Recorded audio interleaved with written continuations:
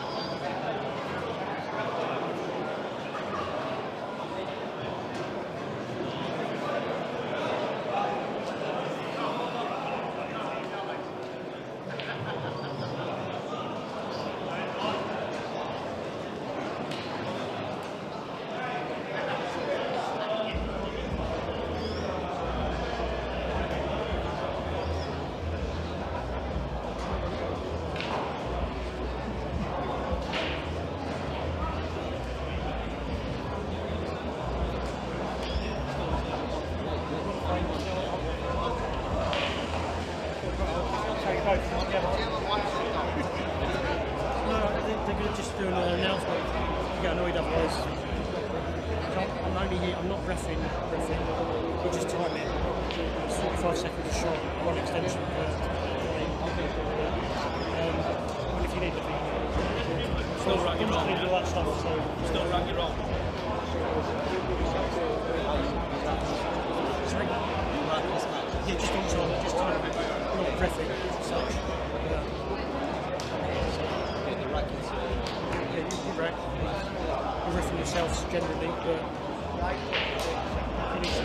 but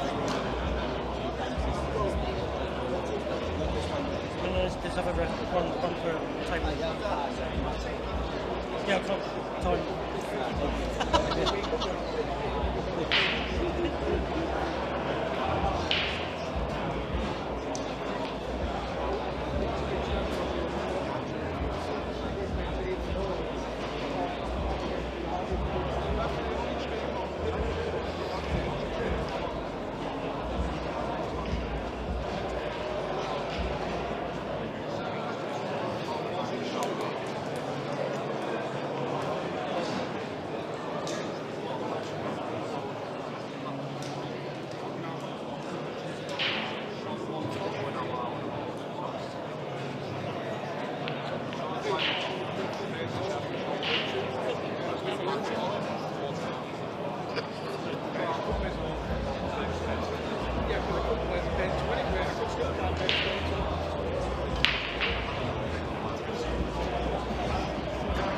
I'm just saying, still got the extension of that. when you do these things, have this again. Hopefully. I haven't used this one before. It's almost grey when you use it. There's one.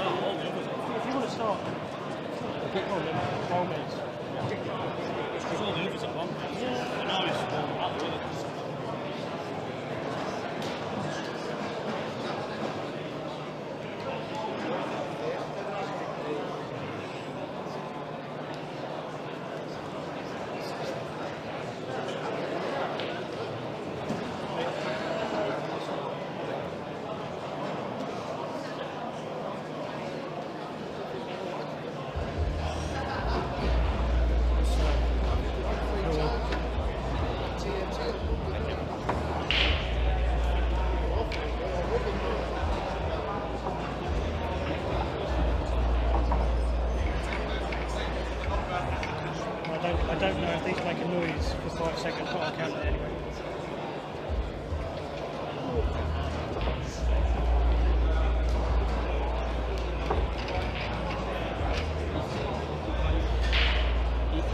Shot and 15 extensions on the front. There's a, see when it goes grey, orange. So,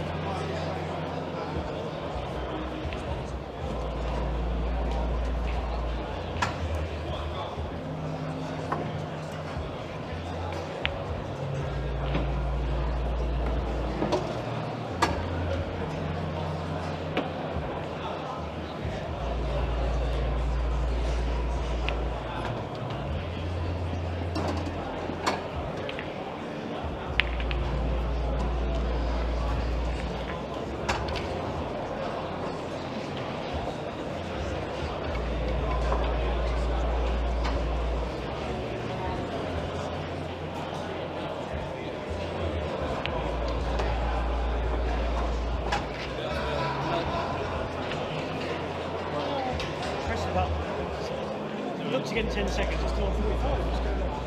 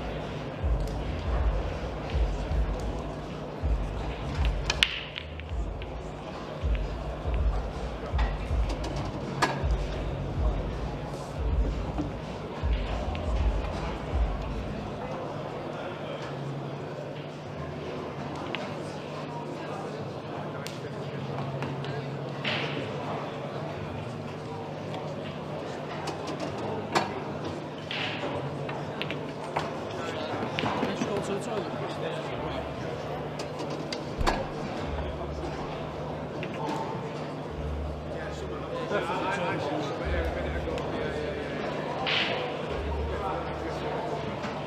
But, yeah, you come on, the double can't get it. It's got an absolute power.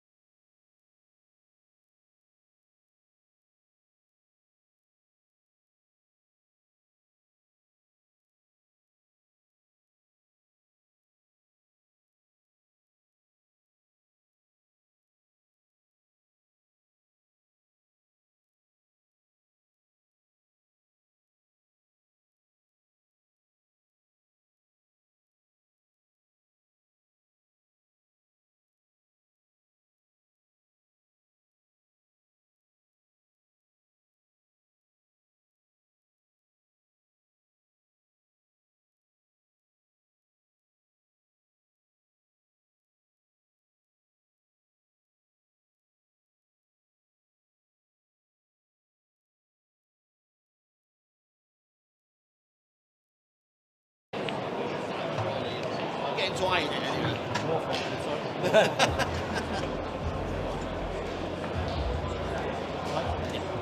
Just going to iron it.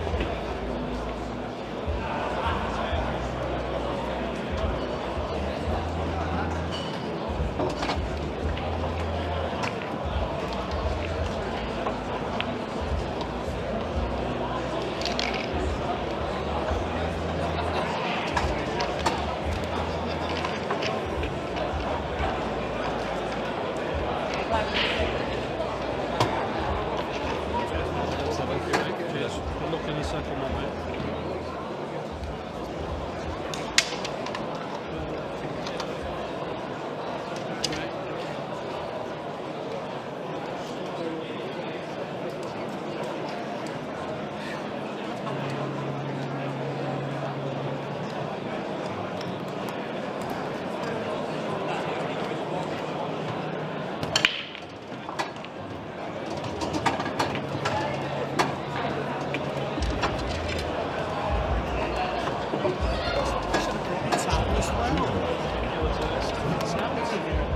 Funny is everyone picked up into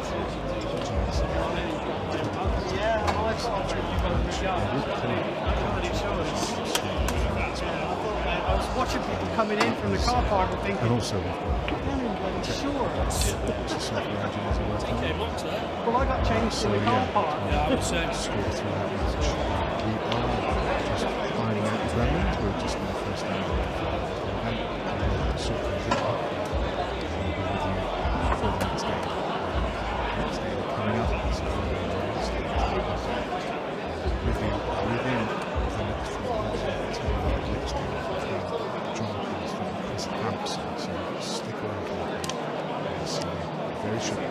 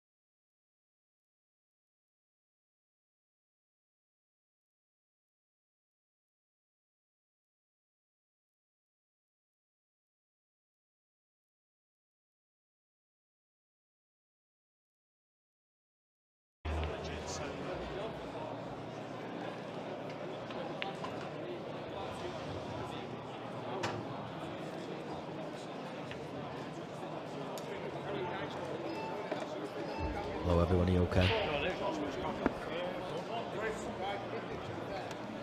Yeah, good to see you, Aiden. Obviously, I know that you know Chris quite well. Obviously, that you used to practice with him quite a bit.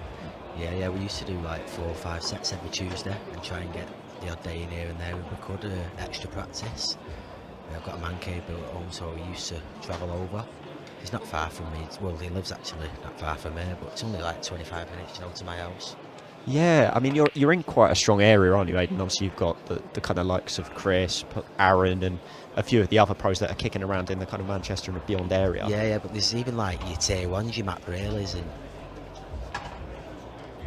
like your tier 1, your strong tier 1 players like your Matt Brayley, your Del Redmonds, they're knocking about quite close with them, so I am in a good area, Joe. You're always going to get a good practice session against somebody.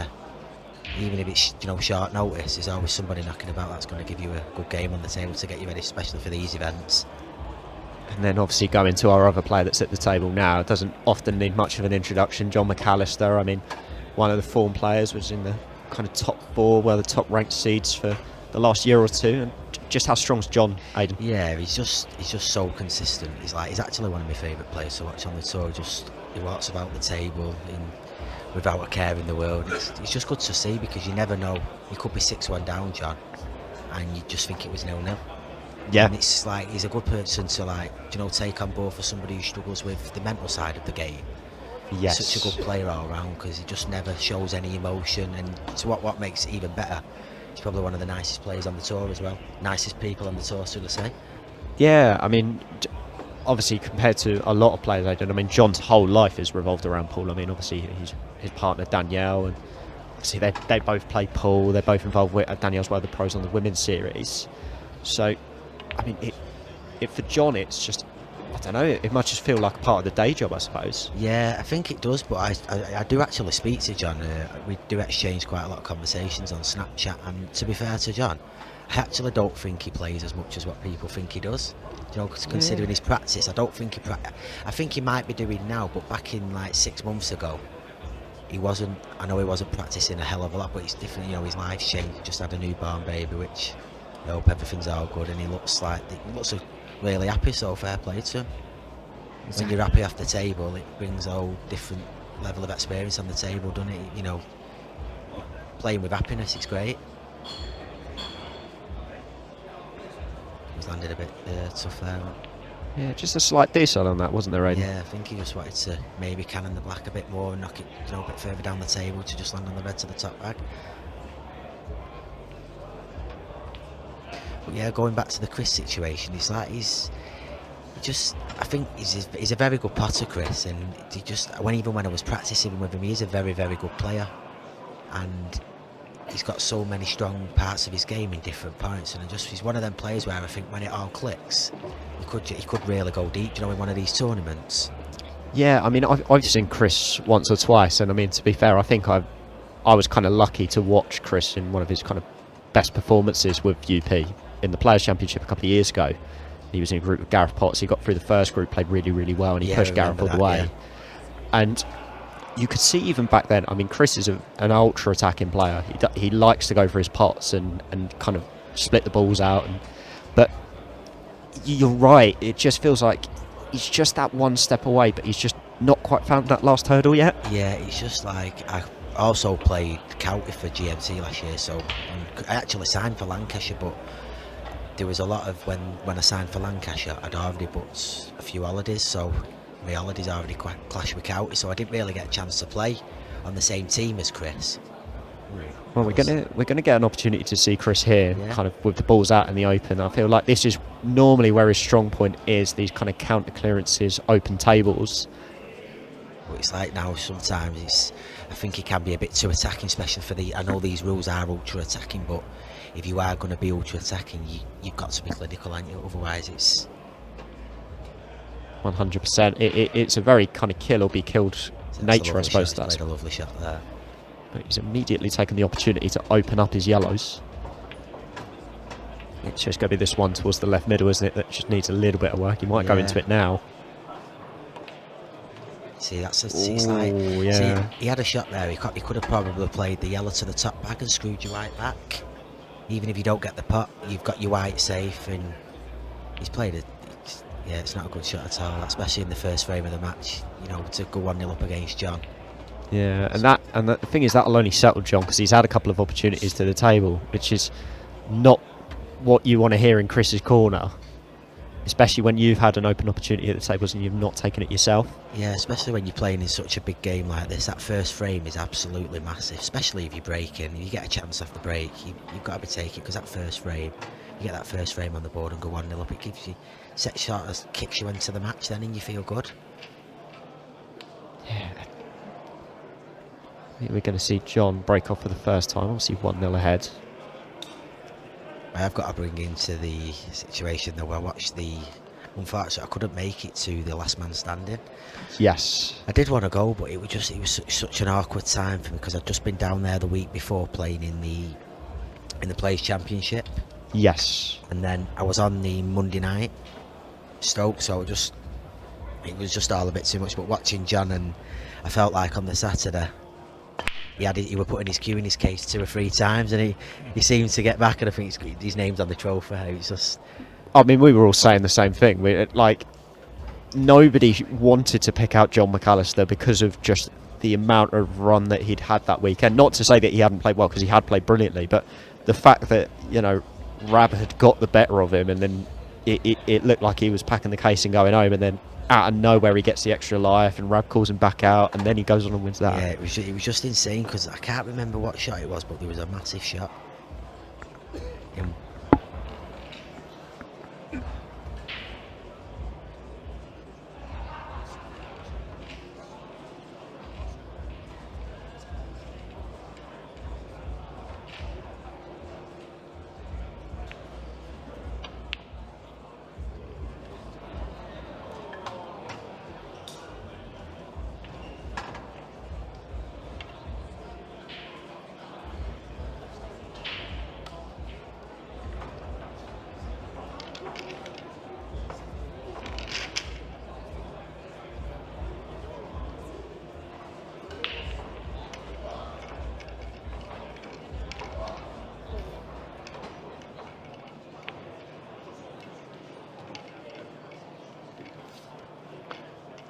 Apologies there was just obviously a few things to work out. That's absolutely fine. So obviously, for those that can't see the score, it is 1-0 at the moment to John McAllister. He's in the balls at the moment.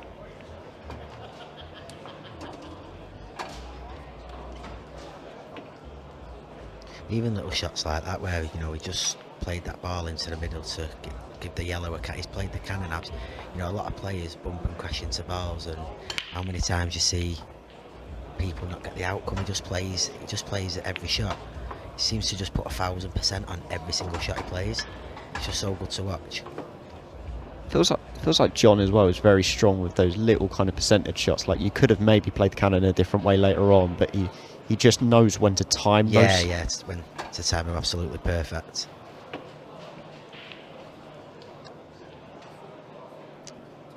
Obviously, just for looking through the YouTube comments, so the Caesar game is on at 2:45 on the main table today, guys. So your chance to watch Caesar will be at 2:45.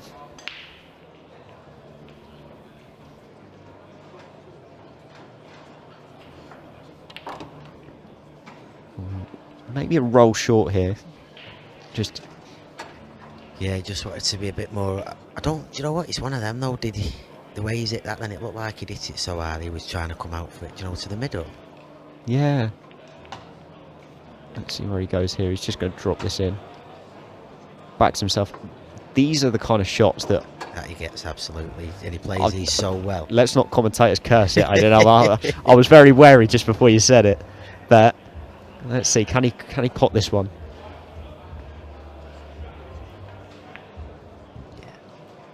You've absolutely done him, Aiden. You've absolutely done him in.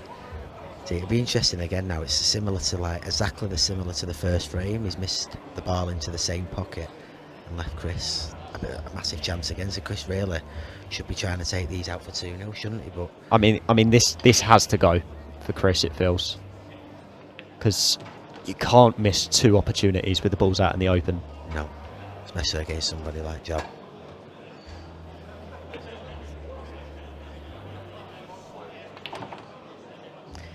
See, again, I wouldn't he's played, like, for me, it's definitely not the shot we were all looking at.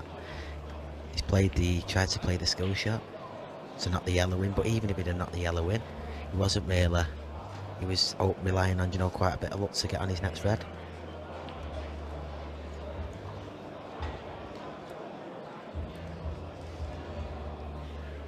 What shot you playing here now, Luke? This is a brutal one, isn't it? I would almost be tempted to try and just Get the snooker and leave the white at the top of the table. do you know what? I'll be honest with you. I think Chris might have to go for a skilly here, potentially. Just because no matter where you hide it, I back John to get out of that snooker. Yeah, but it's getting out of it and putting it. Yeah, I suppose, yeah. Because the black's sitting there in the middle. That's the problem. You just You've need to make sure you pot the yellow, don't you? And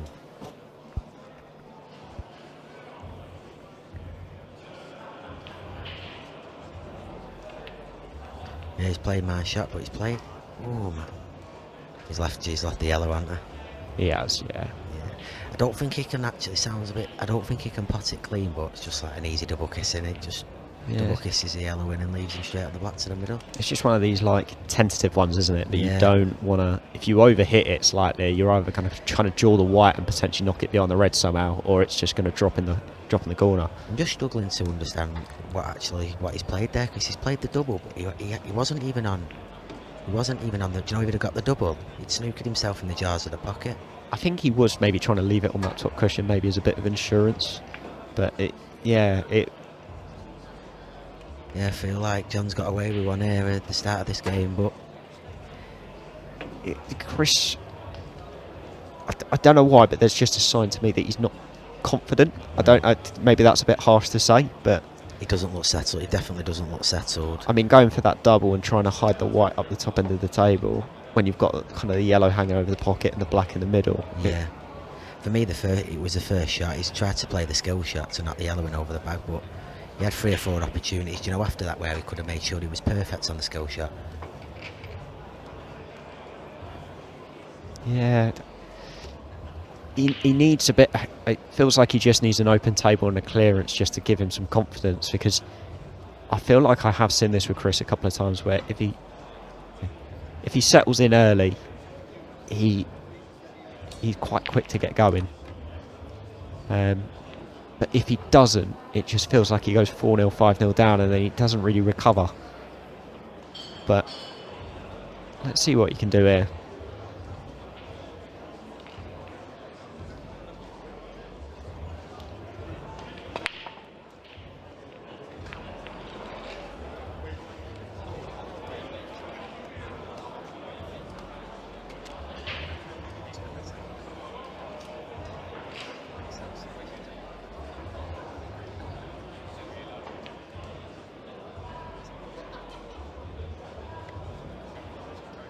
Yeah, so Chris goes dry, gives John an opportunity. This is a horrible layout though, Aiden, it's got to be said. Yeah, it's not good at all. I don't even think I'd have attempted a pop there, if I'm honest with you, because looking at the reds, I think I'd have just played safe and left my white back at the top of the table. Yeah, so he's just got lots of turn. I mean, I suppose in a tactical exchange you would have John as the slight favourite between the two, just with his wealth of experience. I was literally just about to say that, even when it comes as good as John is when he's at the table, when there's a finish there, even if the finish isn't there most of the time, you expect him to get them. But even with frames like this, seems to play the right shot every single time. Yeah, Chris there was just trying to get the red in front of the black. Hasn't achieved it. Is he going to try another loss of turn? He is. Didn't quite get it that time. Definite. Yeah, this one might have a bit of length. Also credit to our referee that's holding up the timer in the corner.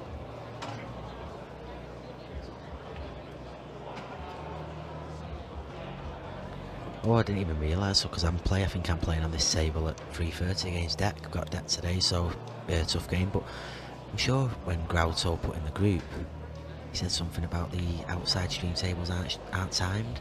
Oh, was that a foul from John? I think it was. Yeah, it was. He has his fouled, yeah.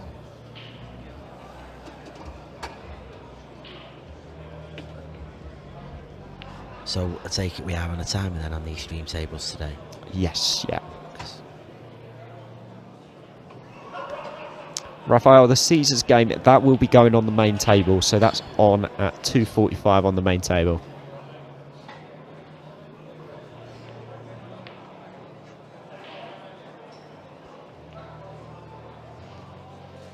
It's quite something quite new what Ultimate are doing today with a first round of a challenger match on the TV table.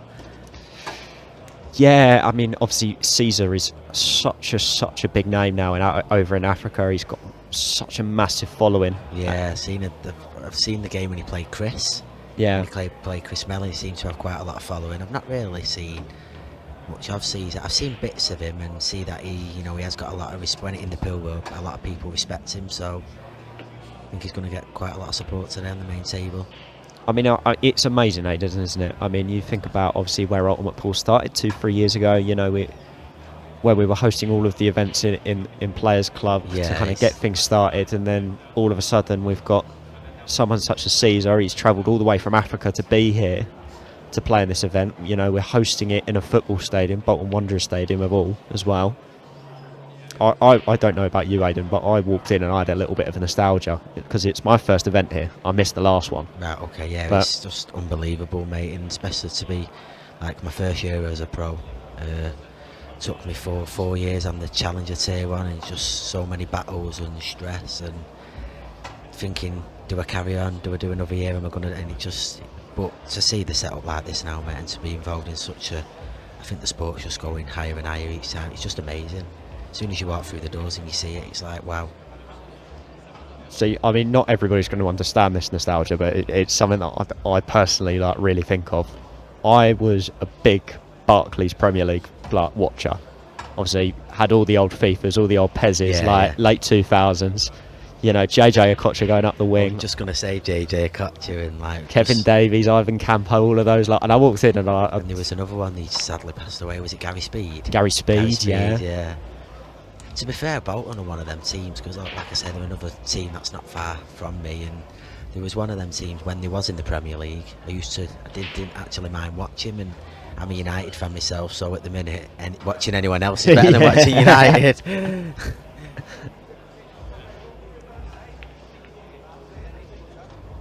John, good shot there, though, wasn't he, John?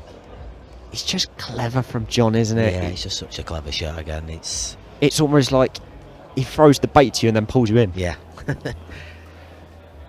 Yeah, it's definitely not good to be on the other side of it, I suppose, for Chris. Because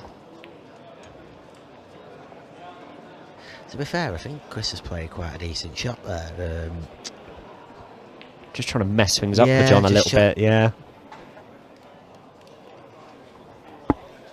Probably, to be fair, it's probably the best shot Chris could have actually played. He's maybe give himself a little bit more of a chance of getting back to the table. Sometimes in pool you've just got to throw the bait because there's just not an answer there. That's And you can always definitely overthink it sometimes. You overthink it too much instead of just... Ooh. I mean, how's he not potted the yellow? You give John McAllister another 1,000 tries of that, I bet you pots the yellow every single time. He's still in quite a... He's definitely fancy himself to win this frame though if he was on yellows. I mean, this is... I mean... He'd have to play something absolutely exceptional there to put John in trouble. Is he going to... I wonder if he's going to try and almost loss of turn it. Yeah, he is, and just try and mess up the yellows a bit more. It's not bad, it's not great. Because John's at least got to play a couple of positional shots to get out here, because that yellow, the outer one, doesn't go into the bottom right. This one to the middle as easy as it looks for John. It's still not an easy shot because he is actually hampered by the black. So he needs to just make sure of the pot on the yellow and not try and do too much with the white. As you see, yeah, just made sure of the pot. Played a lovely shot. I think your next shot here now, Luke's the one on the rail. Just play it with a bit of drag. Run it through a little, take the yellow to the middle. John's going to stun it back, I think, and take the grip on the table. I was going to say, with the new cloths and the new tables, do you prefer to stun them or do you prefer to roll them through? I think I prefer to run them through because there's a lot like that shot there. Then there's a lot of grip on the table. I've just had the table fitted on my Rasson at home, and I have had quite a bit of table time, so I have been fortunate. But it's such a grippy cloth. But I think it's going to be brilliant for the players because it actually gives the pool players now the chance to play the shots they want to play. Yes. Other than the Superfine, I felt like Superfine was a great cloth, and I've played on it for years. But I just thought there was, as daft as it sounds, there wasn't much pool being played on the Superfine in big matches. With the Superfine, the slide was the thing I think that killed a lot of people. Yeah, and I think on this table, even with the slide, it seems to play a lot more truer than the Superfine when it's new. You know, we were just obviously sorry to cut you just slightly here, Yeah. Aiden, but we were saying that wasn't a necessarily easy out, but No, it's just the way that John no, walks around the table. He made it look like there was all over the pocket. Do you know what? I always feel like Aiden when I watch John, it's kind of like he walks into the arena and they go, John, you've got a first to 7 or a first to 8 coming up, and in almost the way he walks around the table, he's like, oh, do I have to? Yeah, Come walks around, and then he's like, right, can I go home now? Like, even when you're having a conversation with him, he's like just such a and you know what? It's a good thing to be, especially when you play a sport like pool. A lot of the time, pool is a lot about no matter how good of a player you are, it can also be what's going on in your life and do you know what happens on the pool table. Because if you've got problems away from the table, sometimes it can be such an hard game to come to the table and put on a performance. And John just seems to be in that same mentality every single time he comes to the table, and it's just so good to see. do you know what? It's something that I've kind of incited, I suppose, a little bit is as obviously the game's got stronger and players are committing more to playing. Those little outside influences seem to play more as a factor. Yeah. Like you see it a lot more, but it still doesn't take away from the talent of a lot of players because you know someone like John, even on his CLD game, can get results. That's he's got such a strong, like you say, your ABC. Maybe even with John, you could probably say you could go to D. He's such a strong. Where a lot of players now, like Chris, is majorly attacking. But I wouldn't really be confident if I was to say to Chris, you've got a best of 15 now and it's going to be a fudge fest. It's not like something he'd be confident in himself with. Chris has gone wrong here after the first shot again. It just seems to be struggling, and this definitely isn't like Chris. He normally comes straight in and takes a couple of good finishes out and gets himself going, but he seems to be really struggling here. Do you think it's maybe the cloth, maybe the table, maybe he's just not got used to it yet? Well, that's what I was just about to say, because from where Chris is based at the minute, I did try and contact Chris a couple of weeks ago, and he had quite a lot on to see if he wanted to come and have a knock, on the new cloth. Yeah. And he couldn't do it, so I don't really think he'll have been able to have a knock on this cloth, because there's no clubs around this way, like Preston's near Chris, and I don't think anyone's got the cloth. Not at the moment, no. Obviously, one thing that we have introduced, obviously recently, is the affiliates club scheme, which is obviously intended to try and get kind of obviously the clubs to obviously work with UP. It means that we're kind of more direct. We can help you guys out a lot more, and it allows players to be able to play on the cloths and the tables a lot more, and have that kind of openness. So, that's one of the schemes we're introducing to obviously try and help things. And another thing that Chris probably doesn't need, but it's something that obviously could pay potential, is obviously we are introducing UP coaching as well. So for those that haven't heard of this already, so Ultimate Pool Coaching will be released likely in the next couple of weeks, and it's intended obviously for you guys to be able to learn how to be a coach using the site right schemes with Steve Feeney. So Steve Feeney will be out doing exhibitions for that. Obviously, if you did want to take part in that, then you can always check it out on the UP coaching website. Altogether, obviously, it is £129 for anybody that is looking to enter to become a coach as a one-day session, and you just need a DBS check on the site. But that's UP coaching online. Going back to the match here now, Luke, I think just as we was talking about the situation with the cloth, John's played a shot to the top bag, and I think he wanted to be on the blue spot, and he's overscrewed it by, quite a fair bit, and he has left himself the plant, but I didn't think he wanted to be on that plant. He has got a shot here though. He can spin it with side into the red. Just got a little bit too much of it. Yeah, I think he's okay though.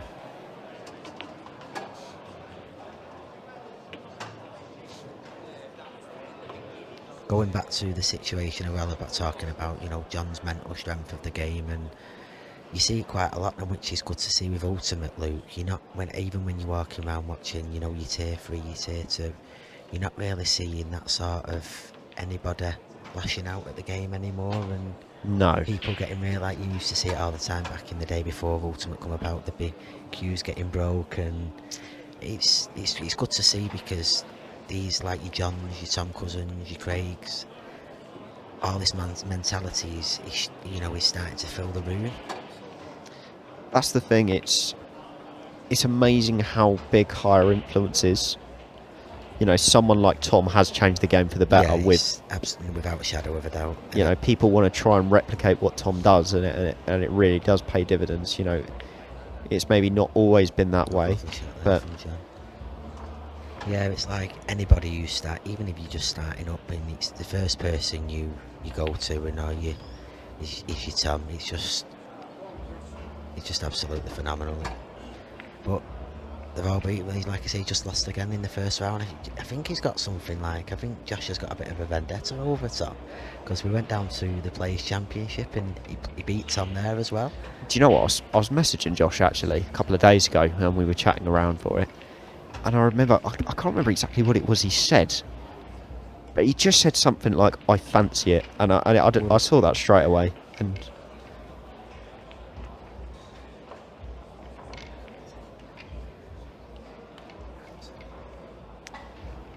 yeah, so I've just had a look here. Yeah, so Josh's words were to me, got an easy first game against Tom Cousins, so we'll see how it goes. Hopefully the same result as the last time we played. He was confident, and it's amazing how much those confidence can just turn into results. Yeah, and we had the same conversation as well, because Josh drew Tom and I drew Deck, so we messaged each other saying easy draw for the pair of us. There's no easy draws now, are there, Aiden? Is there nowadays? No, there's no easy draws on the Pro Tour, and I think I would go as far as saying I think all 64 pros on the day could easily make a professional final without a shadow of a doubt. Yeah, I don't disagree with that. I think there are a couple of players that maybe kind of just need that B game, C game a little bit stronger, just to give them that extra step in the game. Yeah, because Chris on his A game, do not get me wrong, Chris on his A game can definitely go deep in tournaments. There is no question about that whatsoever. But it's just, when he needs it to, will that B game hold up? Yeah, exactly. And you've got to be able to hold it up when, it's terms like your 6-all in your semi-finals against the likes of Tom. That's when you need your strongest, even you need your A game at that point.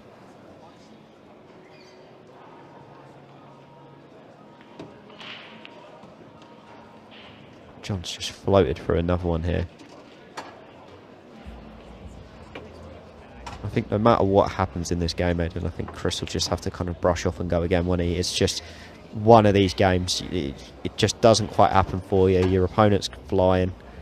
Yeah, but you can say that, Luke, but I'd have to quite sort of disagree with that. He's had 2 massive chances here, Chris, in this match, and for me, he's played the wrong shot both times. Yeah. I do agree with that. It could be, he should be going, he is 4-0 down. Now the match for me should be 2-all. Could have easily been 2-0 up, Chris, and like you say, it's all about, I don't think he's settled into the match at all, but sometimes you can't really afford to be going 4 and 5-0 down against a player of John's standard, can you? You can't. It's tough to see a way back here for Chris. There's nothing to say that if he doesn't just find a gear that he could, but John McAllister, I think, is just in that kind of form where he is just in that casual flow, and it's very hard to take him out of it once he's in it.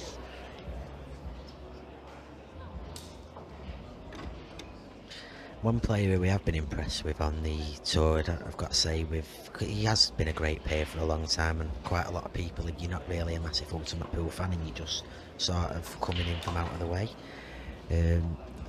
John Chambers. John's been brilliant.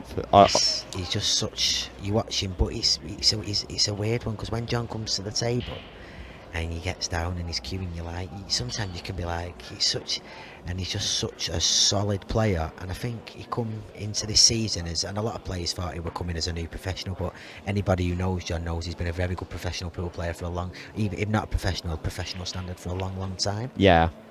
And I think he got to 3 finals in 4 weeks. What a break from John, by the way. I think the White was tracking in them, wasn't it? But, so yeah, I think did he make 3 finals in 4 weeks, John? Yeah, so it was last man standing. Monday nights. Yeah, the Monday night and the Pro Series final. against Tom. No, he got beat in the final off Tom, didn't he? Lost to Tom, yeah. And just going back to the comment where I made about, anybody could win. If you was a betting man and you was to look at, having on the, it was 100-1 to win the tournament that weekend. And for me, when you look at an 100-1 shot, it's not something that you're going to be putting money on. Yeah. But for me, I thought, absolutely ridiculous price. Yeah. No, I don't. Yeah. I think anybody with that perspective, I think, would have thought that was a really good shot. I couldn't believe it. It was just crazy. Have you had a go on the new cloth yet, Luke? I've had a couple of goes. Tried it at Reading in the last man standing. I personally love it, and the reason that I do is because of the fact that it feels like that slide is very minimalist now. Yeah. The grey that we had before, I can't remember the name of the cloth. Superfine, that's the one. It left my mind then for a second. But where it slid, it just became very hard to judge the white ball off of cushions. Yeah, and I think with this new cloth, even though it does slide, I think it's a lot easier to judge the slide much more than it is on the Superfine. Again, John's just played an absolutely he just made that shot look like he was dropping a ball in and played it so well. The words he used for John McAllister is comfortable. Yeah. He looks comfortable, and it's... He's also one of them players that you can never rule out of winning anything, literally any comp that is in the way. He's more than capable of taking everything down. I remember watching him that was the first time I really knew John was when he played Aaron Davies in the 2020? 2019, yeah. I think, from memory, yeah. The World Final, Black Yes. Ball, IPA, and it was that's the first time I really ever watched John, and just from then onwards, could just sit and he's one of them players, you can just sit and watch all day and not feeling like I'm going to turn this off now. I mean, I suppose a question for you, Aiden, was who do you think looked more relaxed around a table, John McAllister or Tom Cousins? That's a question and a half. Do you know what? I wouldn't even like to answer that because they're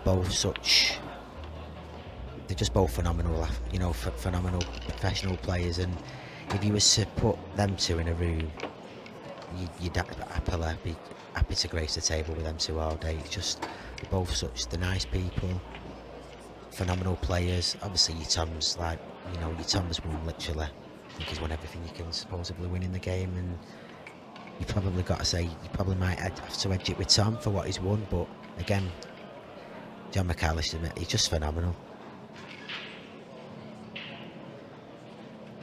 And even likes of watching Danielle's game, and because I'm doing quite a bit of TikTok myself at the minute, and got quite a good following, and seeming to have built up a good following. And I played young Jaden yesterday at my house. He come down, we had 3 sets, and that was a good practice. But even like watching Danielle on TikTok and seeing her game, how much her game's come on since she's been practicing with John and stuff.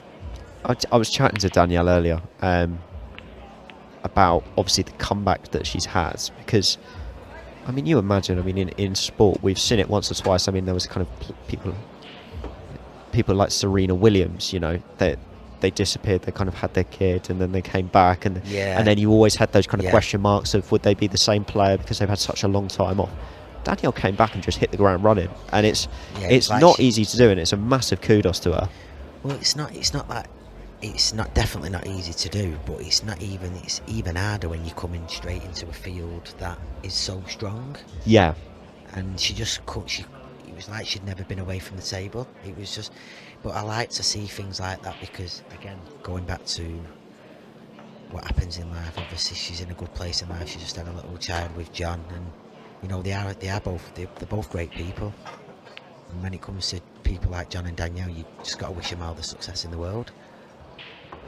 Obviously, make sure that you plug yourself as well. I did Aiden on your TikTok and that here for YouTube, so people go along and watch you. You can give me a follow on my TikTok. It's Aiden 8ball94. I seem to be doing quite a lot of content. Been going live every day. Got quite a good following, so yeah, really appreciate if you can. Only just made a YouTube account a few days ago. Got over 300 subscribers in like 4 days, so really much appreciate it if you could give me a count subscribe, please. Yeah, so obviously there's a lot of you that are watching along on the YouTube at the moment. While you're on there, pop over, give Aiden Hughes a like. And for the time being, let's just see what John's going to do here. He's going to play a lost turn. Again, it's just a good shot again from John, you know. But once again, it was another frame where Chris has had first visit to the table and not taken advantage, and now it's gone scrappy. Yeah, it's not that he's not even took advantage. He's not put himself favourite. Normally, like when you come to the table, especially in international rules, you've got to be making yourself favourite for that frame on your first visit, and he seems to be always letting John back in with a massive chance. Do you know what I think it is a little bit with Chris? And this, once again, this is not intended the wrong way. He is a brilliant player. But when I watch Chris, it never feels like he stamps his authority down when he's playing in a pro game. He is a very good player, and he pulls out some unbelievable finishes. I mean, he did that 1 minute clearance a couple of weeks ago I think it was in the Champions League. Yeah. But it doesn't feel like he backs it up, and then when you see another player come to the table and they reel off 3-4 in a row, it just looks like he goes into his shell a little bit. I personally love watching Chris. I think he's a brilliant attacking player, but just that little bit of confidence and just that odd shot, I think, is just going to make the difference for him. He has played a clever shot there, though, just pushing all the reds towards the pocket. So John's now got a cluster in that corner that he's got to try and work out. But I think the yellow that's closest to the black spot does go to the bottom right, past the three reds. That's giving Jan the opportunity then to get on the yellow to the middle. Oh, it is a big difference, isn't it? Yeah, I've seen it there. But the fact that he's looking at it so much almost makes me think it's not. Is it tight? Is he got to play it off the red?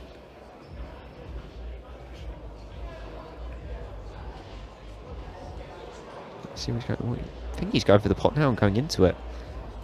It surprises me if it pots. Well, I mean, what a shot that is! Wow, it's just insane. It's not just how well he's had to play that shot, because he's had to put tons of side on that shot. I mean, that's a ridiculous pot out of nowhere, Yeah, really. It's just I mean, insane.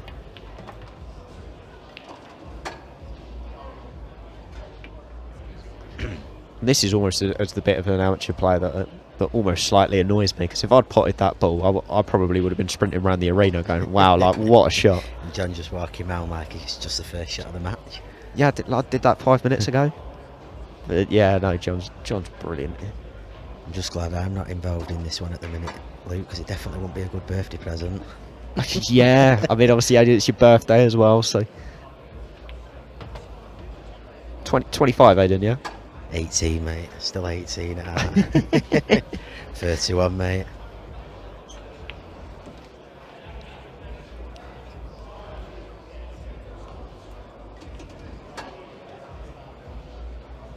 And there goes another one for John McAllister, and he is absolutely flying through at the moment. Are you on the tour this year, Luke? I have taken a bit of a step back. Is it to do more of this side of the game? Do you enjoy, what would you say you enjoy more, playing this side of the game and watching, maybe? That's a tough question. I enjoy both. I think maybe the playing side slightly more. I do like to get involved. Yeah. But the thing, I think, the key thing for me, and I think it's the reason that I have taken a step back, is because I know that I can make a positive influence in the game, and I want to support everybody that's here, because at the end of the day, my belief is that if you're a professional sportsman, you should have an opportunity to make a career out of what you do. Yeah, exactly. And we are slowly going in that direction. There are some players here now that are full-time. Yeah. But the more that we can push that and push social media and, get people like Caesar over that are going to offer kind of new dimensions and things like that, it's only going to do for the good of the game. And if I can support on that, then 100% I will. But yeah, I do miss the playing side. I mean, That's one thing I would say about pool. It's when you're playing at this level, like you say, there's a few players who have gone full time, and I think obviously you've got to be like Sir Chris and Tom. I suppose it will be, won't it? It's quite tough for some people because you know the players who aren't getting paid to play the game full time are classed as professionals, and you know they've got to do full time jobs. So again, a lot of people, you know, there's certain professionals on the tour who might be finding it hard to put the hours in like they would want to, and that's maybe holding them back for taking, you know, that one step further in the game.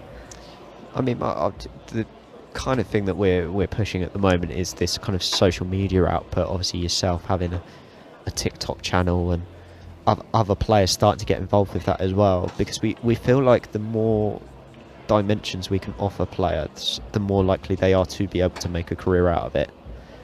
And then obviously as the game grows, it only gets better and better. Do you do any TikTok, Luke? I am going to be pushing and going back again. I do have a YouTube channel, and I'm pretty sure I can get the name up. It has been a little while, but Yeah. I am going to start posting content again very, very soon. So Absolutely, again, it's just suck another lovely finish out, Luke, and I think, like you say, this is just going to be one of them games that Chris needs to just push under the carpet. I mean, look at that. I mean, even the way he's played it, he's tried to put the white on the yellow. Yeah, just in case he missed it, even though he's never going to miss that. He's looking. You sure, John? I think I would have backed you for that Oh, play. that? All right. But that was the match, and that is John McAllister, and it was 7 frames to 0.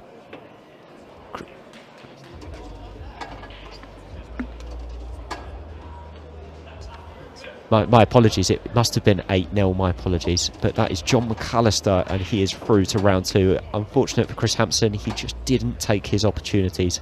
We will be back with you for Shaun Chipperfield in just a minute.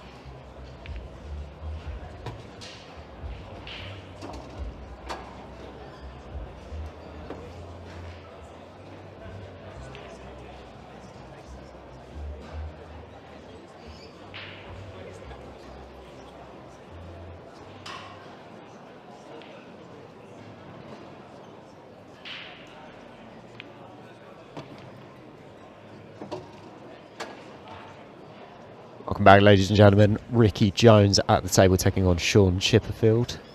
It's currently 0-0 Ricky at the table.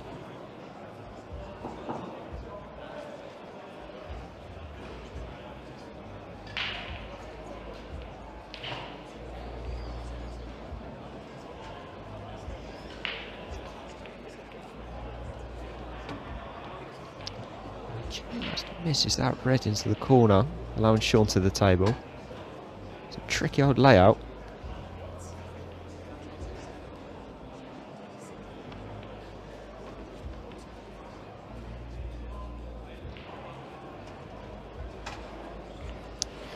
For those of you that are trying to tune in to watch Caesar later on, he is on 2:45 UK time on the main table. So he won't be on the YouTube table, he will be on the main table.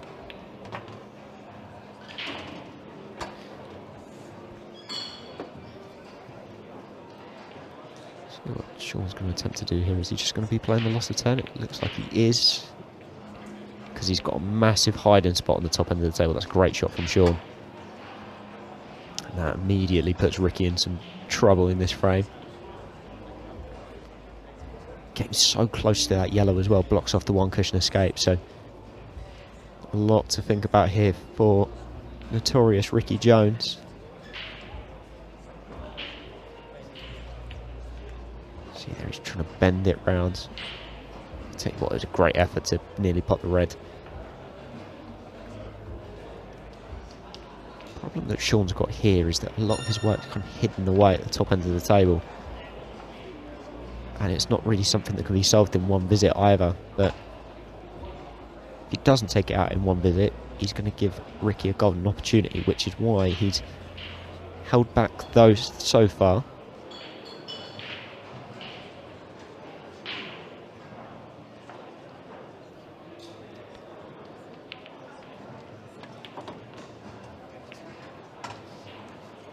That's a brilliant shot from Shaun to find the gap.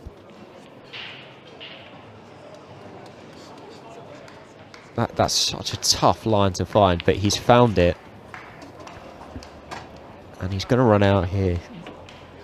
Maybe I'm getting a bit ahead of myself. But yeah, he is now. I mean, that's a great shot as well. Just to pump the yellow in. Shaun is playing with so much confidence at the moment. I mean, look at that. So much confidence.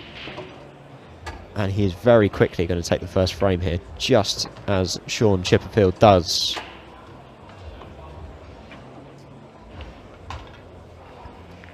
And that's going to be the warning sign to Ricky Jones here, that he has got to hold his end of the bargain up if he's going to get anything out of this match. Shaun so many times over the last 6 months or so has just jumped in and just caused such damage, winning 2 Pro Series events.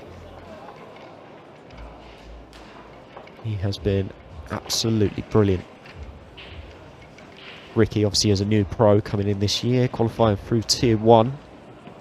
Last year, Ricky's such a notorious money player, hence Notorious the nickname. Has so much experience on the big stage as Ricky, and he won't be daunted, but he does need to settle. That's key for any player in any match. And that is a brilliant break to try and get things going.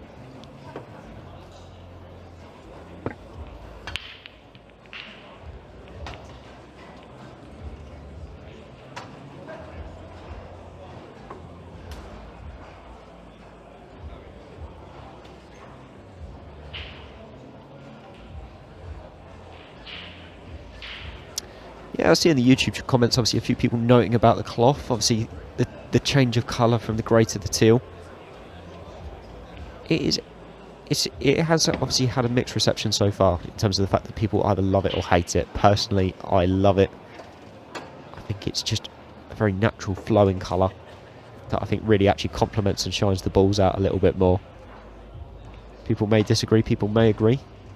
But obviously on our website you are available to buy the cloths in a green and a grey as well, so options for you out there if you're looking to get your first cloth through to the CPBA. Ricky's just gone wrong there, over screwed. Maybe just wasn't expecting the grip. Obviously these New CPBA cloths are a lot more grippy than the previous cloths. And he has missed the red because of it. And that's going to be slight alarm bells going for Ricky there, because that's a finish that maybe he doesn't take out, but he should get a lot closer to taking out. Black was the only real issue there, and he's gone wrong early. And he's going to bring Shaun back to the table when he's already flowing.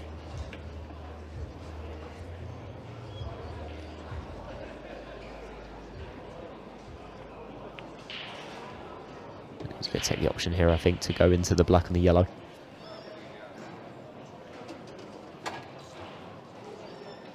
That just brings all of his work out into the open. That's a great shot.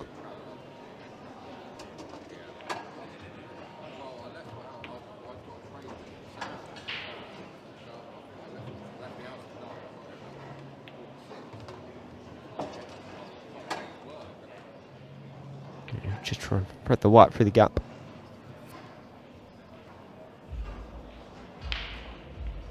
Have that red and the black. There you go. It just feels very routine for Shaun Chipperfield at the moment. It really has the last 6 to 8 months.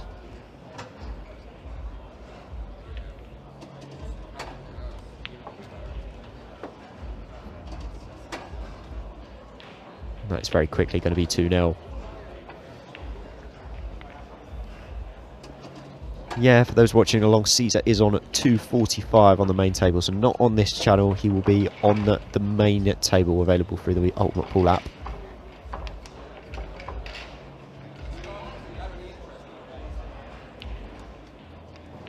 Caesar's coming into the event this weekend with a real hype, obviously coming over from Africa to play this weekend.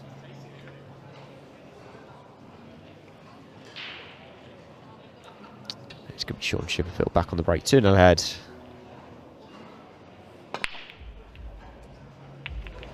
Didn't quite grip the break with that.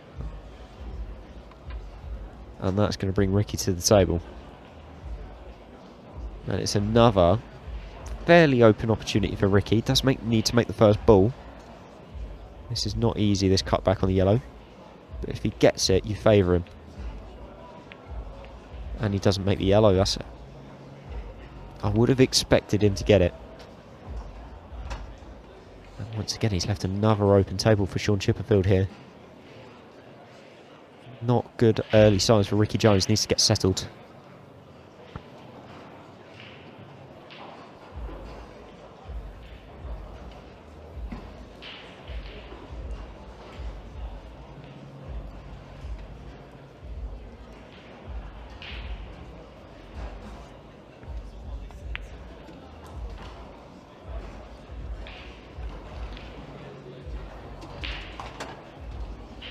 Yeah, if he's just on this yellow, he's absolutely fine.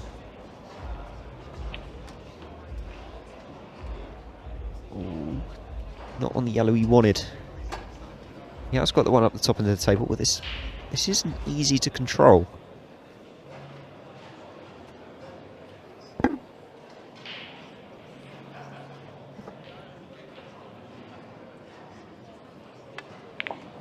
There you go, hence why he hit it just a little bit harder.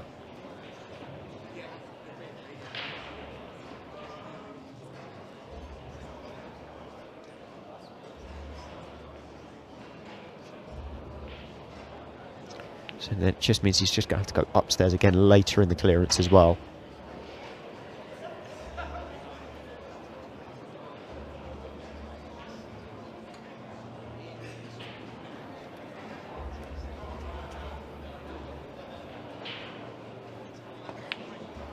Ooh, Shaun Chipperfield throws one in. Interesting, and that brings Ricky to the table. Red's out in the open. It was an opportunity I was not expecting Ricky to get from there, so good opportunity for him to settle. Can he get to the red in the middle? If he can't, actually this is very tricky. But he has got an easy hiding point. He just screwed behind the two reds. He can. And he's had a bit of a result knocking the reds towards the top right and top left. So trouble for Shaun Chipperfield.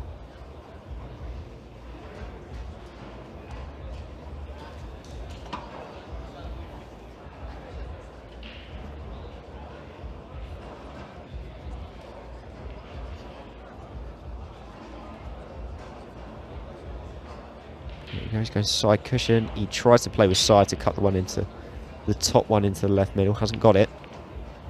And then this is it's a must-take opportunity for Ricky Jones. This now, where the Reds are. We've seen it in the last match with Chris Hampson. He had an opportunity at 2-0 that he definitely needed to take out and didn't. And because of that, he paid the price and lost 8-0. Ricky Jones will want to avoid that. He'll want to get a result out of this. So needs to take out these finishes.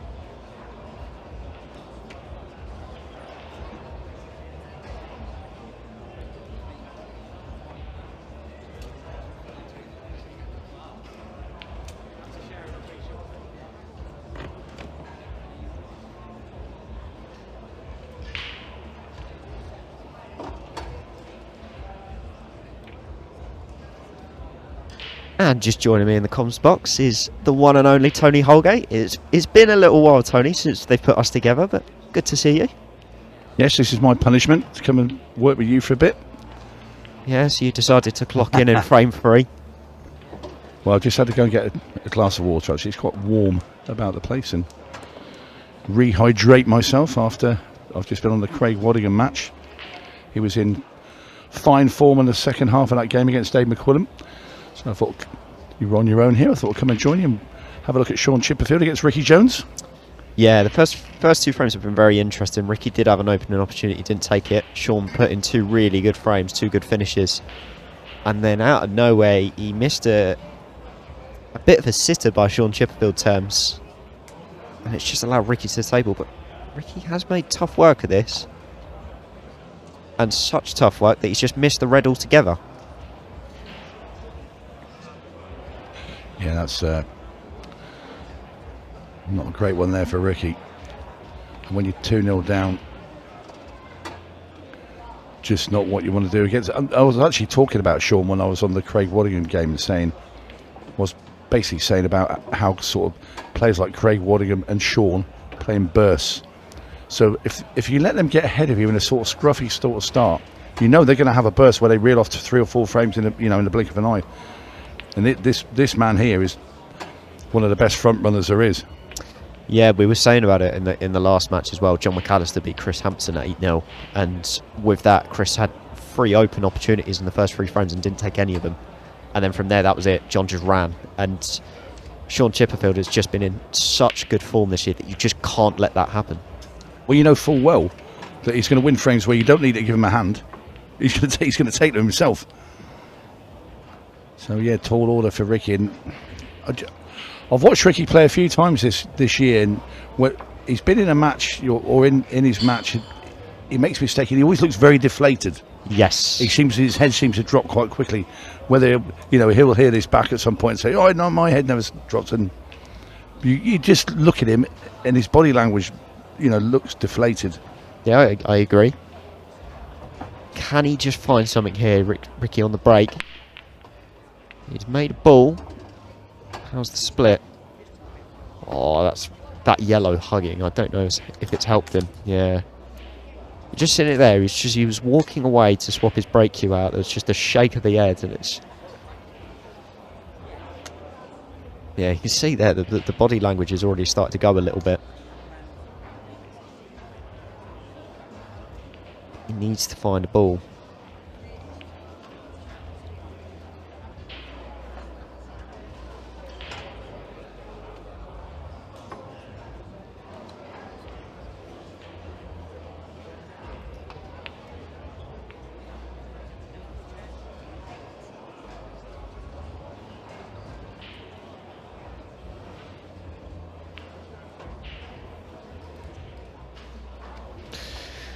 Shaun Chipperfield comes to the table. Ricky, once again, just not quite getting that opportunity.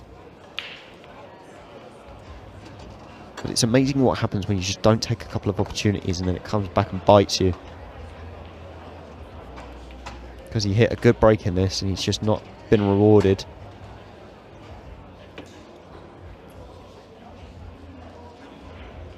And this is another open opportunity for Shaun.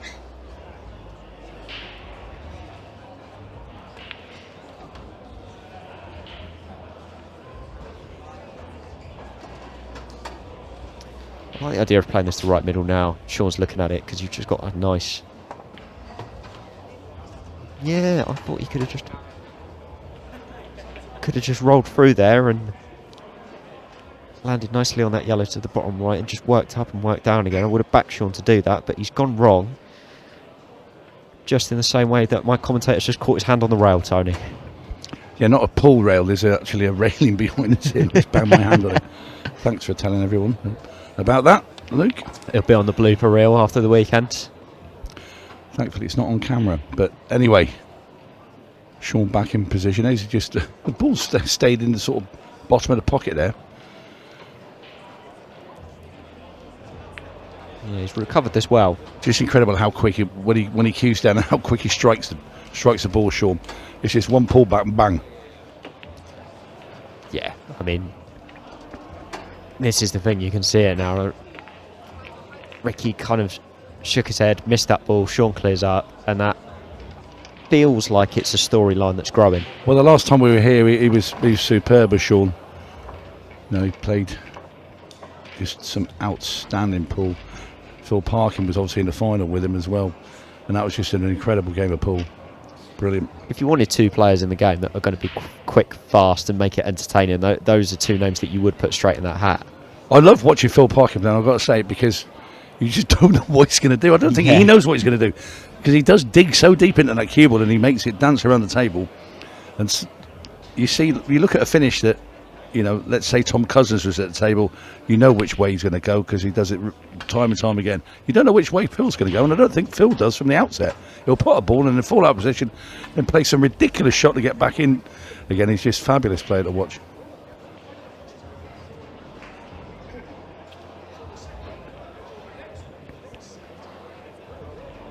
Bit of a messy split there. Yeah, this is the first one that's a bit scrappy. It is 4-0, by the way. So, I think that does need updating. But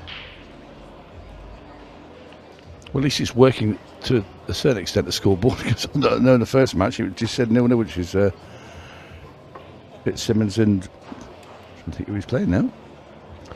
Fitzsimmons and Lambert? It was Christoph, yes. Yeah, this is the first frame that might favour Ricky, just to get him settled in, and then, you know, Shaun just throws in something like that and splits all the reds out into the open. The black's gone a bit safe, so he's kind of partially helped himself. Yeah, I like the improvement we've made with the YouTube matches now, because we do, you can see the referee sat in the call there, just timekeeping, that's all. But we do have the shot clock, which is a good thing. Well, I don't think it would make too much difference to Shaun Chipperfield in all fairness, but some of the players, if there's no shot clock there, they will tend to, I would say, overthink. Yes. Or make doubly sure, trebly sure, and quadruply sure, and then hence taking 2 or 3 minutes a shot from time to time. And that can make a match drag, which isn't great for the viewer. I don't think it's great for them either, because they sort of lapse into it, you know, subconsciously. But that's a cracking shot there from Shaun Chipperfield. He's just walking through finishes at the moment. It's genuinely terrifying. And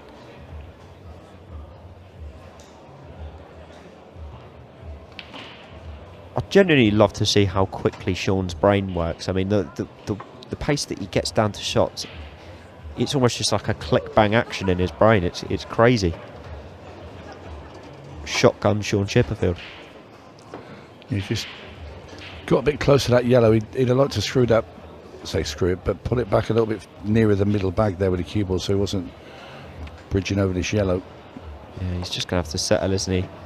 Well, will the black ball go off that jaw and back into the yellow and go into the pocket, or does he have to play it straight into the yellow and follow it in? Oh, Shaun Chipperfield, what an out that is. Incredible finish there from Shaun. That is absolutely ridiculous.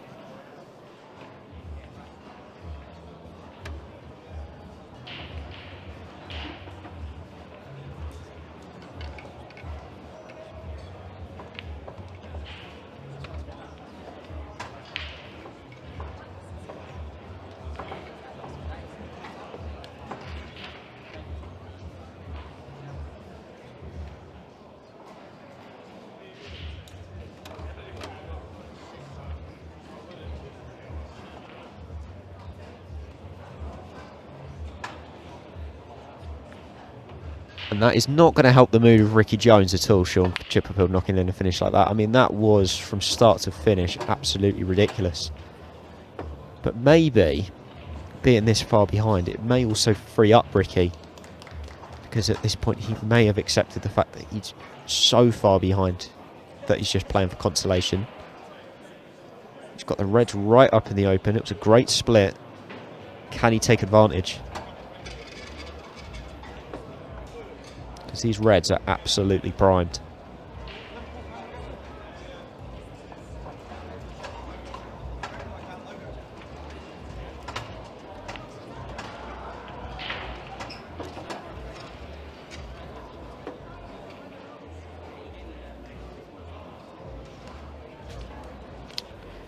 Somebody on YouTube saying that Caesar is one of the best 2 players in Africa. I'm interested to know who else you think is up there in terms of the best players in Africa at the moment.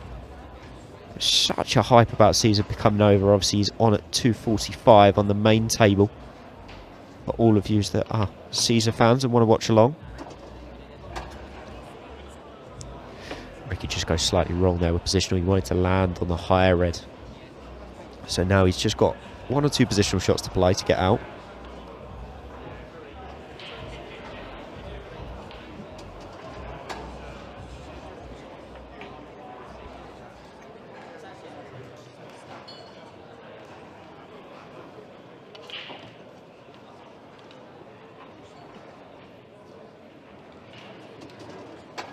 He might have a shot or 2 to play here, Tony. He just looks a bit wrong-sided on red. Yeah, he is. He'd have loved this straight because he just could have screwed back and had a black in the bottom right. He's played that well. This is what Ricky Jones needed, but it feels like he's leaving it a little bit late, Tony. It feels like he just needed a finish like this a bit earlier on. But that is 5-1 and he is on the board, so you have to start somewhere to climb the hill. Does mean from here that he does have to win 7-2 overall to get the win. So it is a long, long way back. Any chance, Tony? No. The simple answer, because you know Shaun Chipperfield's going to make balls off breaks, and he generally, if he keeps a cue ball in play, he will finish them. He's going to have too many chances to win this. If Ricky Jones is going to get back into this match or win this match, he's going to need Shaun Chipperfield to make 4 or 5 mistakes.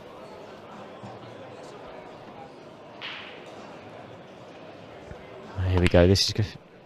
I mean, oh, well, there's one of them. Well, if it goes towards those corner pockets, there's always a risk, but he was unlucky to get kicked in off.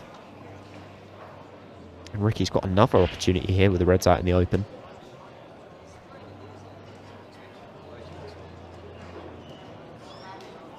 And he had a split like this earlier on, which he dealt with and just didn't finish off.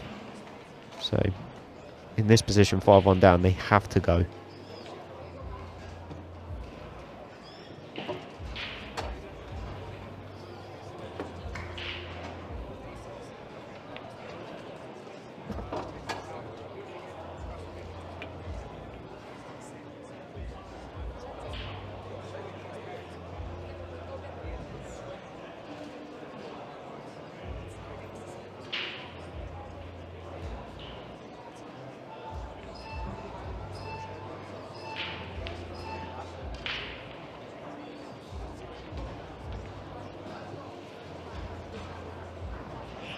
Yeah, that's okay. Have to go in the middle now. Cube off the top rail and back down. Yeah, it's just a bit of cue ball movement to do here, isn't there, Tone? Yeah, well, he wants to get reasonably sort of straight on the other red into the top right hand corner next. He doesn't want a big angle on this. If he can dig this deep enough with a bit of right hand side and screw the cue ball down the table, that's perfect. Yeah, just floated that into top right, didn't he? And this should be 5-2. And Ricky will be back on break if he finishes it off.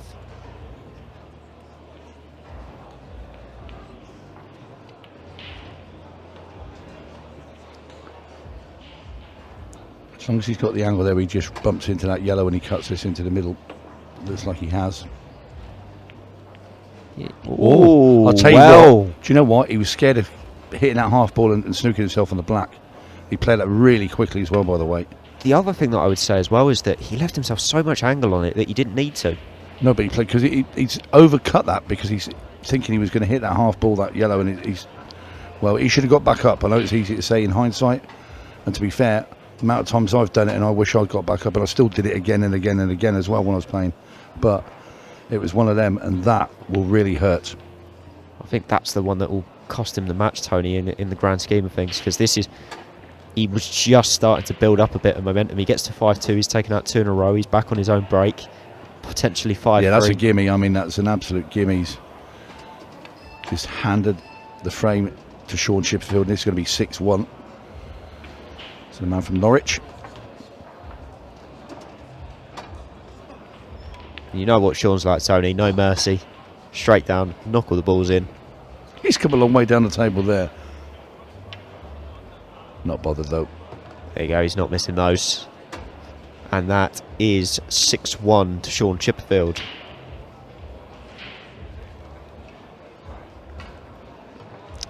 Yeah, and that's an absolute killer for Ricky Jones. He just played it very quickly. He got down, and I think as he got down to that ball, he looked at it and thought, I'm going to slide off that yellow and suit myself, and he just changed his mind and hit it very thin. Missed the pot. But the thing I would say as well, Tony, is the shot before, he left himself so much angle, and he left himself quite close to the cushion as well. And it's one of those that just a little bit more TLC on. But you wanted to be straight on it, Luke. So if he's straight up red, you screw back a couple of inches and pop the black in the same back. You know, just tap. It's gone. But because he left himself that wide angle, that's where the problem came. Every finish needs its TLC, and it just felt like Ricky took that one for granted, and it's cost him. But once again, he has hit another good break. But is the white going to drop? Is it going to go? It is going to. I don't know quite how it's hung on, to be honest. He's having a bit of a smile about it. No, he's only got one ball he can play as well, and it's that red that he's nearest to into the left-hand centre.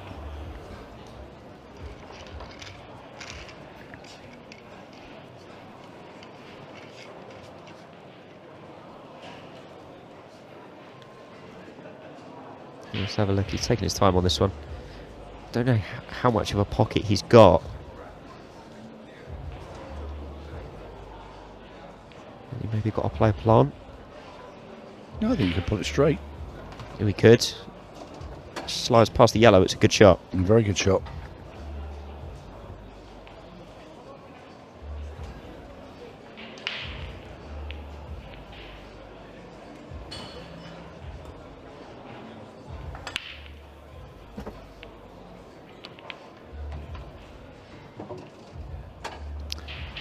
Sitting on the black though wasn't part of the plan. Should be okay. He just cannon into the red on the cushion. Yeah, he can. Oh, he's potted it though. Nothing going Ricky Jones's way at the moment. He's really fighting out there at the moment, isn't he, to really get anything going. Well, the only ball he can pot now is this red that's to the left of the black, and I don't think he can get it clean. Does he have to go cushion yellow? I think he does. Yeah, there you go. He hasn't left too much for Shaun. Shaun can either pot a yellow into the right middle, potentially. Yeah, he's a bit in the middle, so a bit of tactical play I think coming.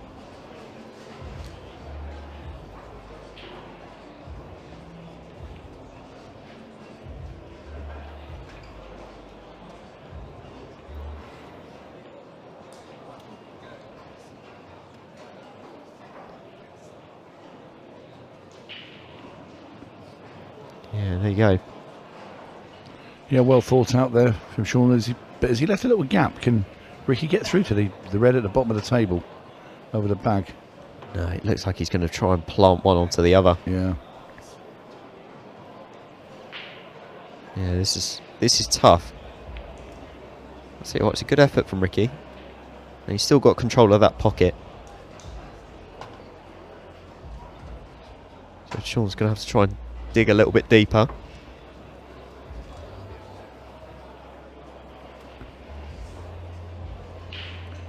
Wondering whether he can try and play a really tough pot into the top right hand corner, try and get the cube at the table and play loss of turn, but it's a big ask.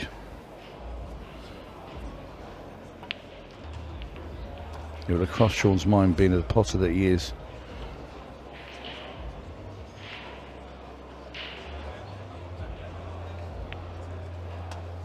Well, he went to put it in the middle. Yeah, that was a tough little cut at the pot in the middle. That's I wonder whether he'd have took it on into the corner and tried to get the cue ball up and then played that yellow that's next to Ricky's hand and played a loss of turn. That's not good. Yeah, it's gone wrong again. It'd be okay if he can get through and see that red and put it straight up into that top corner, he's okay. But if he has to play that in the middle, he's not okay. I think he does have to go middle. I don't think he's got that top corner. Yeah, see him shaking the head.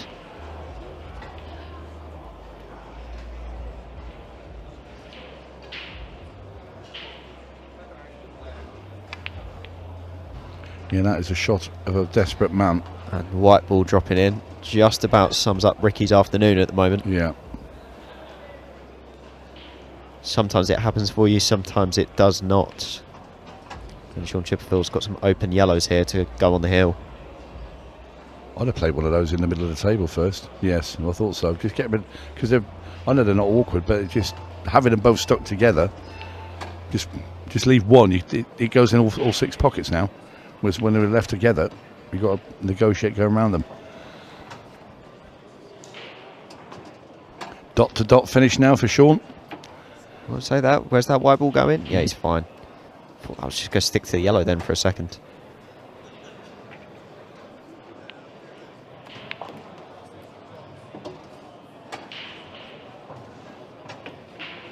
I don't think that was the best one Shaun's played. I thought he would just screw back and play it in the middle. Yeah.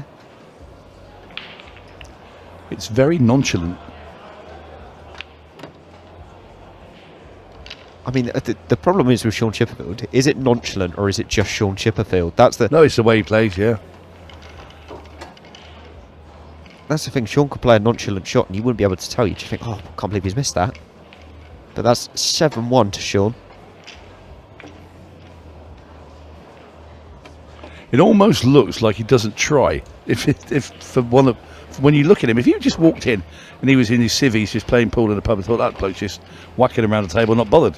But this is the thing. There's almost like two. But that's what he showed. It's how his mannerism throws out, isn't it? When you look at him play, There are almost two styles to that, because we were talking about John McAllister in the match before, and obviously players like Tom Cousins as well that just float around the table and it looks like they're not trying.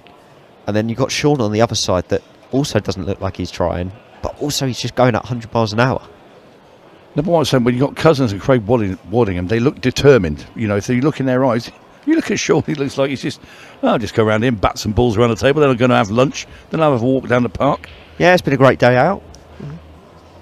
Here we go, Shaun to break, he's on the hill. And he's made a ball in the middle pocket. And they'll like that. Yeah, it's a good split, isn't it, Tone?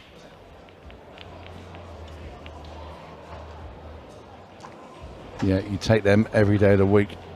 Somebody said to you, this is what your break's going to be like every time you play pool. You'd accept this chance, wouldn't you? Yeah. Did he want a little bit more on that? I think maybe he did. Should be okay. Just cannon into the black. Great shot. And you see Shaun Chipperfield now just 4 balls away. Cue ball flirting a little bit with that centre back. If he can get to the one over the top left, he's fine. He's not had the cue ball on a piece of string, has he, during this? No, not at all. But he is finding a way. That's absolutely fine. Well, he's a tremendous potter in it, so he knows he can dig himself out of those holes. But this looks over. Yeah, it's unfortunate for Ricky Jones, but at the end of the day, you just cannot make mistakes against a man like Shaun Chipperfield, and he is going to wrap up in no time. 8 frames to 1. Shaun progresses to the last 32. We will be back with you very soon.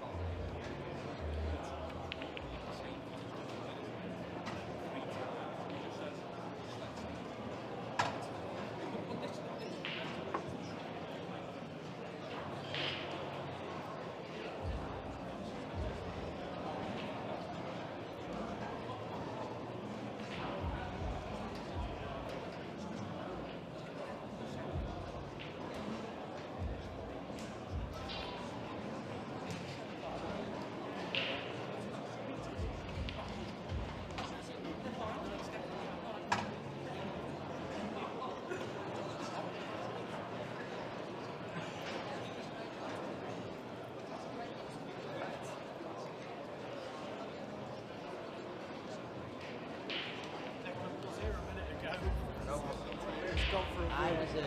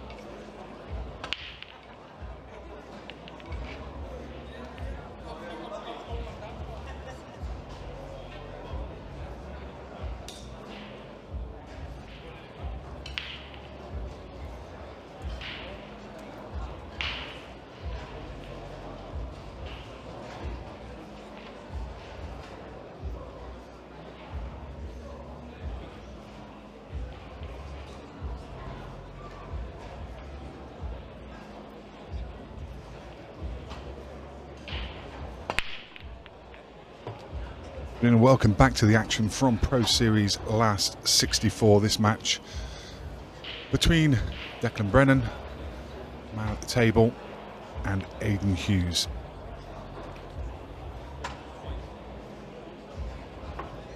Declan wins the lag, breaks in the first frame, and away we go again. Last 64 really starting to shape up now. Phil Harrison through against Andy Williams. Chris Day through against Matt Cook. Craig Waddingham we watched on the main arena table being 4-1 down. Came back to beat Dave McQuillan 8-5. Shaun Chipperfield dusted off Ricky Jones 8 frames to 1.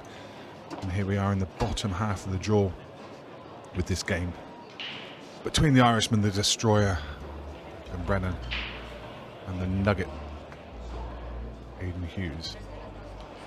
We're on a 45-second clock. You can see the referee just in the corner with timer on the tablet.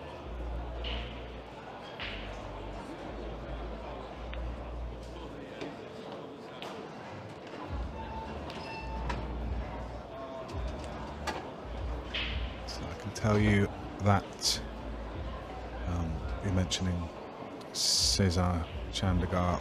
Obviously a last minute pullout from his opponent. Sadly couldn't make that game, so he's not going to be across on the main arena table at 2:45, but I can pretty much guarantee you that they will get him on that stream. Probably looking at his next game now. I'm not sure what time he's planned to be back in play, but I would say probably late afternoon, early evening he would be back in, and I'm sure that they will try to wrestle him into the fixtures.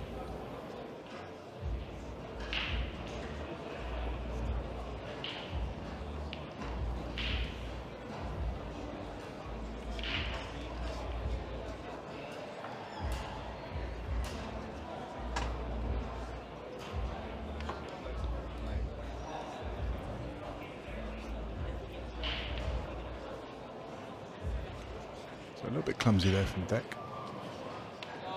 Left Aiden full sighter, this yellow. You'd say that Declan goes into this game as favourite for sure, but Aiden, very strong contender, and certainly pose a threat here to Deck Brennan. Deck's going to have to be on his top game. Aiden certainly knows his way around the table, and as I say, a strong opponent.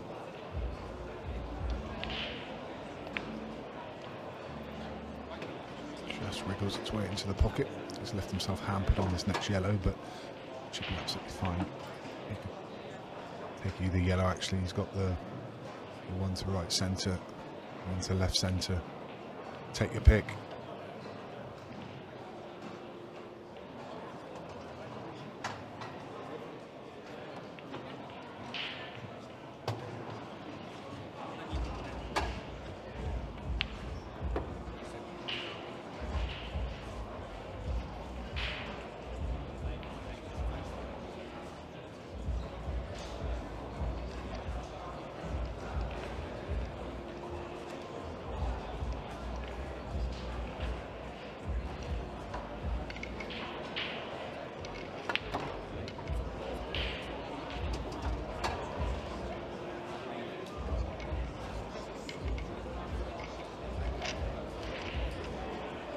So as mentioned, I know a lot of people tuning in to watch Chandiga, the Scorpion, play, but his opponent who's sadly not able to make it. It was a late pull-out, so that was cancelled. And Cesar's next game is at 5:30. I'm not sure whether that one, 5:30 game, is definitely going to be scheduled, but it wouldn't surprise me if it was. We'll keep you updated as we get more information. I can say with certainty that he will feature on the streams over this weekend, so sit back and relax and enjoy the action that we're bringing you. And this one between Aiden Hughes and Declan Brennan. Aiden Hughes, it's his birthday today, incidentally, so we'll be looking to celebrate his birthday in style.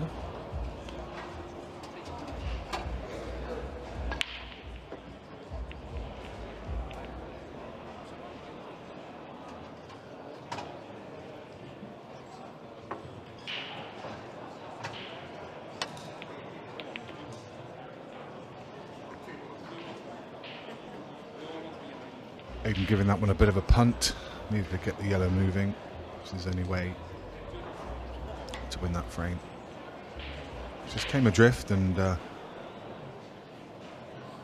paid that little loss of turn shot, and now has a fabulous opportunity with an open table to win the first frame.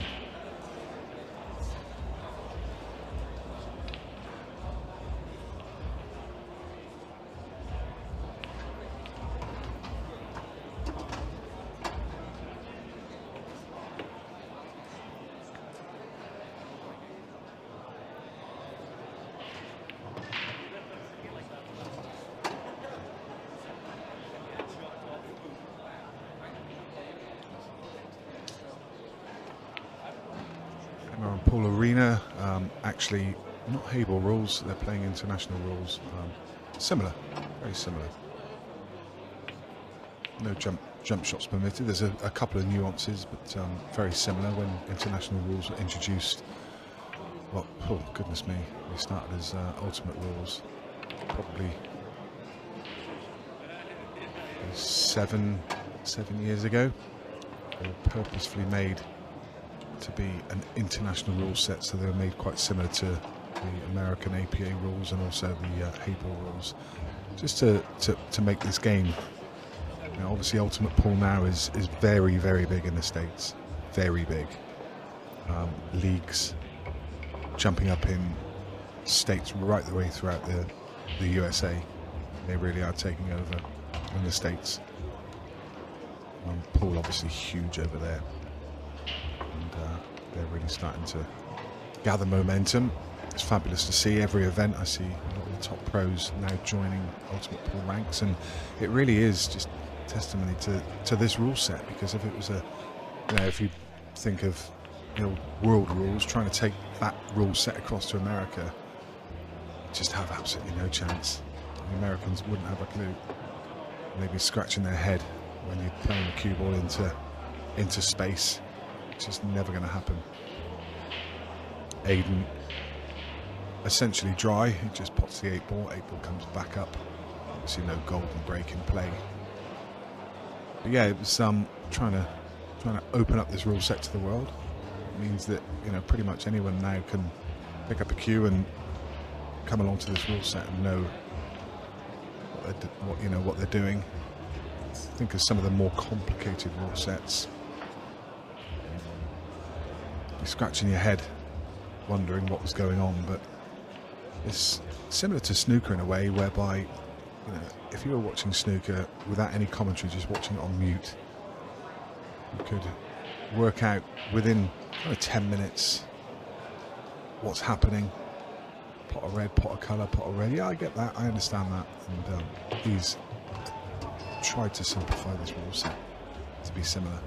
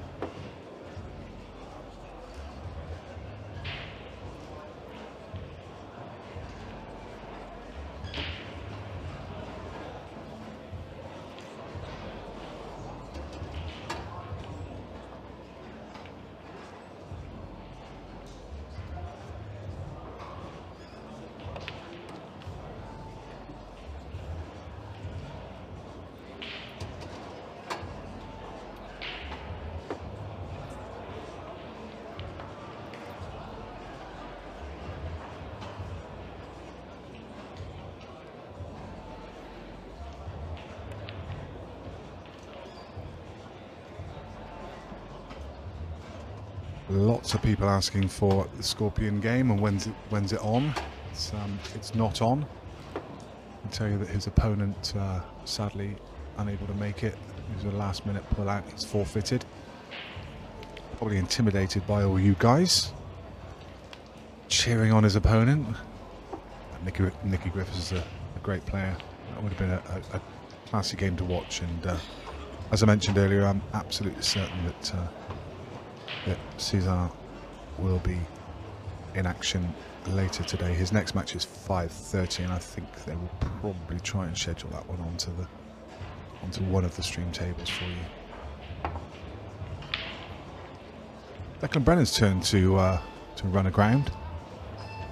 Just snookers himself on the last red, and gives Aiden Hughes a great chance here.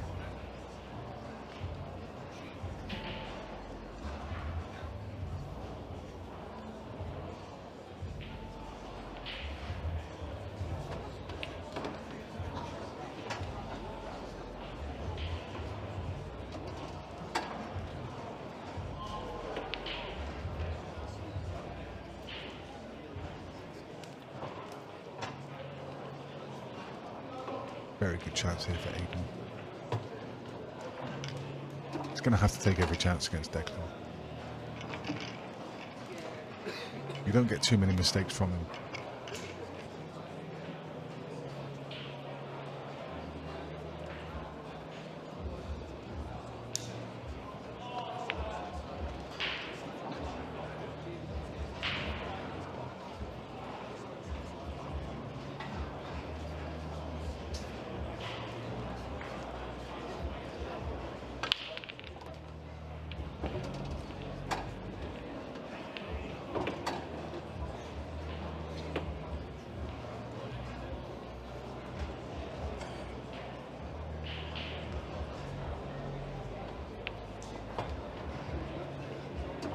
As always, I would ask one favour from you guys watching.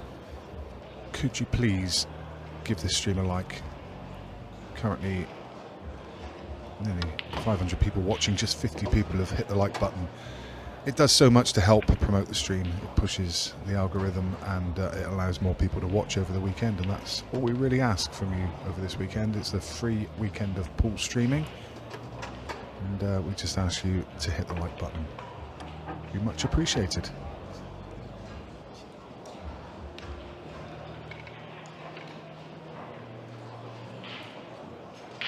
For those of you who don't know where it is, it's the little thumbs up just below your viewing panel.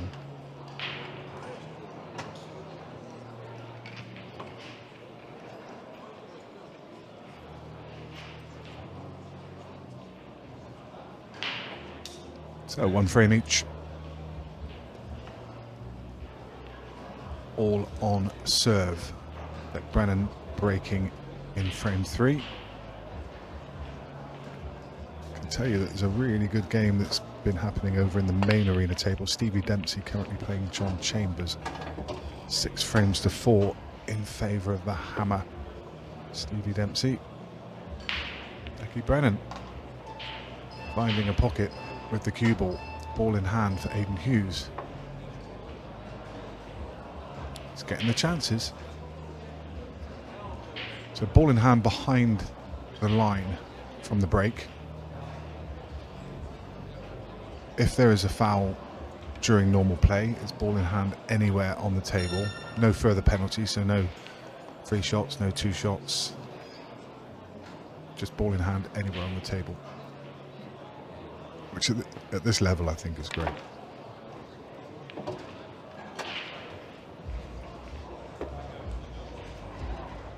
Nice opening shot to develop one of the yellows, and now he's got a really nice angle just to come between those 2 yellows on the right hand side and just cannon the other one out and leave himself on the one up the rail. That's nice, well executed. Just slightly hampered, would have liked the cue ball just to be off of the rail by a couple of inches, but should be okay.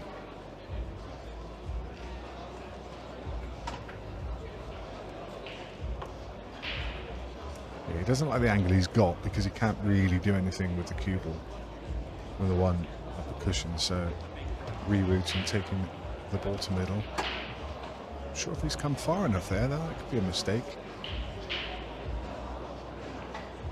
Wanted to be on the one to middle.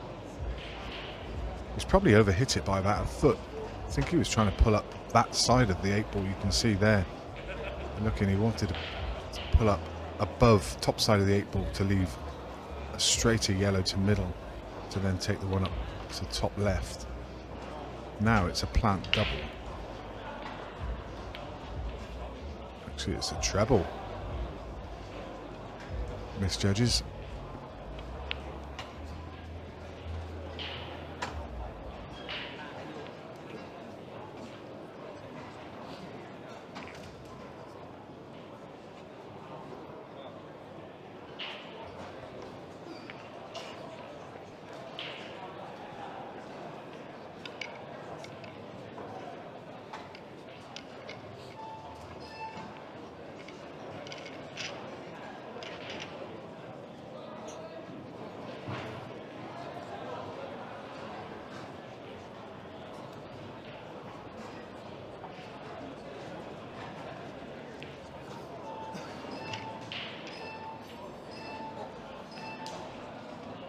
Brennan with the problem on the right hand side cushion, probably will double it.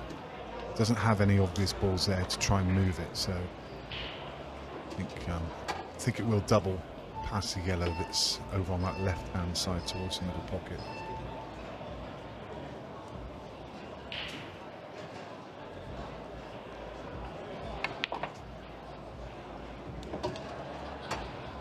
This is the cue ball round of the 2 cushions. Trying to leave the one to top left. Not sure he's on it. He's on the ball to top right. Sorry, to bottom right. Just becoming a little bit more tricky, this though.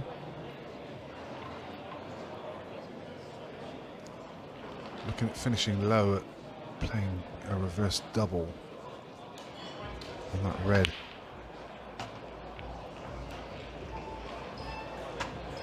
Playing it that way because it control the cue ball cannoning into the yellow. That looks it's just okay. Maybe just not quite far enough.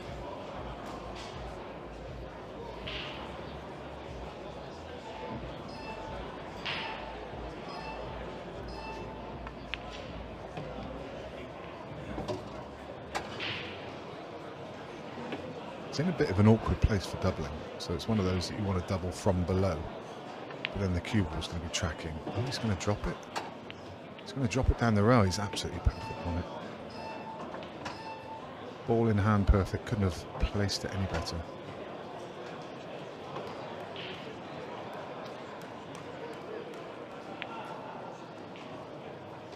Lovely.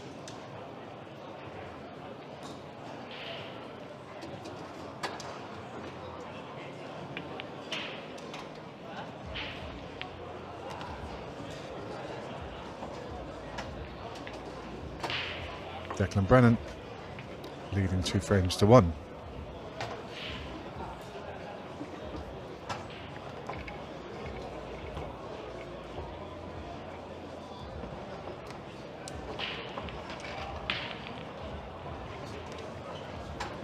So this is event 5 of Ultimate Pro,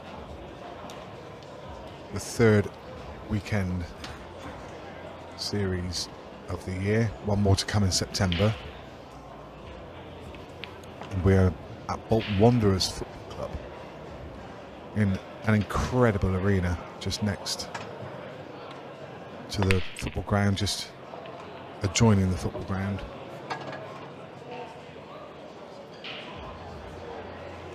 Really is one of the best venues I've been to. You just don't get the sense of it from this single camera angle. We've got a lot better visuals over on the main arena table, which you can watch on the Ultimate Pool app, and they quite often give you the overhead view of the arena, so you can kind of get the perspective. It really is fantastic.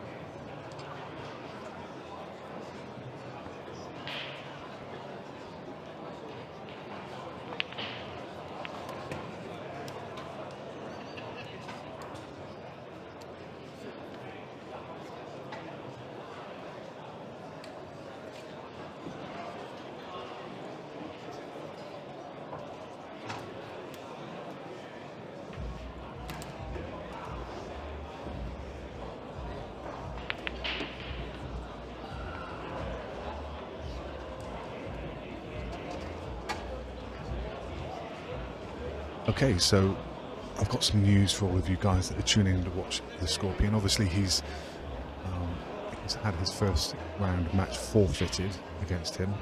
He will be on the main arena table at 6 p.m.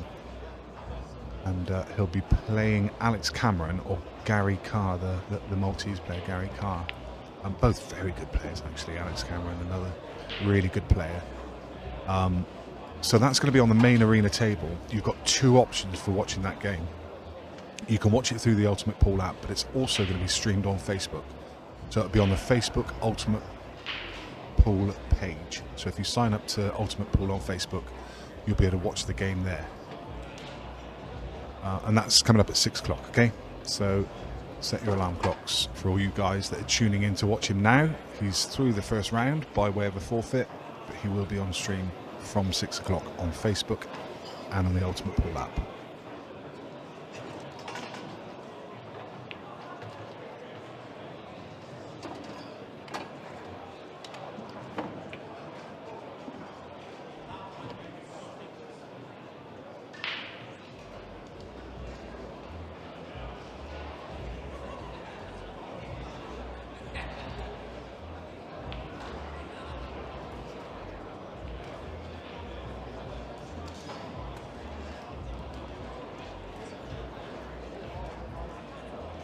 Aiden Hughes broke in this frame and went straight in off. He would have been surprised to find himself back at the table so quickly.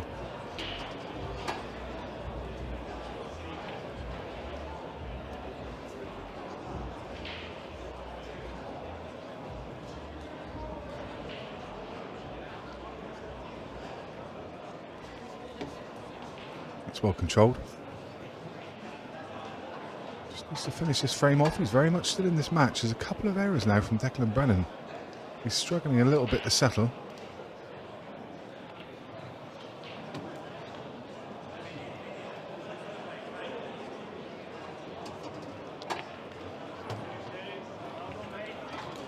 All square, 2 frames each.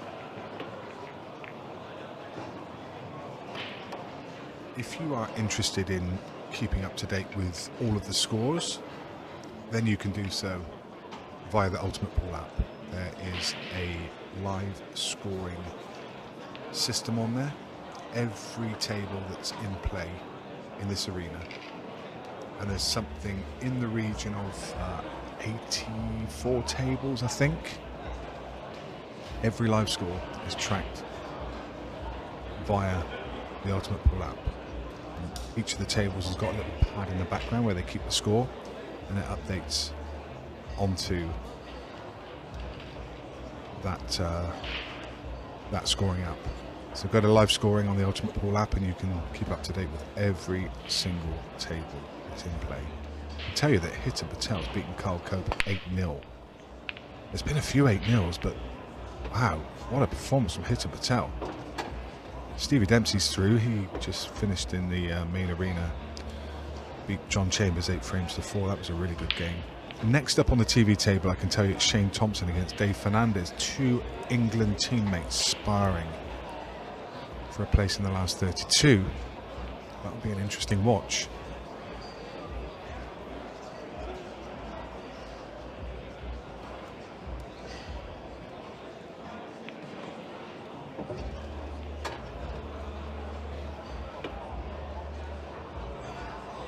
Two here. We're just waiting for the score to update. Our score feed comes straight from the arena as well, so sometimes a little delay in coming through, but it's currently 2 each.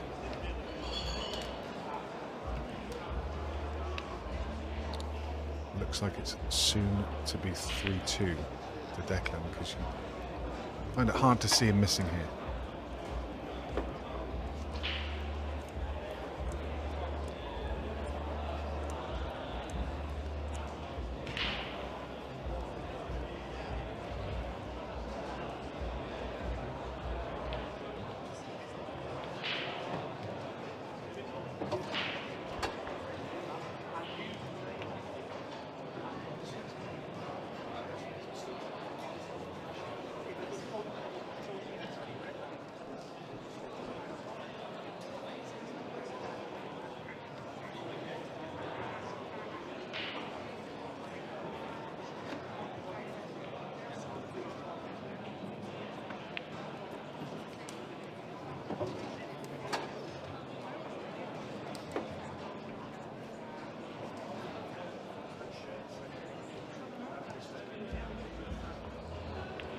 Brennan making light work of this clearance.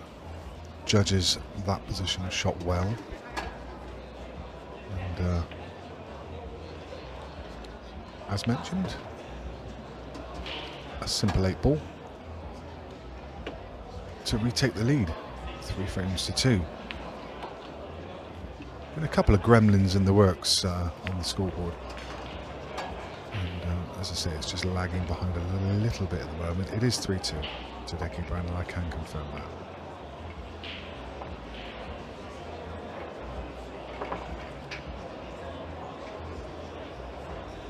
Quick look around the other scores. Callum Singleton leading Luke McAvoy 5-3. John Rowe and Christy Colefield locked up at 2 each. Brad McCulloch and Greg Batten are playing on the table just outside of our comms box. Brad McCulloch, the Irishman, currently leading 3-2. Ben Doyle is 5-4 up against Neil Rayburn. Shaun Ash is 4-1 up against Phil Parkin. We're still at the last 64 stage. A few more games to go.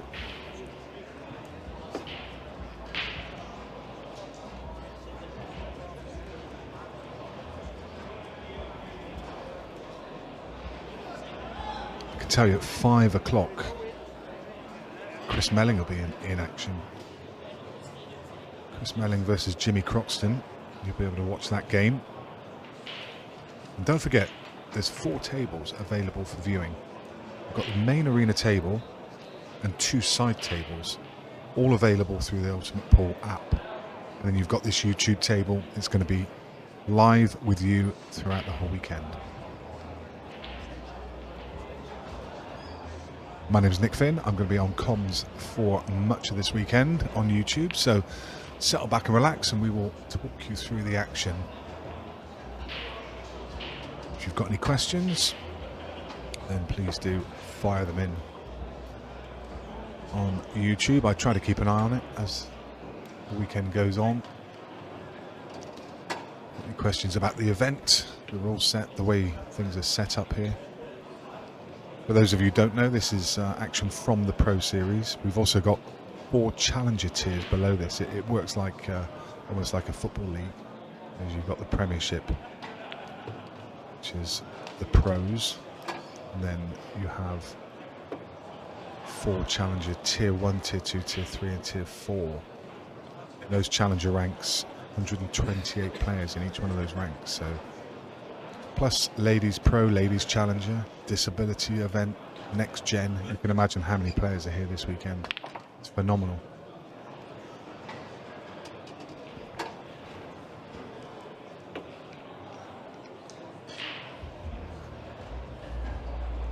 Scoreboard's completely out of our hands, guys. I do apologise. I can't do a thing about it. There's been a couple of issues between a firewall and the Wi-Fi, meaning that the connection to the tablets around the arena have just been playing up a little bit. It's currently 3-2 to Declan Brennan.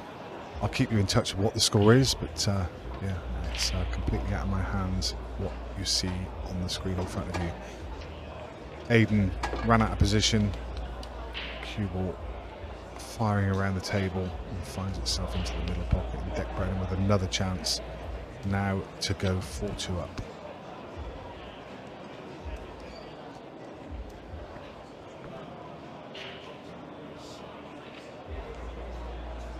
The Alex Cameron game against Gary Carr, so the winner of that game, Tom, they will play the Scorpion in the next round, and that's Challenger Tier 1. The Scorpion is playing in Challenger Tier 1. We'd love to see him as a more permanent fixture in Ultimate Pool, but imagine this is probably, you know, a one-off, maybe a couple of visits. So as much as you think the guy's a top player and could mix it in the pro ranks, it's not the way the pro works. You have to earn your place in there. So he's in the right place. He's in the challenger, and if he does start to come over regularly, then he can work his way up the ranks and find himself promoted into the pro ranks. How great would that be? See that young man mixing it up in the pro ranks next year.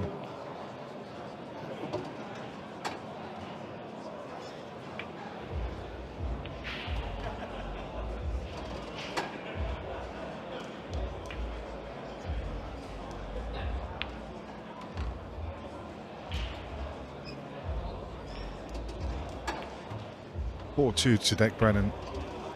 As mentioned, ignore the score that you see in front of you. A good afternoon to everyone tuning in. Really good to have you on board.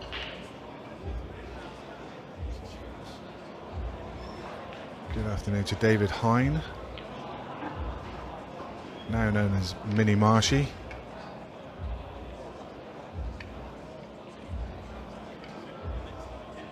A shade of the man he used to be.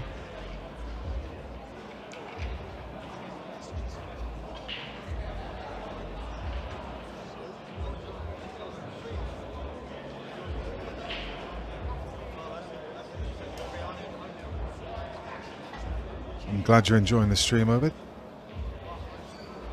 As I say, we're here all weekend, so we're going to have some great action. As the weekend, as the events culminate, we'll start to bring in action from the other events. We'll see action from the Challenger tiers. We'll certainly see the semi-finals and finals from the Challengers. The ladies have a dedicated stream throughout the weekend, so if you enjoy watching the ladies game, one of those streams is dedicated to that. We'll also see the disability final. We'll have action from the next gen. It really is fabulous. It's a great addition as well to have this this free stream. It's not quite, doesn't quite replicate what Ultimate Pool is. If you go to the main arena table, you'll see a totally different setup, a lot of different cameras and different angles. But we just wanted to bring you a free stream so you can come along and watch the action. If you want to sign up to Ultimate Pool, then please do so. I know there is, I don't know what it is, but there is a code that you can use to get a discount. And I think it costs like $4.99 for a month's viewing. I mean, for a fiver, it's worth paying for just for this weekend, let alone all the other content you get on the stream.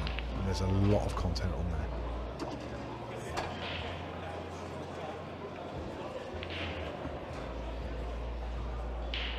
Brennan away again. He's leading 4-2.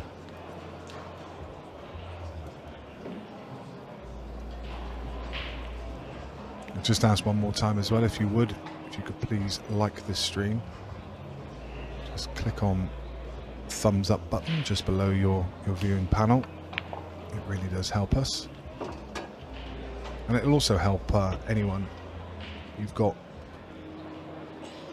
Some of your friends perhaps enjoy watching pool. Probably bring it to their attention as well.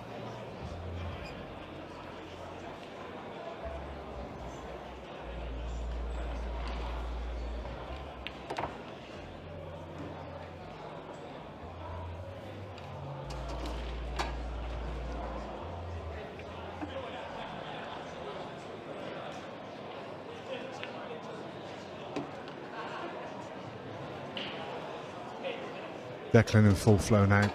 He gave a couple of chances to Aiden Hughes early doors. But now starting to stretch his lead out. He's over hit that one a fraction, he's still okay. It's just a half ball to middle.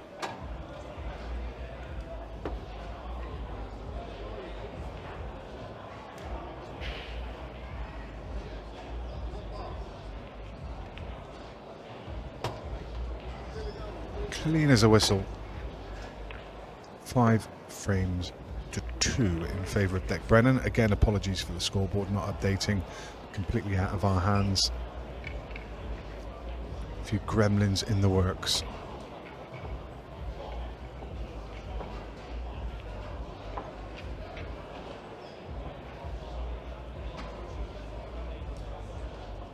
Be interesting to know where everybody's tuning in from. The viewer base is far and wide. Lots of people tuning in from the UK, but also lots tuning in from across the world, especially the African nations, with the interest of the Scorpion joining Challenger Tier 1.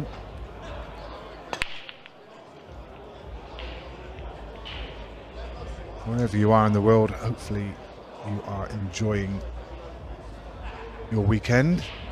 Not quite the start of the weekend yet, is it? Friday. Beautiful weather here in the UK. Beautiful, red hot day. Well, certainly hot for us. About 30, 31, 32 degrees, which is not hot by a lot of people's standards, but for us, it's a baking hot day. We're not used to the heat over here, as much as we do love it. The dress code's actually been relaxed for this event. It's very interesting this weekend, walking around the arena and seeing all of the challenger tables. Everyone wearing shorts and still got their pool shirts tucked in. Still looking pretty smart, I've got to say. But yeah, dress code relaxed, just recognising how warm it is in the arena. This morning when we came in, it was really cool. It is actually air conditioned in here, but it's impossible for the air conditioning to work. What you see here doesn't do it justice. There's so many people in this arena. I think probably in the region of 500 people in this room at the moment. Probably about 150 playing pool. About another 300 or so around the arena watching.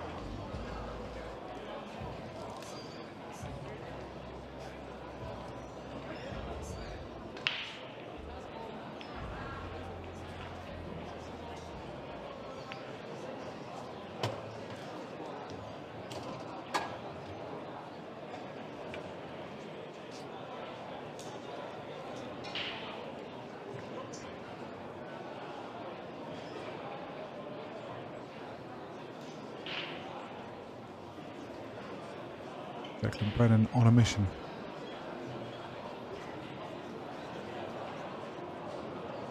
Showing his class here.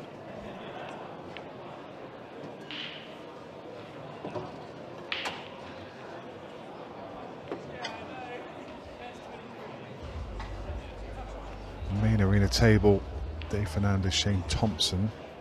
Dave Fernandez currently leading 1-0, with Shane Thompson at the table. Catch that action on ultimatepool.tv or on the Ultimate Pool app.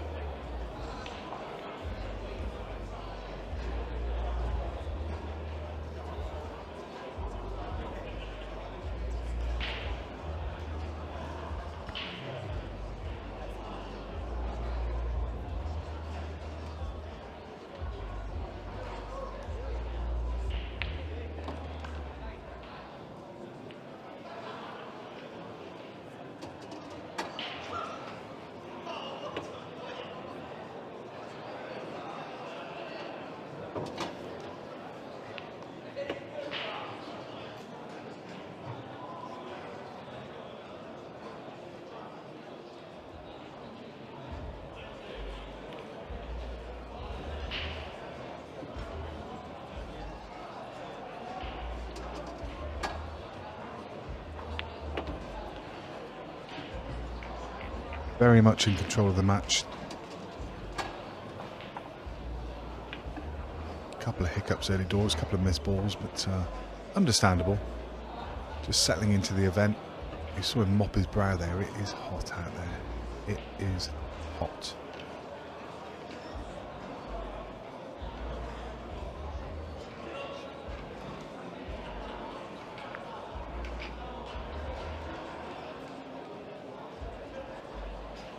You'll have to forgive me. I was given half an hour on the chat.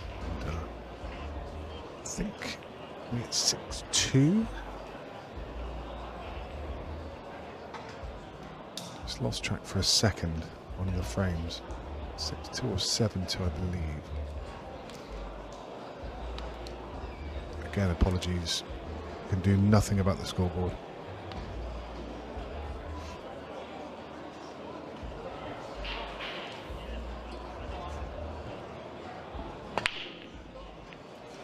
Huge break from Declan Brennan.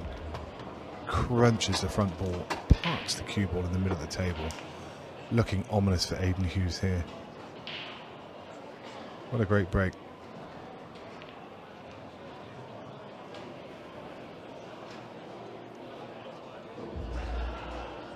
Some serious power.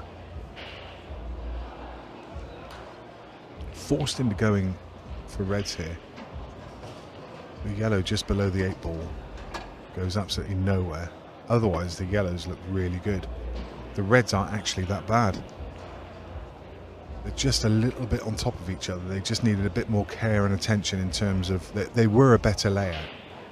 But it was just that one yellow on the right-hand side, closest to the right cushion, that determined Declan would go reds.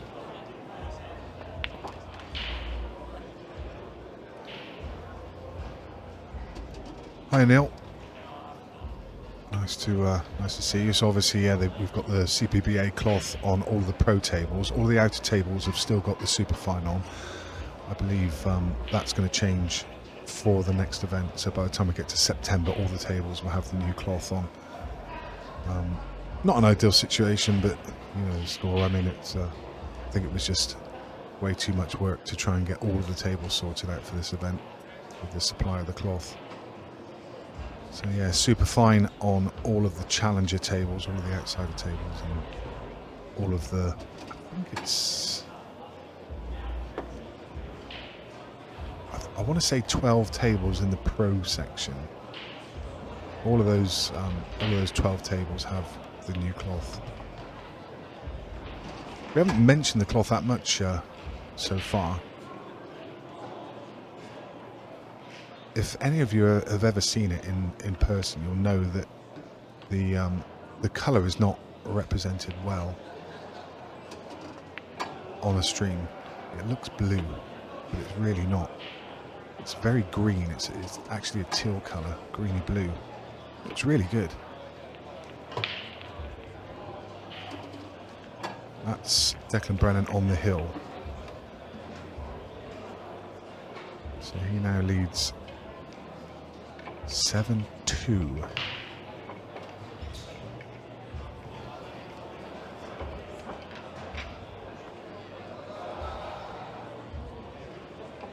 Hello to Appleman, tuning in from Uganda.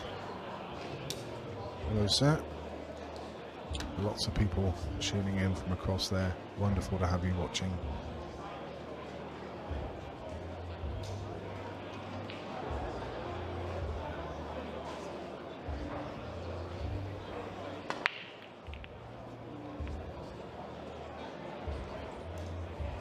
And it doesn't get any better for the Nugget.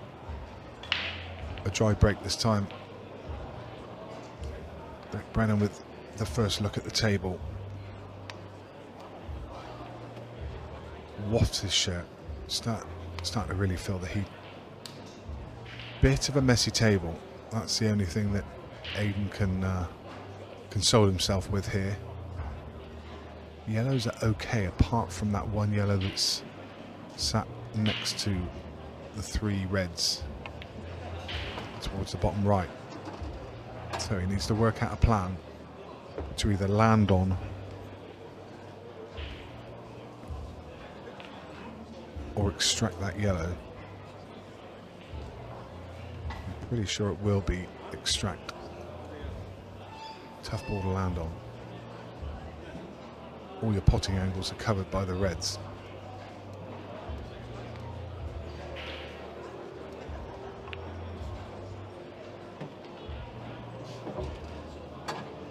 Just overhit that slightly, so he's going to have to play this yellow to bottom right, cushion first. So you can see the plan unfolding here. So cushion first, cannon into the red that's next to the yellow, and that leaves the tough yellow to top left, just like so. They make it look so simple, don't they? Brilliant, absolutely brilliant. Just so well executed. Such a simple shot, but really well executed. And suddenly it goes from a little bit of a headache to a simple chance. And this is what the best players do so well, to carve out these opportunities.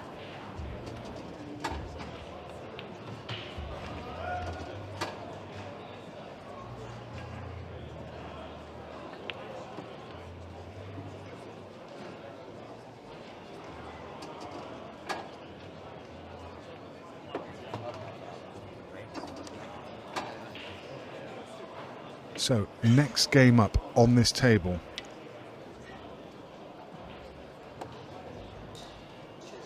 is going to be Jimmy Croxton versus Chris Melling. Declan Brennan, that's his work done. He's won 8 frames to 2. Great stuff from him. So players shake hands, and that's the end of the road for Aiden Hughes. As I say, next up on this table, tune in because it's a great game. Jimmy Croxton versus the magician Chris Melling. Should be a cracker, and we will be back with that action in just a few minutes. See you shortly.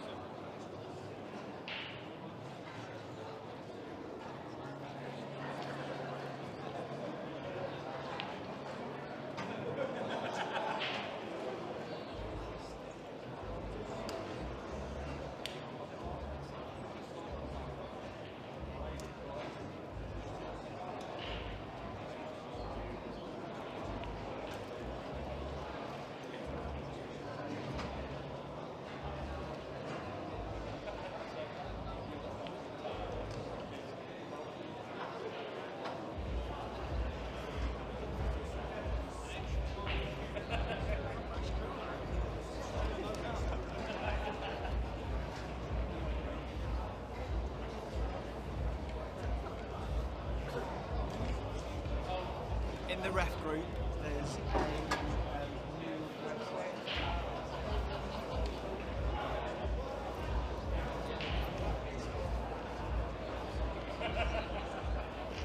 Quite a lot already for Shane to dwell on, despite only being 3 frames into this match. It's also not been the quickest start to the match. 18 minutes in already, only 3 frames completed.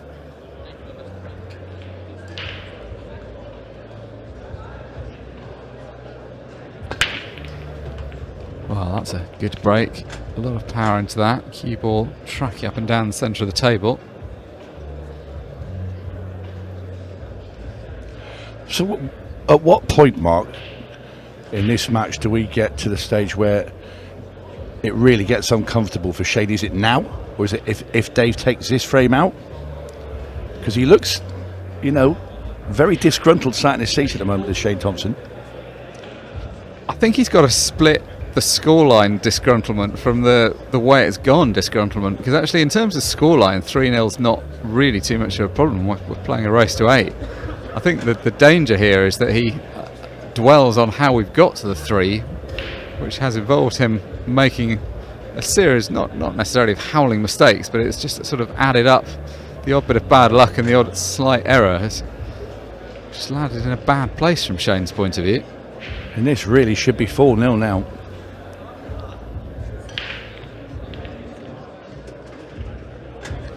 Yeah, and I mean, as he sits in his chair, Shane's going to be thinking like this is exactly the kind of thing that goes wrong. Like, he's had a few bad things have happened, and then his opponent steps up with a break like this.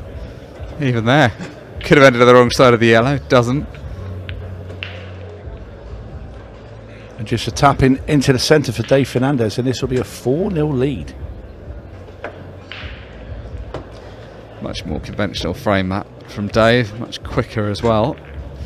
I think that's the very first frame that we haven't had a couple of errors and bizarre sort of shots or misses involved. Yeah, it's been a strange start to the match. I mean, it's actually been quite intriguing. It's made it more interesting from our point of view to watch it. I think from Shane's point of view, he's just thinking he's 1 or 2 rolls different from being two all at worse, or possibly ahead even in the match. Yeah, was he wiping away tears there with his towel? I think we'll give him the benefit of the doubt. It's quite a hot day. Yeah. Well, he needs to get his act together. He needs to do it right now. It's just not happening at the moment for Shane Thompson. But as we've said, he's just the kind of player that once he gets going, he really gets going. He just needs a frame where he gets in, has a clearance that he can just keep in control of without having to chase anything. The hard thing is when you're in this situation is not letting your frustrations get the better of you and start throwing your arm at balls because you think Shane's had a bit of bad luck in this match. It's keeping your emotions in check, which is easier said than done.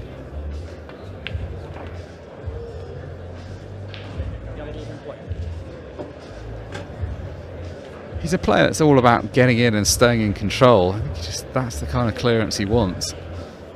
This is much more promising. Although even then, I mean, if you're being critical, I guess you'd say he's landing on the ball to the top left corner, so hasn't landed prime. Maybe he wasn't playing for that, but it felt like that would probably have been the logical way to go.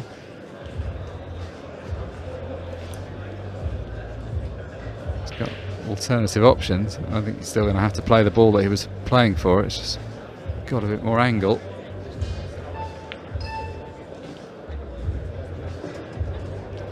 Where he is good is that he doesn't start smashing the ball around this kind of nicely timed stroke. Even when he's feeling frustrated, that doesn't go. He still cues the ball well.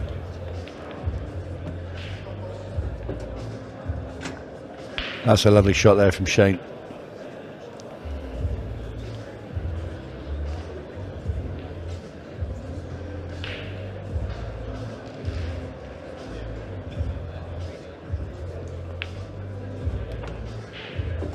And this is a bit more like it from the man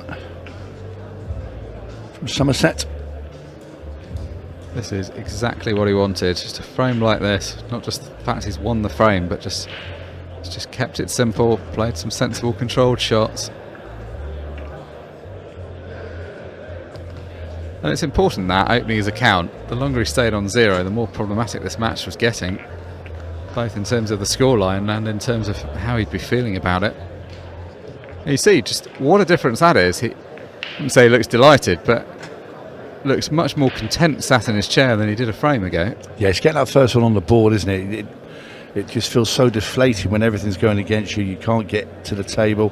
When you do, you make a mistake, and you start. You know, you see the 0, the big fat 0 on your side of the scoreboard. You think, oh, please let me win a frame. And so I think for partly relief, but now he has some foundation now to try and build upon. And in a strange sort of way, this now becomes quite important for Dave, because even though 4-1 sounds a great scoreline against a player of Shane's calibre, he doesn't want to start allowing the momentum to get away from him.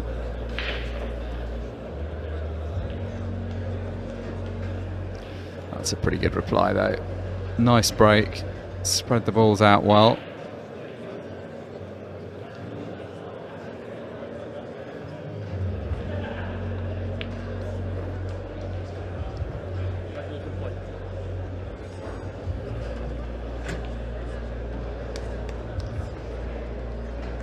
Great chance here to get the 5th frame, or his 5th frame I should say.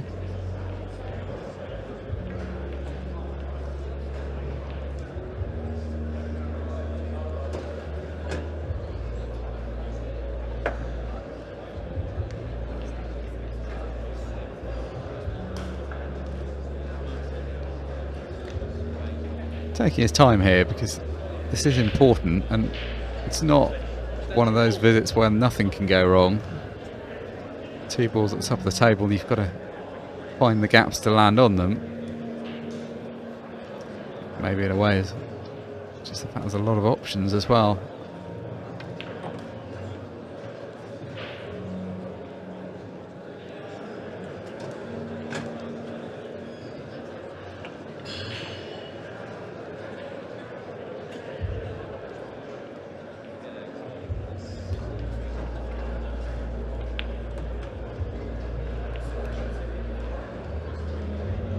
This was a good ball to link to the balls at the top of the table, because it's quite a natural one and a simple pot. He can afford to focus all his attention on where the cue ball's going.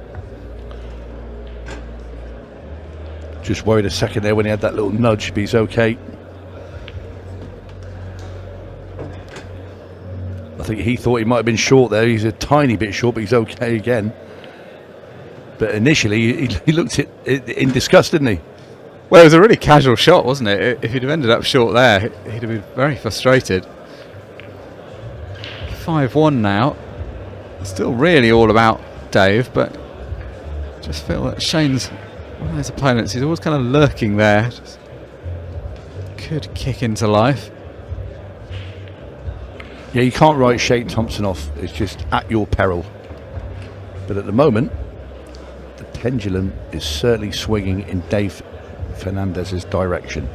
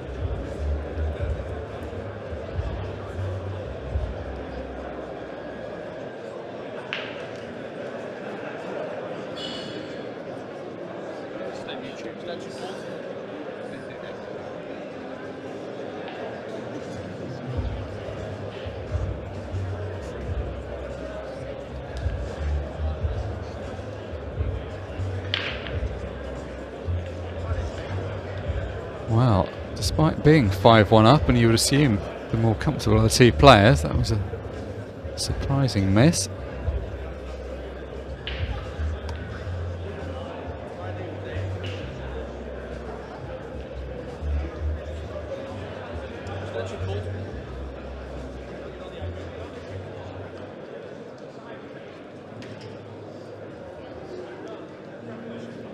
open table still, so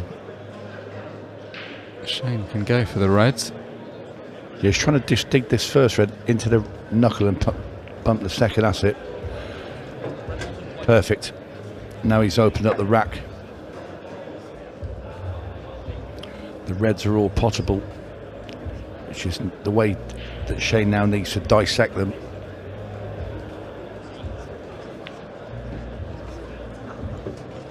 You'd say from his body language, he's already much more positive since he's got that first frame on the board. That seems to have I think what it wiped is, the Mark, slate clean.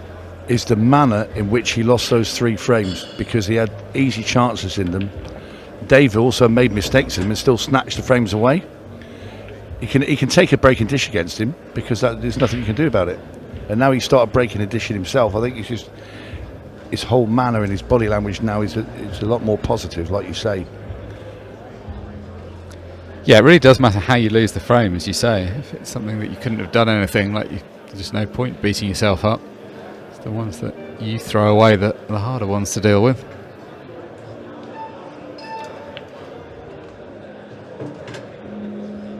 It's a help from Shane's perspective that this is a race to 8. It's decent distance. His opponent's still 3 away from the finishing line, so it's not one of those ones where any mistake could be your last one. You can still play your normal game.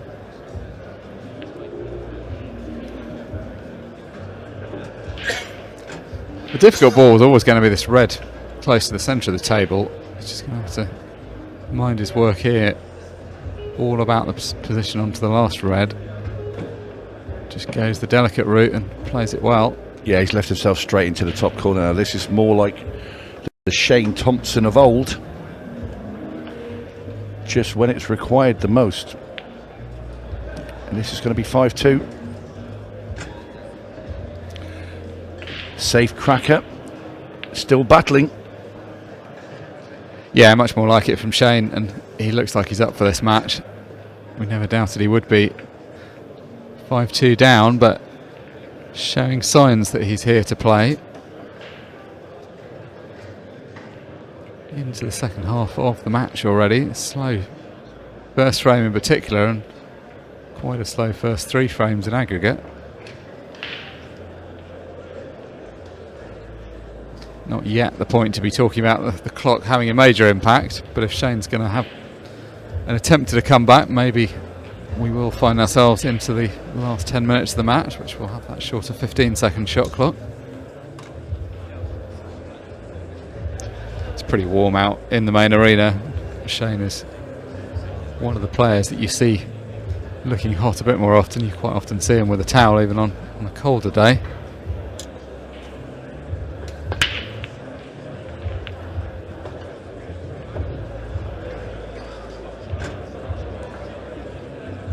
Crunching break there from Dave Fernandez. I think Dave knows that Shane's starting to fire up here, and he knows that every break he probably feels that he needs to pot and finish the racks, keep himself those 3 and 4 in front.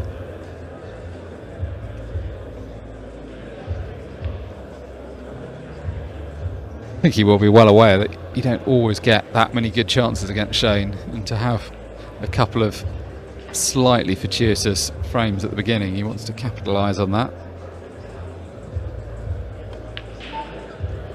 Oh, that's a loose one though. Yeah, that's a bad shot there from Dave Fernandez. That was his first for a while. He had a couple of loose ones early doors, but they were both at it. But will Shane Thompson see a little chink in Dave Fernandez's armour? Well, that's the thing, because there hadn't been much of a chink, and to the extent that he'd made any mistakes, he'd got given second chances in the early going. That's not necessarily going to be the case here, though.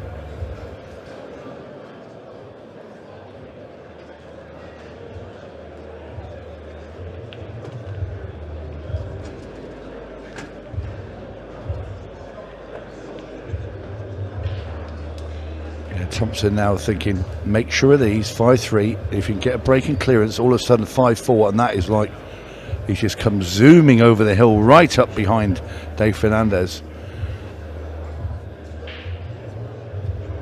That's a situation that no player enjoys when they've got a lead and they see it being chipped away. We're not at that point yet. The lead is still comfortable for Fernandez, but one more frame here. It's going to start to feel like they're involved in a game.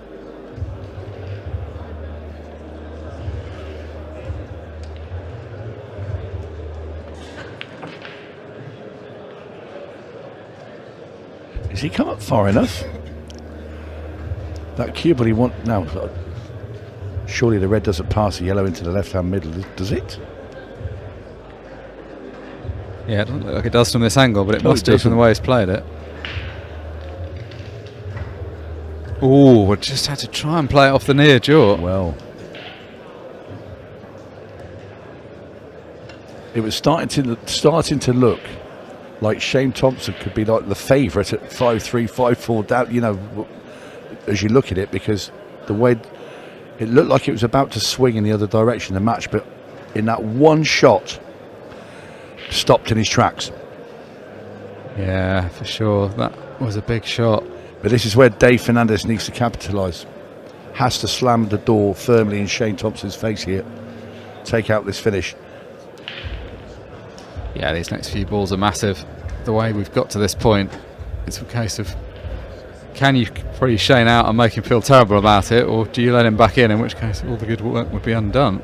Yeah, well, you want to leave that yellow that's nearest to black till last. If you can get an angle where you could just drop it in, bring the cube off the side rail and then just bump the black ball towards that bottom right hand corner, leave yourself straight black. That sort of angle there would be pretty good. Maybe a little bit more than that, but where you could just flick the black away from the rail and leave yourself a straight shot. So I want to play the yellow that's just beneath the red there, and get up the table and play the one at the top, and then come back and leave that angle. Sounds easy, but when you're on frame 8 in a nail-biting match,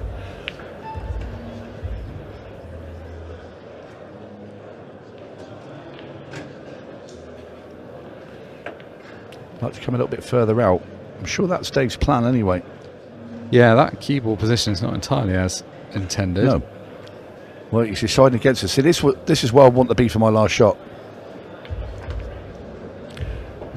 See, that's with the black he would have left himself, if you like. But okay, he's a good shot, and now he goes upstairs. But I still think he could have played it that way round, or the other way round, should I say? Not a difficult shot, but it is missable. This one, he's got to give it proper attention. No, he's played that well, Dave Fernandez, and now a real chance.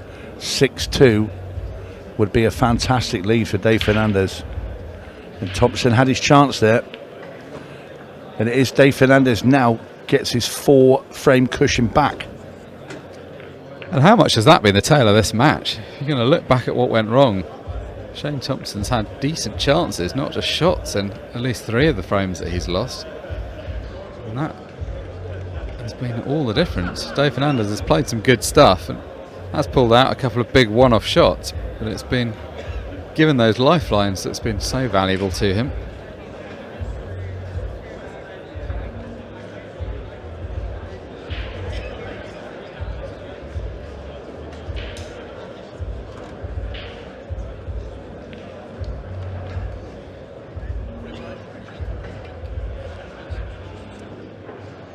So Shane Thompson to break in frame 9. Oh, and unbelievably, he's hit that hard, but he's come up dry.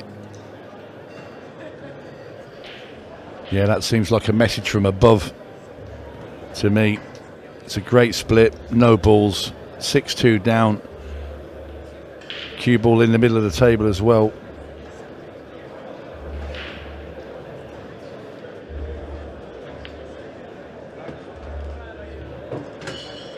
So not for the first time, tight shot to the right centre. This time he's going to have to go direct. There isn't another ball to go off.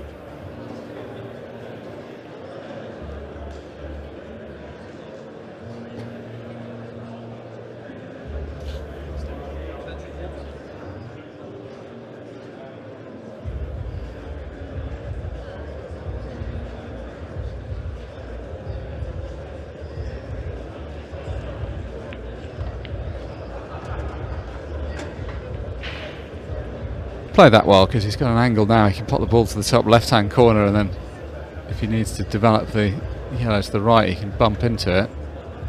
Just come off one cushion.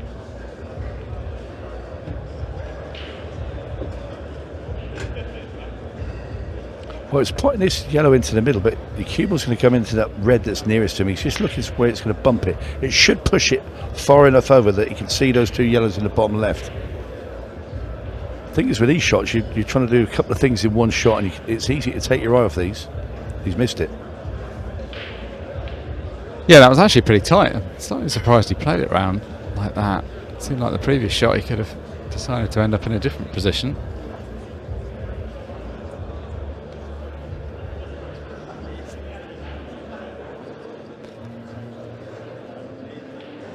Certainly a few chances going back and forth between the players at the moment. It's not a guarantee that when somebody gets in that the frame is going to be done at that visit. No, it does feel like that, Mark, I agree. The big thing for Dave Fernandez is he has those 4 frames. I know we've got 16 minutes left, just gone under there, but he won't mind a couple of scrappy frames here and there. No, I mean, actually, if Dave was to find a way of winning this frame, the clock would suddenly start to become very relevant.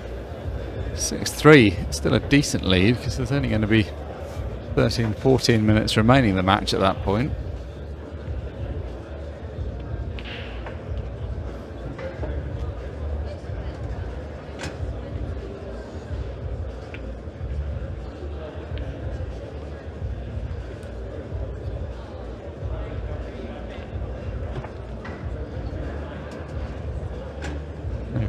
Balls at the top and the right hand side. It's just a case of landing nicely on the one next to the 8 ball.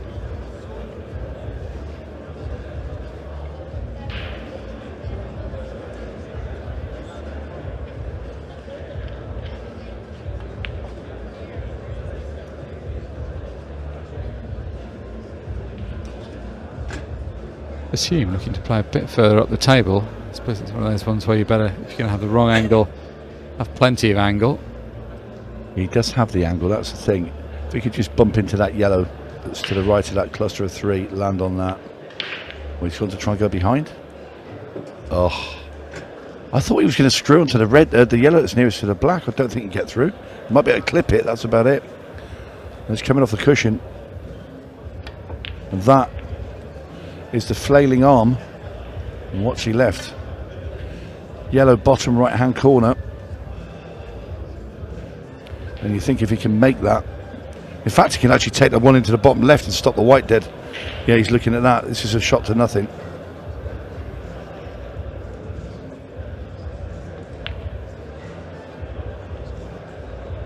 He's just played for the snooker.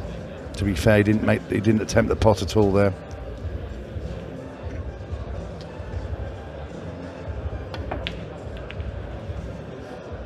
Thompson trying to find a way to get rid of that red. Little smirk from Dave Fernandez, but now golden opportunity for Salsa to get himself on the hill. Yeah, it really is. Can't ask for a better chance than this to go 7-2 up.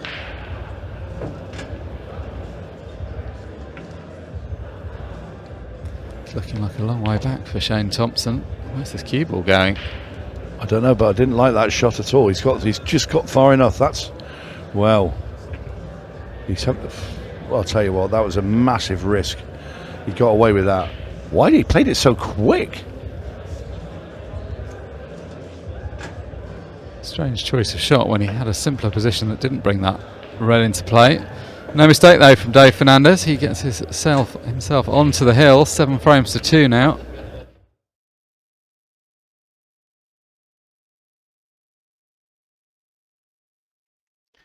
While the balls are being racked up, just going to jump in and just let you know we're getting some bonus coverage here from our main table here with Ultimate Pool TV. We are waiting for our next match. We're so far ahead of schedule here on YouTube that we are still waiting for Chris Melling and Jimmy Croxton to get themselves into the building and ready to go. So we are going to stay with this match for the duration, which the way that Dave Fernandez is going may not be too much longer, but we will leave you very much in the safe hands of Mark Shepherd and Tony Holgate.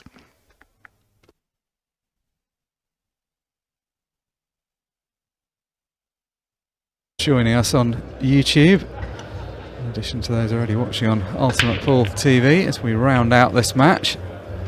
Dave Fernandez 7-2 up in this race to 8 against Shane Thompson. Yeah, just look at that split, Mark. Just what you want when requiring just one more frame to advance. And this would be a huge win for Dave Fernandez should he manage to dispatch Shane Thompson out of this event. Yeah, not just the fact of the victory, but the size of the scoreline as well. I mean, it's an odd scoreline because it could have gone in several different directions. But yeah, there's been some missed chances, especially by Shane. It's not been at the races. It's not been his usual clinical self. Though, in fairness to him, he has had some moments of less than perfect luck. That's not a great shot there from Dave Fernandez. A little bit of a... Was he stretching a bit, or was it just a bit of a nervy one there? Because you could see the finish line. Yeah, it felt a bit loose, didn't it? It seemed like he just flicked a bit of side on, just came too thin on that ball. Looked like he was in perfect position. I mean, look at where he would have been. I mean, he had 2 balls and the 8 ball remaining. How big could that be in the context of the match?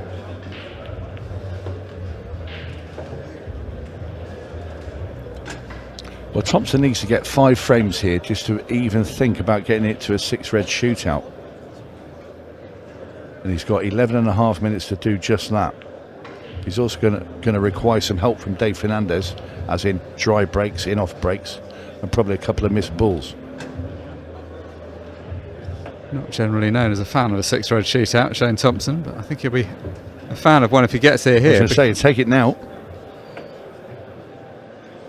That's careless from Dave. He's played well in this match, but that was such a good chance to close things out. The last frame can always be the hardest. Fortunately, what he has done with the good play up until now is he's given himself a cushion, so it's not an immediate problem. He'll be annoyed because he won't really get a better chance to get over the finish line, but at least he should get some more chances.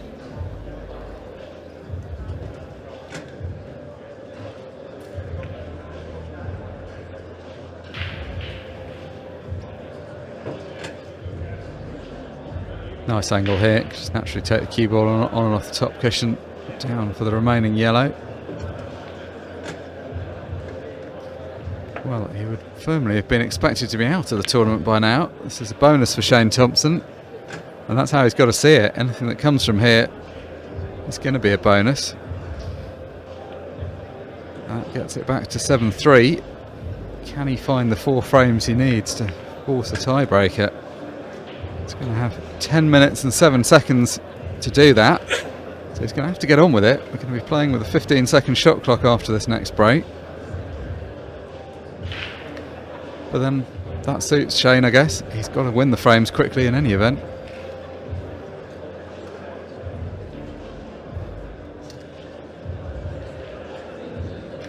Once again, just wipes his brow.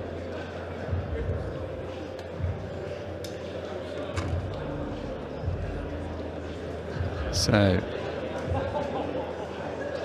4 frames behind, 5 frames away from an outright victory.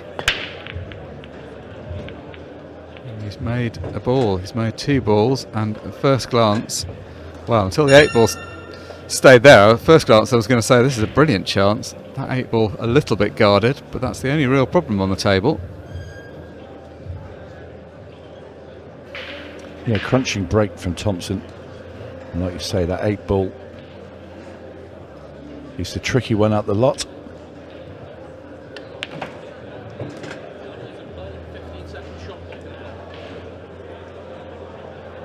I don't know, I think if he sat on that side rail behind that 8, I think if you play it with left hand side, if you were playing it down, you could actually squeeze it in. You know, you hit the 8 just before the red ball. And with the side, it will just push it off that rail, you know, very delicately, obviously. Yeah, right now that looks like it's probably the way to go. No, I think he's going to play off the black ball here. It's either red or black, one of the two. No, I thought he might play off then. I think the thing, I know what you mean. I think the thing about playing it off the 8 ball is it just could come back off the cushion and get tied up worse. I think if it's it's in a place that goes. Maybe you just have to accept I that's thought he where might it go is. into the red and nudge the red out of the way a bit, but he's going to attempt to try and move it. Bizarre. Very bizarre. Well, I think if he's not playing to drop on it, maybe he did play the shot you described and just missed it. He's got himself in trouble now, though.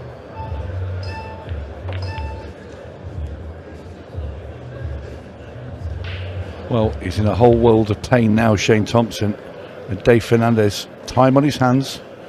Doesn't have to go and try and lunge over line from here. He can play a safety, play the red at the top of the table. Okay, he's going to leave Shane Thompson probably a flailing arm at something, but... Oh, he had a straight plant up in the corner. Well, that was handy. Was it ever? From a position where it looked like maybe we'd be in for a few safety shots, Dave Fernandez has got a second chance now to get this match closed out. Yeah, I think he should just steady himself a bit here. Davies just playing very, very quickly.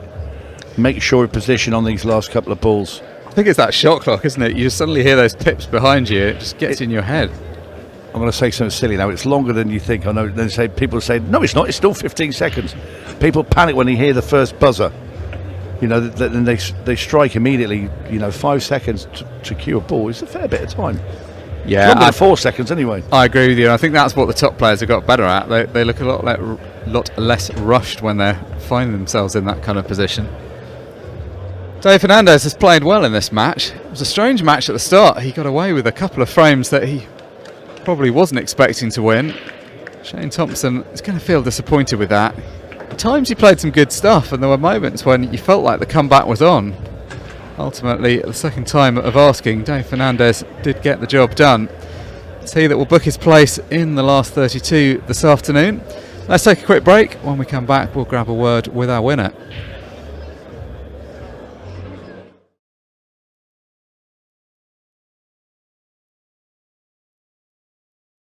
Are you looking for a way to improve your employees' mental health and well-being?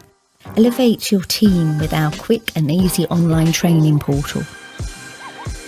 In just a few minutes a day, your employees can breeze through our 20 core modules and a multitude of optional ones on subjects ranging from stress to sleep management, ensuring a healthier, happier workplace. No intrusion, just empowerment, avoiding those difficult and potentially awkward conversations which could even result in legal and commercial consequences. Elevate retention and confirm the learning journey with multiple choice questions after each section. Omnia Corporate Training. Invest in your success.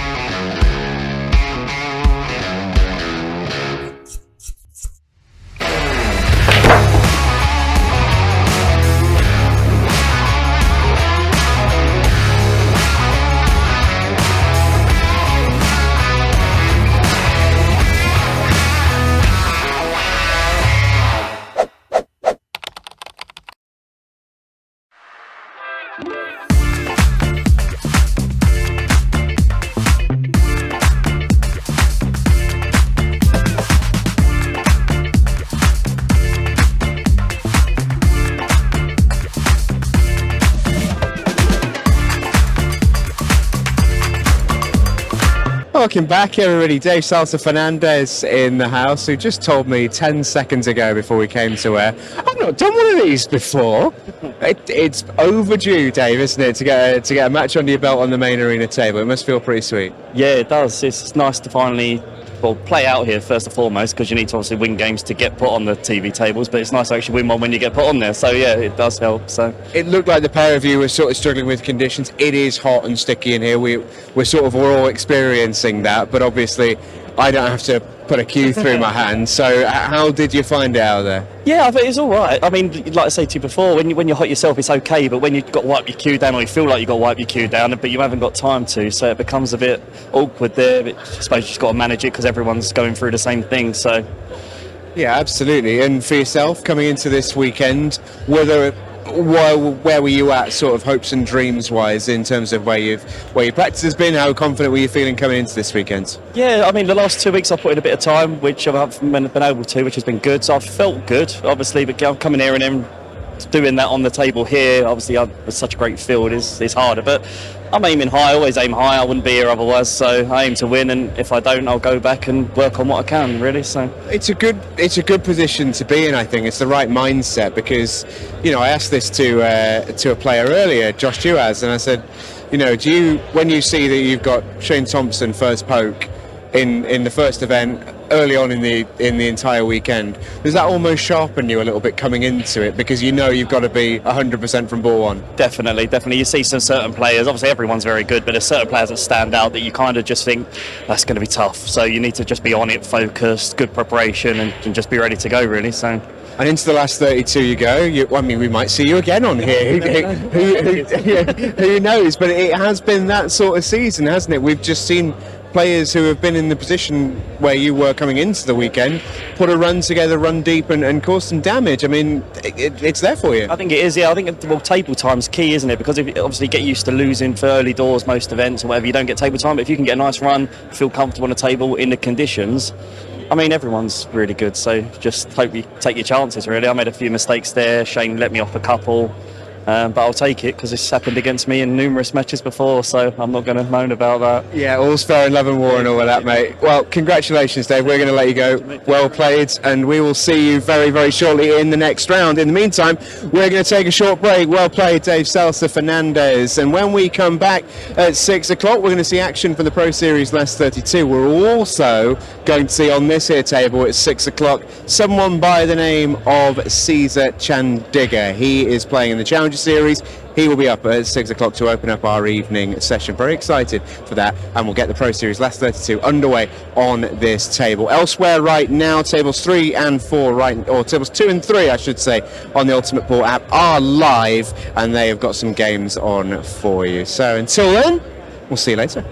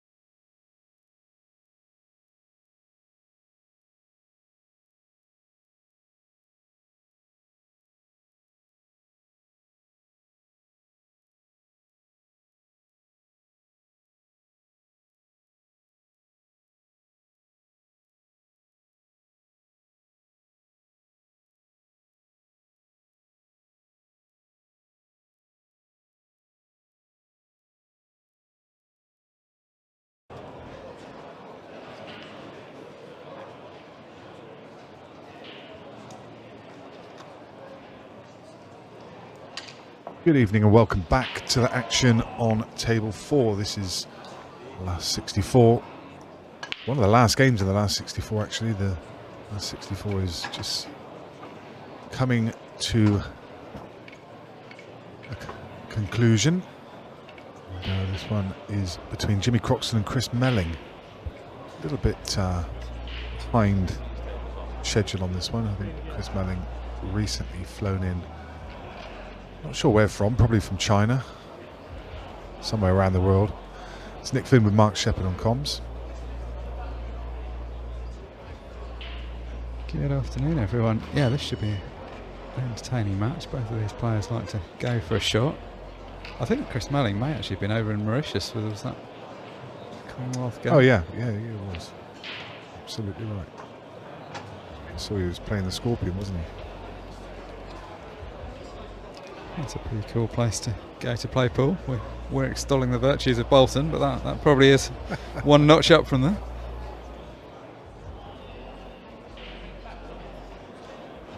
Jimmy Croxton's been really dedicating himself to the game. He's been trying to make a full-time go of it. He's been doing a lot of coaching recently. And I think I've seen him play for a few weeks, but the last time I saw him play, it's been pretty good touch. I think they're just being on the table all the time can't help but be a good thing. This is a difficult first round draw though. Chris Melling is one of the most successful players in the history of Ultimate Pool and indeed in the history of English 8-ball pool generally. He's been splitting the tensions as he always does between a lot of different cue sports. They were playing hay ball in Mauritius last week. He's better than pretty much anyone has ever been at switching between the codes, but it is still a tough thing to do. 5, 4, 3, 2. Yeah, it's going to happen quickly with Melling. Playing with a shot clock on this table, 45 seconds. So a bit longer than we're seeing over on the main match table, where playing with a 30-second shot clock. But still, I'm going to hear too many countdowns when Chris is at the table.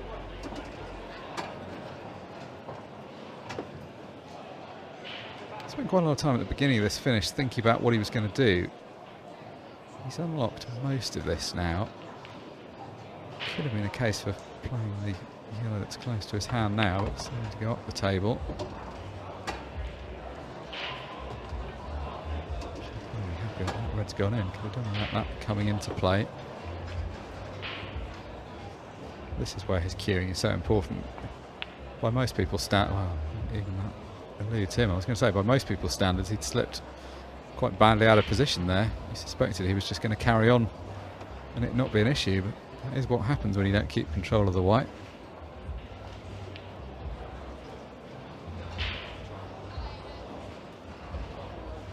An early opportunity for Jimmy Croxton to get his hand on the table.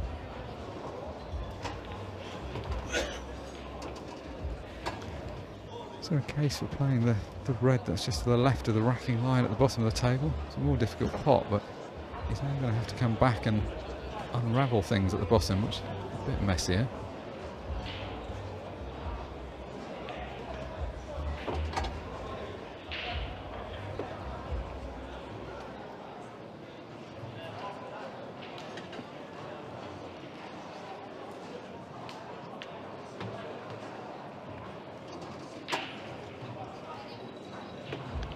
Done pretty well here. By landing straight on this ball on the left, he can leave himself straight on the ball to the right centre next, and then that gets the position that was otherwise going to be hard. The difficult ball is going to be the one he now takes last. And this has actually been a good pattern. That is one of the areas of his game that can sometimes attract criticism. His potting's always top draw. Sometimes the patterns he can make look more difficult. He's made these look pretty straightforward. Good clearance there. It's a chance he probably wasn't expecting to get when Melling set off, but gets the first frame on the board.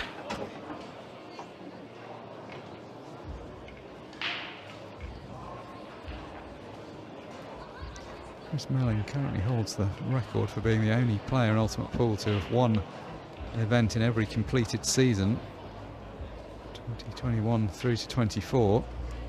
Yet to get any silverware in the 25 season, which we're around about the halfway point of now. Don't think he's necessarily going to be bothered from the point of view of that statistic, but he's such a prolific winner, he'll obviously be wanting to get a title sooner rather than later.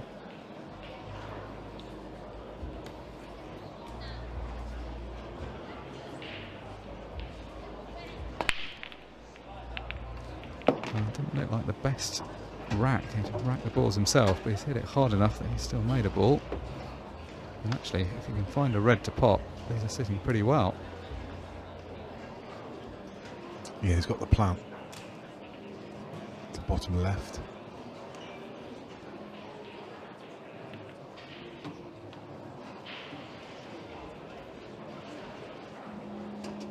I think he was just trying to come a fraction higher, just into the gap of the 8 ball and red to try and find the potting line for the one furthest right.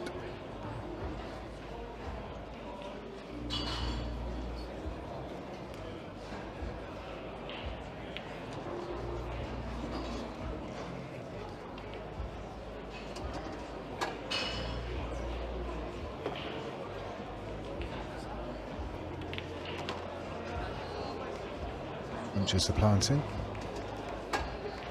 Just left the red a little close to the right cushion. May have to come back and play that as a double now.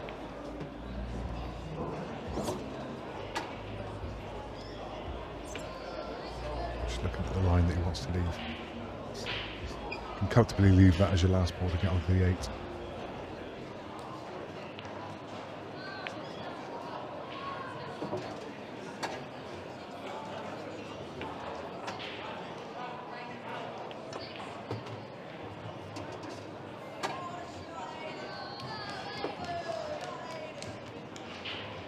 Just a bit too much angle, which is why he stepped up on the shot. He needs to try and kill this cue ball. Yeah, he had way too much angle, so he's had to spin the cue ball around. The 8 ball landed on it to middle. Very well executed.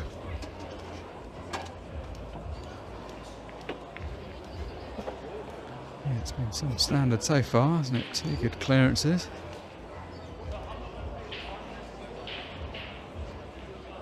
Saying at the beginning, this is one of the final last 64 matches. We're playing 2 more rounds tonight, the last 32 and the last 16, and that will leave us to come back tomorrow morning with the quarterfinals set. I like that format. It's sort of clear qualification, something to aim for the players. 3 matches maximum on the first day, and the ones that make it through, you really feel like you're on the business end tomorrow.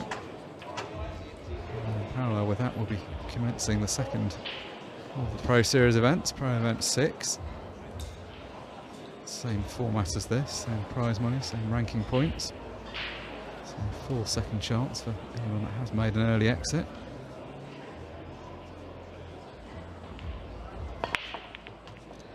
Croxton breaks in frame 3, sends the cue ball straight into the right centre pocket.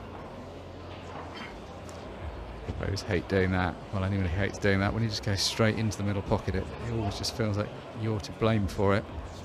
You don't have to come across far, actually just drift slightly off your line, just catch the front ball not quite head on, that's the result.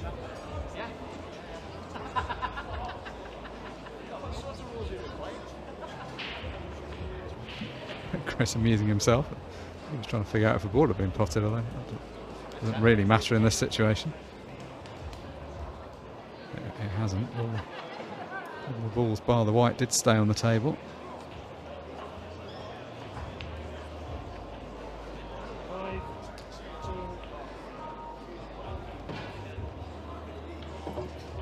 He's left himself an angle. He wants to pop the ball to the left centre, break out the yellow that's currently blocking the ball to the top left. Didn't want to stick in behind. He's okay. He's still got the. He's going to have that recovery ball to right centre. That's worked out really well.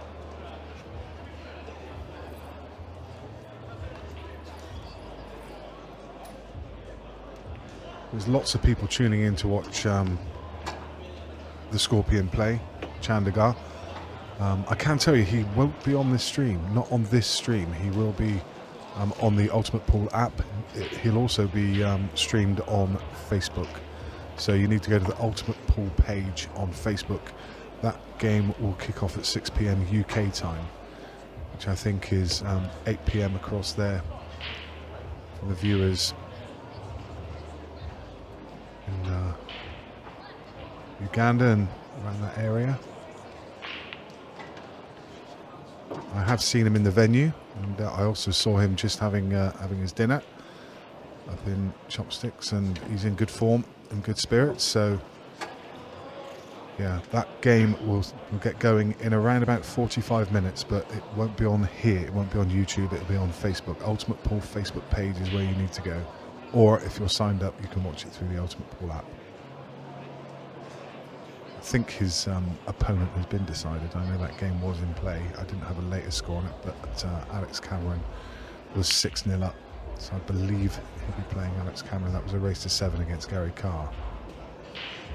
And if Alex is beating Gary Carr by that kind of score, by that kind of margin, then you know that Cesar's going to have a game on his hands, because Gary Carr, a very, very good Maltese player, one of the Maltese internationals, I believe. Yeah, we saw Gary Carr make the World Championships. A very accomplished player, looks to be enjoying himself. Quite an interesting choice this from Jimmy. Would you not think the ball on the left-hand rail might be the difficult one to get on?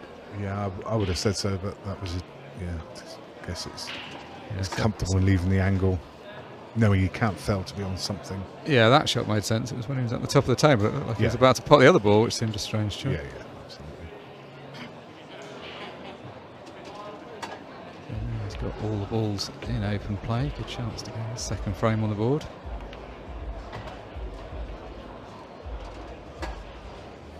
He's been a top player for a long time, so it's not like he's just got to this level, but I do think all the pool Jim is playing at the moment, he just looks just a little bit more fluent, or just a little bit more joined up, flowing from shot to shot a bit more naturally. He had a few health issues last year, mostly with an issue with his vision, one of his eyes, which was obviously a bit of a scary position, plus was stopping him playing for a while. I think he's possibly seeing this as a bit of a second chance. Now he's recovered from that, back to better health and playing well. Maybe sometimes something like that just helps you to put things in perspective. You realise the importance of making the most of these chances.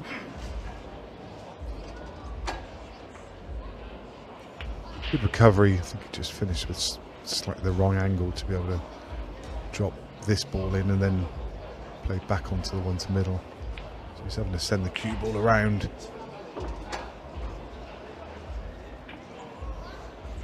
Certainly halfway line with this shot, it should still be okay. Able to control the cue ball. Puff the cheeks there. That's just be landed very nicely on the 8 ball.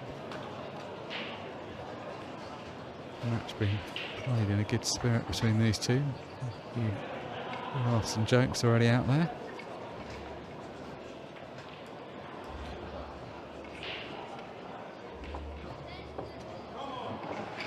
I suspect if Chris has just come back from playing a different cue sport, that this will be the round he's most likely to get defeated in. Once he starts playing a bit more, he'll get himself warmed up back to this game again.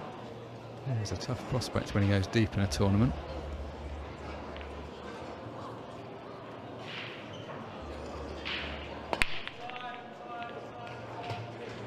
We've talked to him a few times about this before. He always says that his maximum power break is far more than this. It looks like he's hitting it pretty hard, but I think he considers by his own standards he's taking a fair bit of power off. Yeah, that's about 70%. I've seen him breaking in practice, showing the audience the power that he does have, and it's somewhere in excess of what you see there. Probably about 70%. Great layout. The 8 ball's a bit guarded, but still goes to the top left. Everything else pretty straightforward now.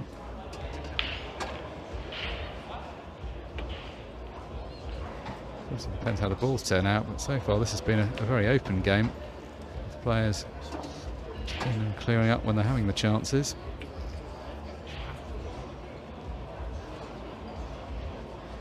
This shot matters even though it looks innocuous. He needs to end up close to straight. I mean, if you're going to be off straight, it's maybe slightly better that way around, but now he's got a bit of work to do. Yeah, he's got a lot of work to do. The 3 reds are in the path of the line he'd want to take, so he's going to have to come, probably spin the cue ball around 3 cushions.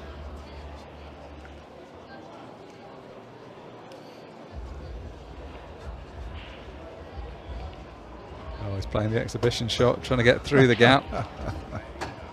I wondered if he'd be tempted. It was the sort of natural line that, but there's just so much that could go wrong with it. Fearless. That's good, isn't it? Very good stuff from Chris Melling.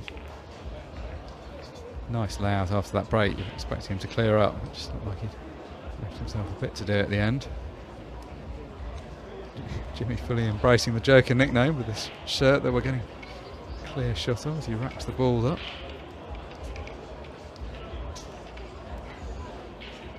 It's good to have a nickname that makes sense. Like Jimmy sort of does go with his personality, and he's fully embraced it. Some other people you feel are choosing a nickname because they've been asked to, because it makes sense in the branding, but perhaps a bit more of a forced thing. Not the best result off his last break, ended up in the right centre. See, you often see people adjust, like, will he end up over the other side of the table? Sometimes people over adjust. Got the line right there, but no result.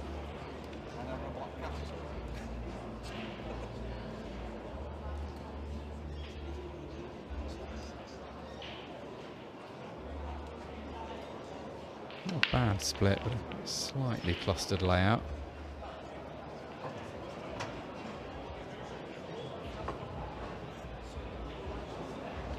Where's it more straightforward? Just click the ball to the left centre as a starter.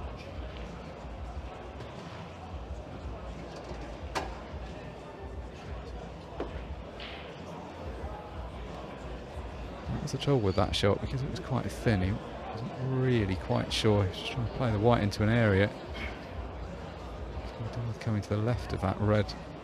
That will have the choice of next ball. As it is, he's actually in quite an awkward spot here, because the attacking options are very limited unless he pulls out a miracle shot. He's looking at a 3-ball plan, which would be quite ridiculous if the distance between these 3, they're all offset. High tariff. That's the kind of shot he's famed for, though. Just to pull out these very low percentage shots. And saving grace from his point of view is leaving that yellow. Doesn't have a path to the bottom left, so at least he leaves Jimmy with a bit to do.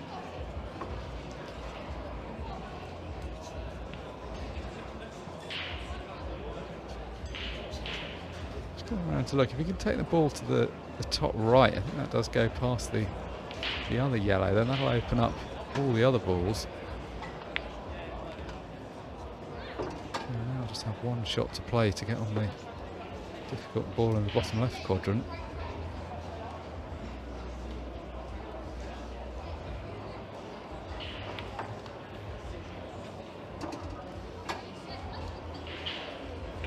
Chris Melling's an opponent you want to just keep behind. Such a good front runner. As soon as he starts reeling off a few frames, it can get out of hand very quickly.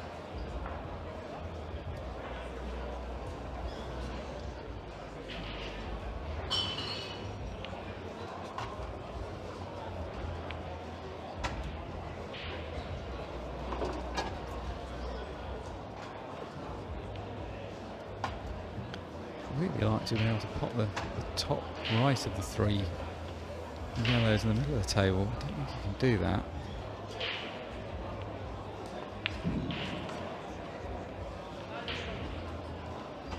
And if he's going to play it, he's going to have to play the bottom one to the centre and then drop on the remaining ball. He's going to have to leave a very specific angle, and that's pretty good. That looks first glance about exactly the angle he needs. That was important, wasn't it? Yeah, such a small margin of error on this shot. Feed the cue ball through the gap.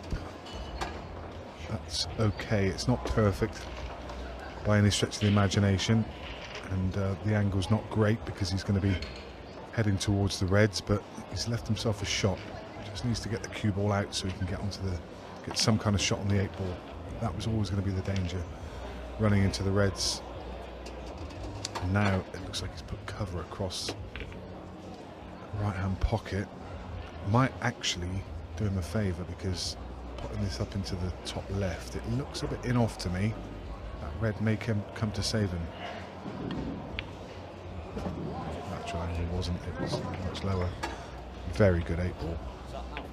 Yeah, fair play to Jimmy Croxton. That was a good pot. That was about as awkward as he could have left it from where he was. It was a good finish in the end. He played a good shot to get down for that last yellow.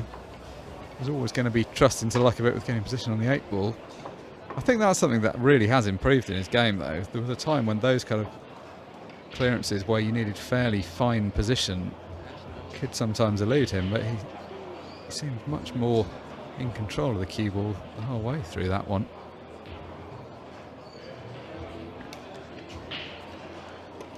Again, one more time, guys, I would ask that we ask in return for bringing you this stream over the weekend.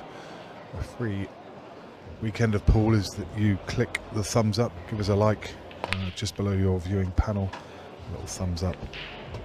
There's almost 700 people watching and just 140 people have taken a second to click that. It really does help us. Not underestimate. Gets us up the viewing rankings and allows more people to watch. That's all we ask. If you could just take a second to do that, that's all it takes.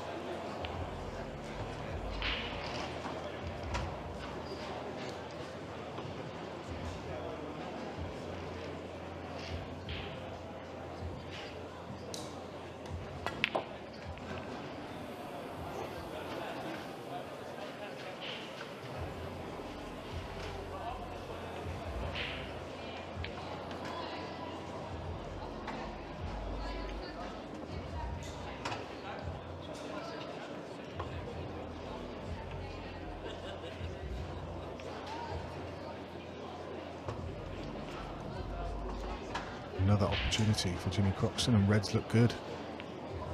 I think that red towards the top right passes the yellow. Maybe squeezes cushion first, but I'm pretty sure it goes. It's just about working out the path.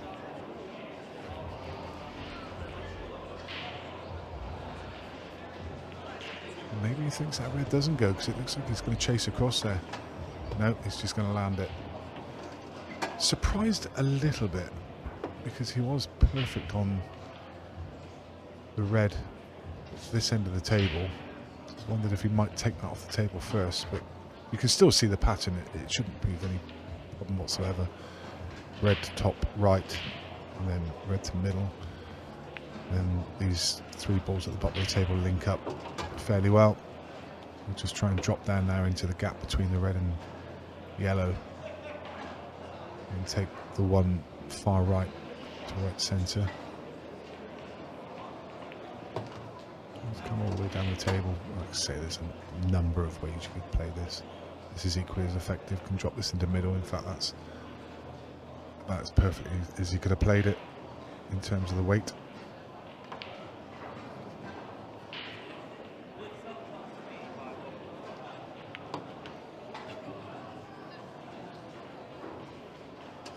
Drop this in, and then he's got the gap.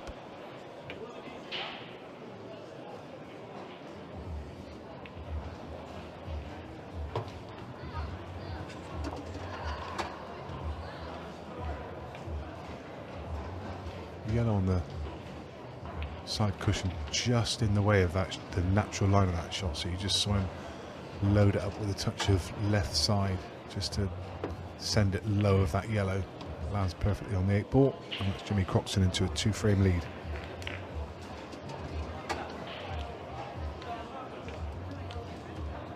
It's all happening pretty fast at the moment.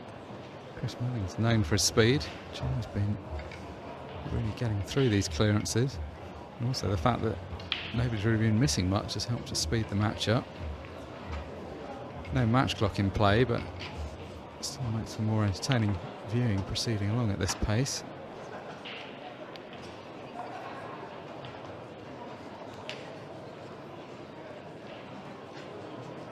Jimmy to break in this frame. Been having a whole lot of luck off the break so far. Dry last time, in off the one before. The last break was better struck though. He was a bit unlucky to come up dry. Going to have to repeat that. He's clearly been focusing on getting more power into the break. He's not doing is quite getting the same explosion from the pack as some other players. That one, in fairness, was better. The balls have spread pretty far and wide. He's quite unlucky, really, that nothing's gone in. All about the cluster on the left-hand side. Easy starting ball, but got to try and make something happen. Opted for control rather than brute force, and hasn't got much happening, so he's going to have to go in for a second time. Again, nice controlled cannon. Right. Bringing up the full range of shots, switches to the left hand. I can tell you that on the conclusion of this game, we'll have another absolute cracker of a game on this table. Ian Alley versus Declan Brennan. That's one to look forward to. And also, just a reminder, our Chandiga versus Alex Cameron upcoming at 6 PM in just under 30 minutes on the main arena table. That is not on this stream. It's on the Facebook, on Ultimate Pool Facebook. So just head across to the Ultimate Pool Facebook page. And I think you probably just find it there. I don't know if you need to follow the page, but I would have thought so.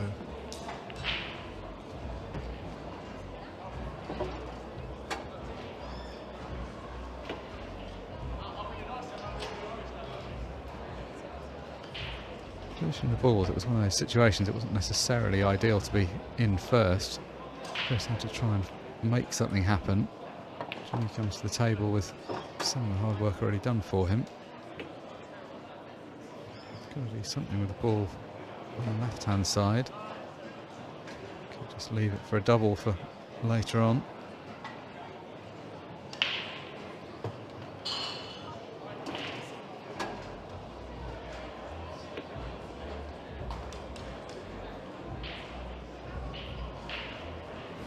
What a positive so far for Jimmy from this match. Scoreline obviously, but the man of the score as well. He's played well and he's making the game look pretty easy right now.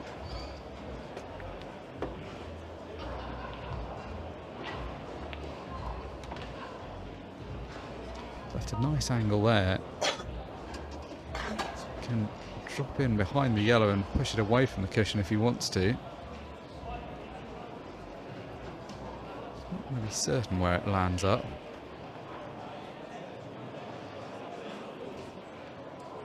Just trying to get a fullish contact on it. Oh, that's beautiful. Yeah, I mean, that's not the pocket he's expected to play for. That has turned out pretty well. Well, it's turned out very well. He was probably expecting to bump it across the other side of the table. This has been another good clearance. It's been another quick clearance.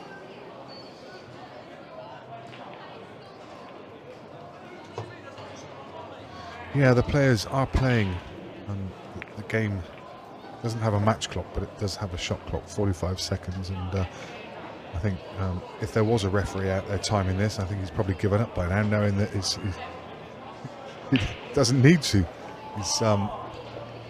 These two wouldn't be troubled by a 15-second shot clock at the moment, the way they're going around the table. I'm sure there is a referee out there. Out of shot. Yeah, it's been one of the most entertaining matches we've seen so far in terms of the clearances. It's just been one or two mistakes with people trying to open balls up, and occasionally that's let the other one in. But apart from that, it's all just been one chance, one clearance.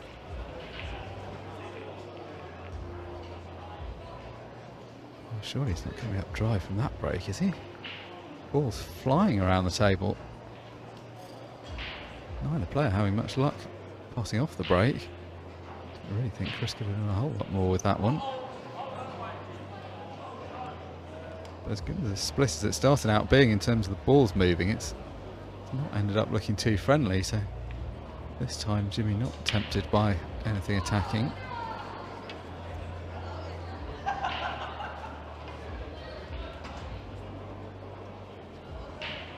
It's a race to 8, so Chris has still got a bit of room to play with, but he's obviously going to want to make something happen.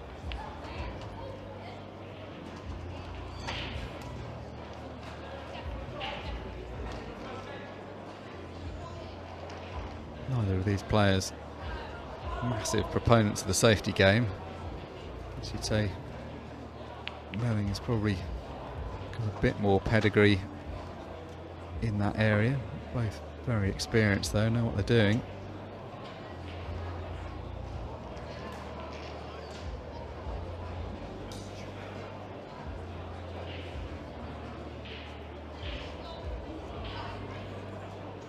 There are times when Chris plays very fast and he's known for that swashbuckling style, but equally you can see the issue he's facing here. He's playing an opponent in really good form. Doesn't want to be opening things up and giving away chances. To at least make it hard. Doesn't come off great though. He's left half chance here at yellows. Obviously a couple of opening balls he can go for. There'll still be the 2 balls tied up on the right hand side. Is that enough to put him off going for a clearance?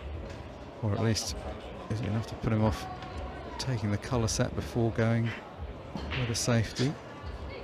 Yeah, decides just to carry on playing the containing game. Yeah, I think that's the right thing to do as well. Leading by 5 frames to 2 and in control, so I'm trying to push the boat out. This is a really messy table.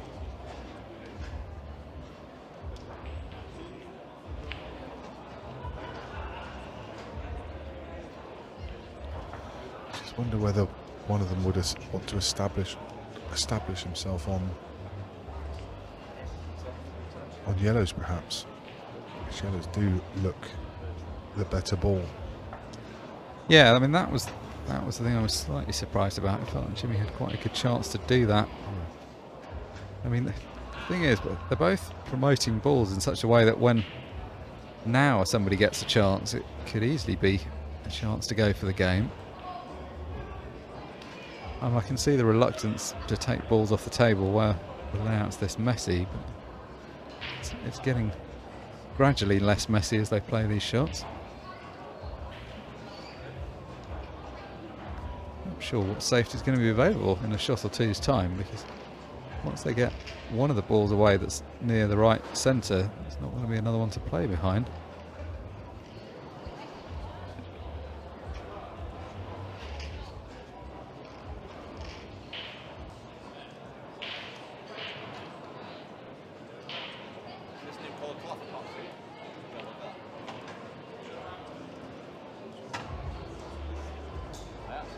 Just checking out it's a touching ball.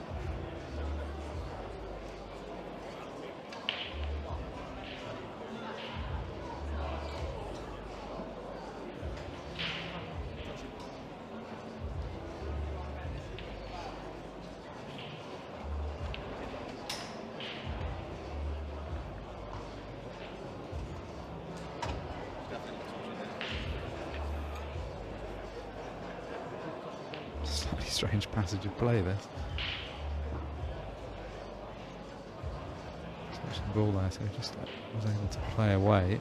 This time it's not a touching ball, so Chris will have to hit the yellow first. If it's not a touching ball, this is going to start getting quite difficult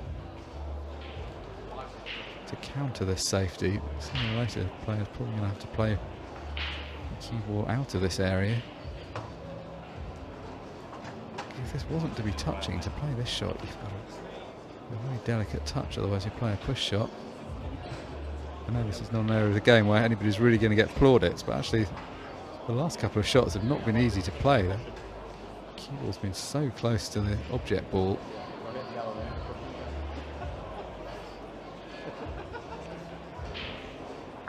The thing is, if you get jammed in there, then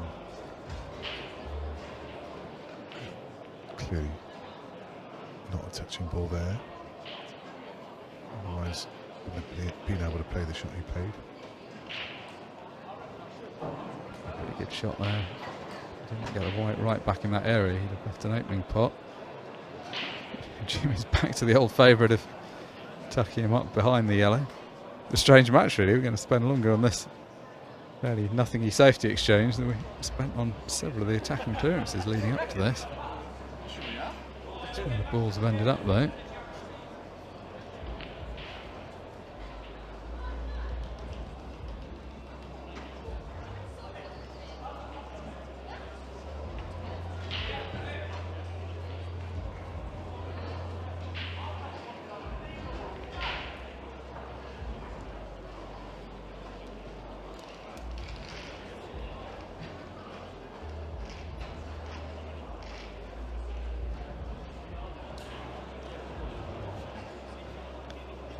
Surely now, at the end of this safety exchange. Yeah, Melling looking at spreading things around here, looking at dislodging that yellow on the right.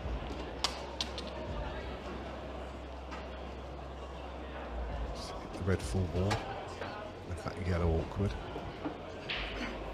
Still on the yellow top right, probably through the gap as well to right centre, but he's having a look at this one now.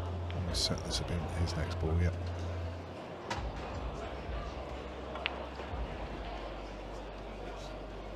Spins the cue ball up the table. I think if you drop him behind the one on the right hand side, it's probably not quite as tight as it looks on the screen. I think you can just drop it into middle.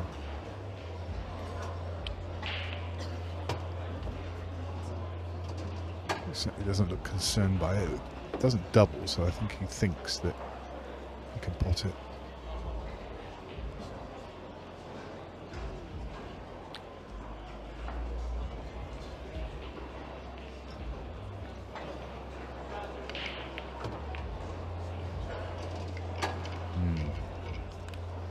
Well,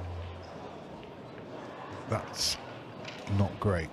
Just looking to flick off that. Actually targeting the 8 ball. Then would have almost certainly been on something, but just catches the yellow. Yellow goes down table, and now he can even get through to the potting angle on this one to the yellow, to the middle. I said I think you can fiddle it in, but not from this angle. This is pretty horrible, especially when you've got to spin the cue ball. Yeah, it's never there, so just trying to run in for cover at the bottom of the table. Similar pattern to a few earlier frames. Feels like the frames that Chris has lost. A few times he has got in first, and he's chased after the more difficult chance and then handed over the easier one to Jimmy to clean up afterwards.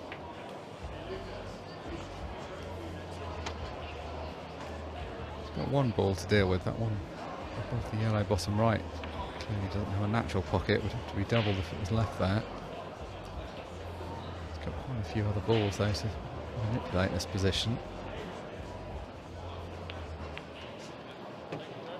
Be a valuable frame to win this, not just because it leaves them near the winning post, but also there's been quite a few frames now that Chris has been in and has had a chance.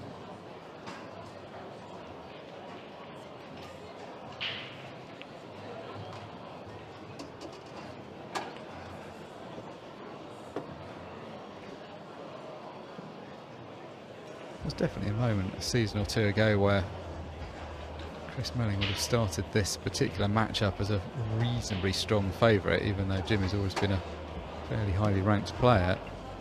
In the form of recent months, Jimmy has been on the up and Chris hasn't been devoting as much time to this version of the game. So the matching has got a bit closer than it would have been.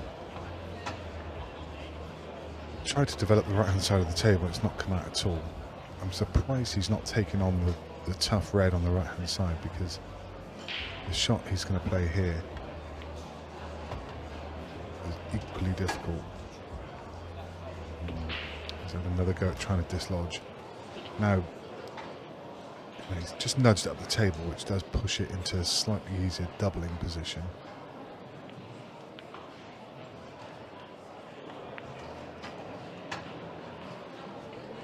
Just pushes it in behind.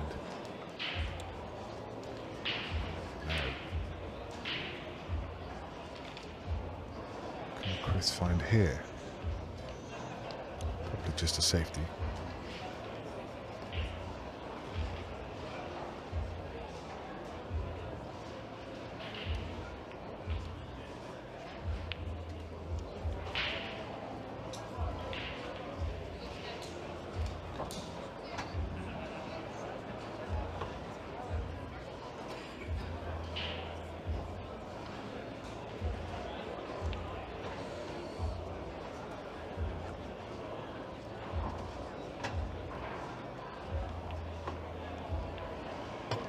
Great shot, Jimmy Croxton.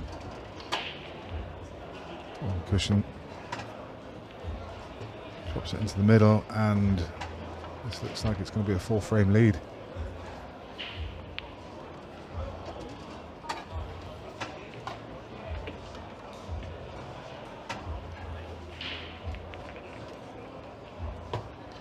(6-2) in favour of Croxton. This is a frustrating match for Chris. He hasn't done a whole lot wrong, but he's just done enough wrong.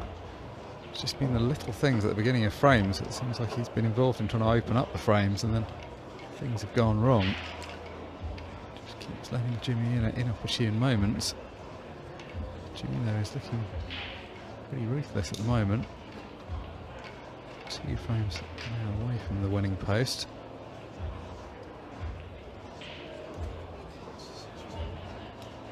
Would really just like to get a clean clearance off his own break. That's been the main thing the match has been lacking. He's generally been relying on coming in second and clearing up, which he's done well.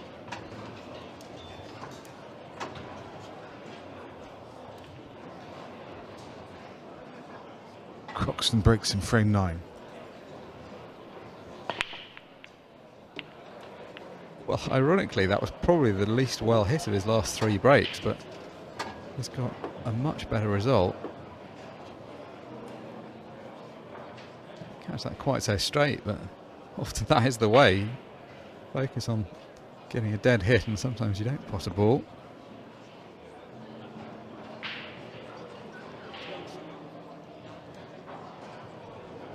Just about get this yellow through to the top left. Oh well, no, in fact he couldn't. He ball into the right centre, the left centre. Yellow's just tucked in behind the red, top left. It's going to cause him another headache. Not absolutely plain sailing for Jimmy Croxton, but at 6-2 up, I feel very comfortable in this game. Chris Melling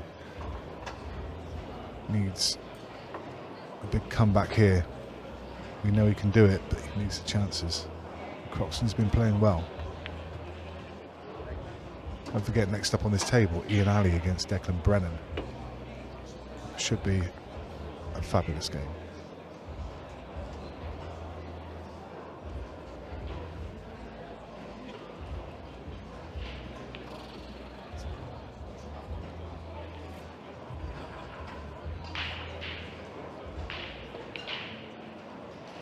Oh, that's a great double. That's a great double from nowhere. Yeah, he's played some shots in this match, hasn't he? That was absolutely top draw. He's playing another good shot here, though. He's not quite got a natural angle here. He's going to try to force the cue ball over. Not bad. He's on the double. He's just going to play one more shot to hold position on the last yellow.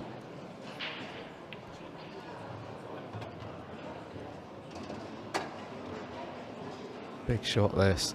This is effectively for 7-2.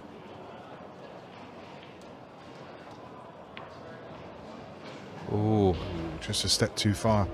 That would have been a top clearance. A lot of pressure on that shot as well. It's 6-2 up. I mean, you know, he's got a comfortable lead, but he knows how key that frame is to go 7-2 and get himself on the hill. The last thing you want to do is let Chris Melling back in.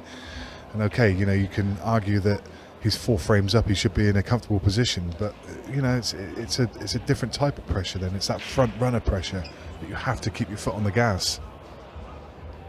Yeah, it's the first real potting mistake in open play. It wasn't an easy shot, obviously.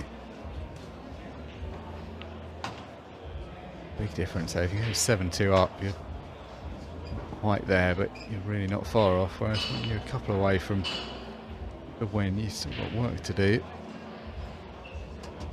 It's all really about the shot to transition from the top of the table to the bottom.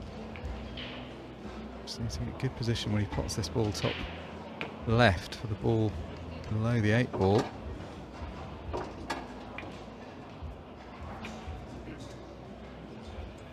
Yeah, there's very, very little margin of error here. Target point along the line of the kind of top of the racking line. Could be left or right of that, but that's that kind of line. That's a line. There you go, right across the top.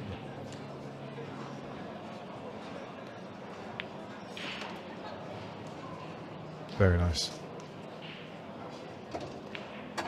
And Chris Melling pulls one back, now 6-3. Will Jimmy Croxton be looking back on that missed ball at the end of this match, thinking that that was the turning point? He's been in control all the way through, but he just cannot let Chris Melling back in.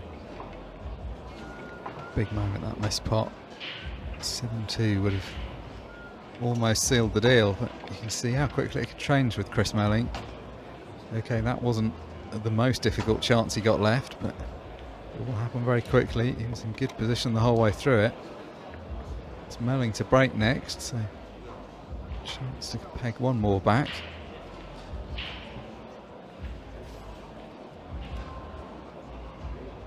Melling prepares to break in frame 10.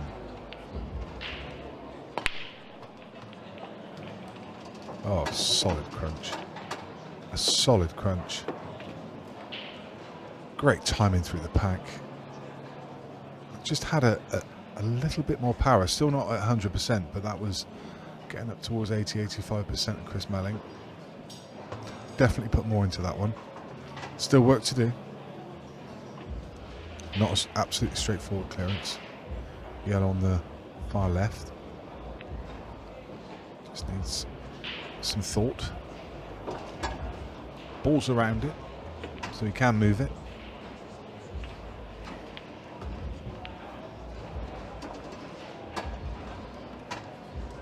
What's happened here?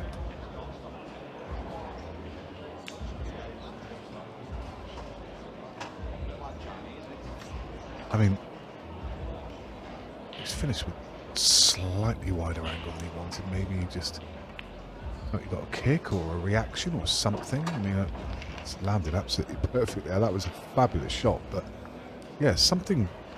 He didn't like something there. That shot he's just played though before that to get position the ball he's just potted was fabulous from where he was. Yeah, as good as it gets.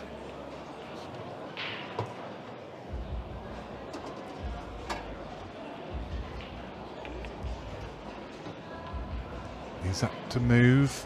Needed that to spin. Does it go bottom left? Yeah, it's definitely not the pocket he was playing for. He was playing for bottom right, but that cue ball just died. He played it with just a trace of check side, and the check side killed the pace. Very tight. It does go. It's only half a pocket. Yeah, I felt like he was just slightly overcomplicating that last shot. I could have just played it almost plain ball. Loaded up with a bit of spin. It's the game he plays though. He's so effective. Lucky if he has got enough of the pocket to play this bottom left. So to aim it wide. Oh, he's played that really well. Only in half the pocket, just had to drift that in off the top draw. And now for Jimmy Croxton, something to think about. I know he's still 2 frames to the good here, but had a chance to be 7-2 up, and now 6-4. Is it going to feel quite so good by that comparison? So a couple of people asking how you access the Facebook stream. So it's going to be on the Ultimate Pool page. pretty sure. I mean, if you've liked the page, I think that when it goes live, I'm pretty sure that the Ultimate Pool logo that's currently got blue around it, I think that turns red, and it just says live across the middle of it. And I think if you click there, it'll take you to the live stream. If not, it should just be in the body. In the body text, you'll see. I already see that there's an image up promoting the game. It's the debut of the Scorpion. So that game will be underway in just a few minutes. So Ultimate Pool app or on the Facebook page, Ultimate Pool Facebook. Don't make the mistake of going to Ultimate Pool USA. It's just Ultimate Pool.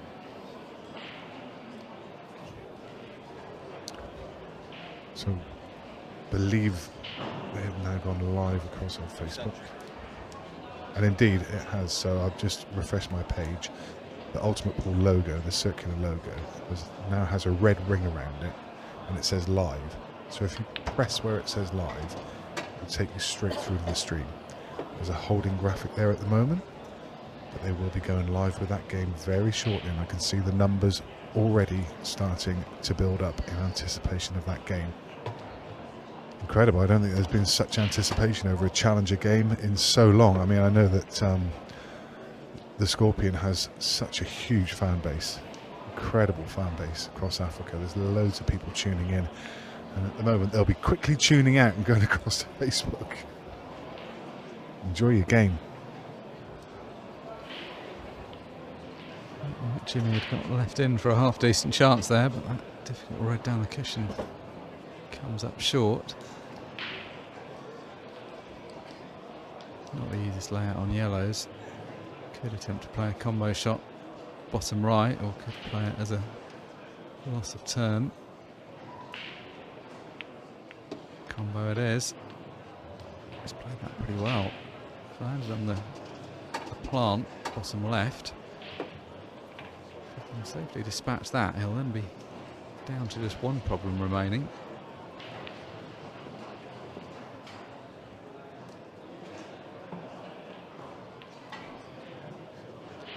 Well, decides to bail out, and it's probably a really good safety shot. All the pressure now reversed. Jimmy would really like to hit one of the two reds in the top half of the table, because then, well, ideally the top one, because then he can keep Chris away from the yellow balls that he's going to want to pot. Well, that isn't bad. He's left at least one pot on though.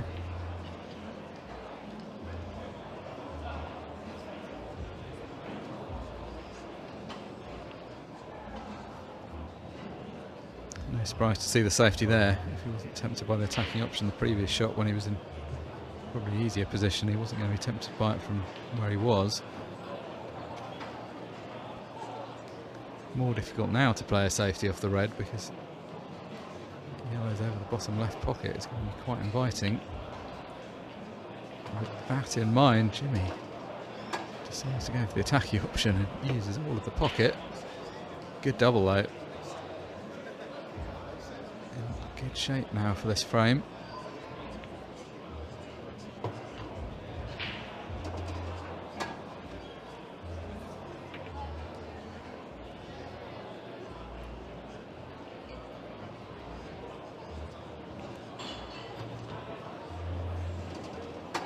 Just the lightest of taps on that red as he went past. That's not done anything to disrupt position. You've got to say he's going to be relieved with this. He had a 6-2 lead, which could have been a 7-2 lead. Let's watch Chris Melling fire off 2 frames very quickly. But with that 8 ball, Jimmy Croxton does get himself onto the hill. He leads Chris Melling by 7 frames to 4.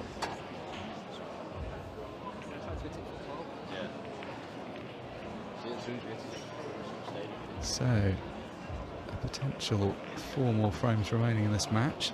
Chris Melling needs to win all 4 of them. Jimmy Croxton, any of those 4 frames will see him through to the last 32.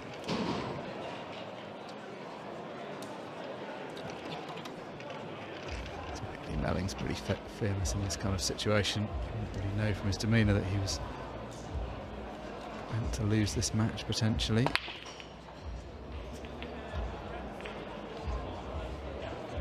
Come up dry, surely. Wow, he's hit that very hard and he's got a good split. What's Jimmy got to start with? Can you see the plant on the yellows to the bottom right, or he's got a choice of a red bottom left.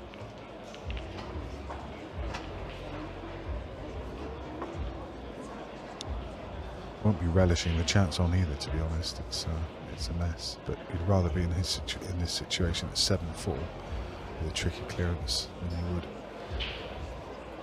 Chris Melling, I was going to say, I think this is the right play as well. Just hand it across to Chris and say, there you go, give it a crack. You may see him take this yellow on, cushion first off the back of the red, try and open up everything. Comes off, could easily win in the frame, but if it doesn't, just taking it to middle, the more conservative option, just making sure he's on yellows. That's the issue when you're playing this kind of safety battle, whether you want to establish the colour. It would have been a case for Jimmy playing a yellow and then playing the safety.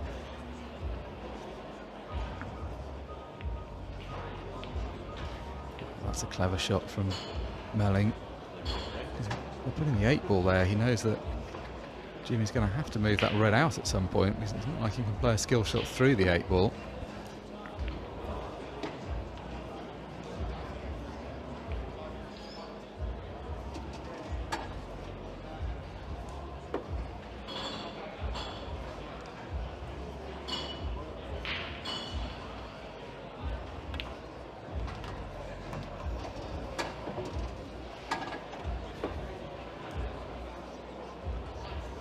Well, try to go with the attacking option. Ball in hand for Jimmy, but he's not going to try to go for anything here, bar open the balls up. I'm sure he's played quite as tight a safety. I think he's probably hoping to open those balls up and leave a full ball snooker. Option's not great for Chris, but it does look like he can see at least the thin edge of the yellow in the middle of the table.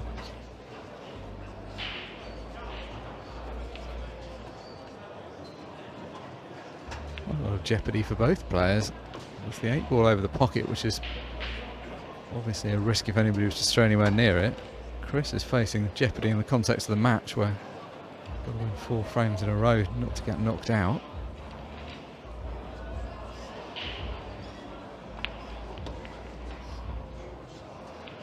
And that has not gone well. High tariff shot, but it's ended up in a really awkward spot for him.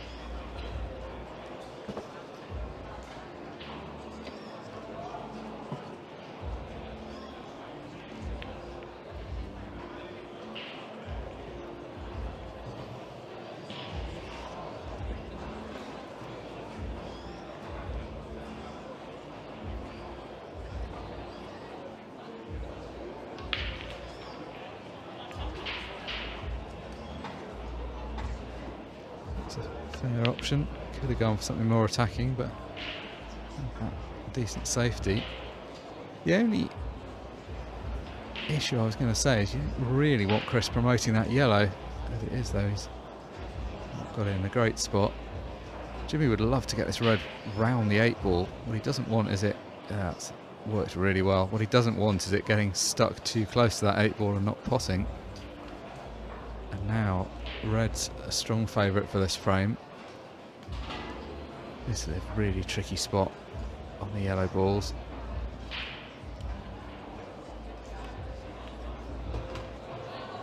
Chris concluding he's got to try and make something happen here. He's run too far to get good sight of the yellow, though. What do you do here? It's difficult to make any kind of decent shot on the yellow, but anything short of potting it isn't going to be a great outcome.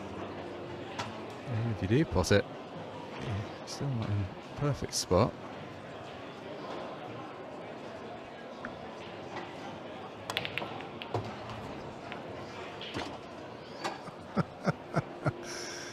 Goodness me.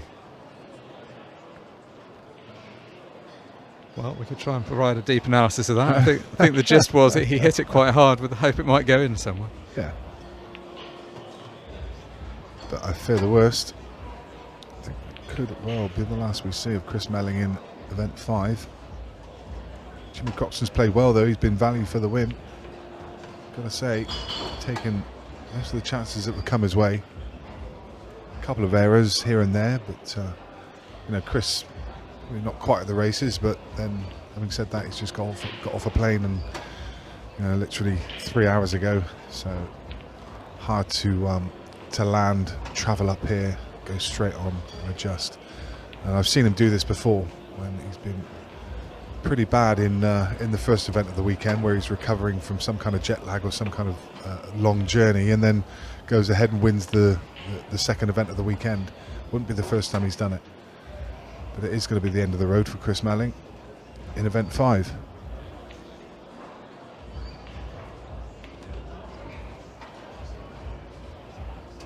Solid performance from Jimmy Croxton. The Joker progresses.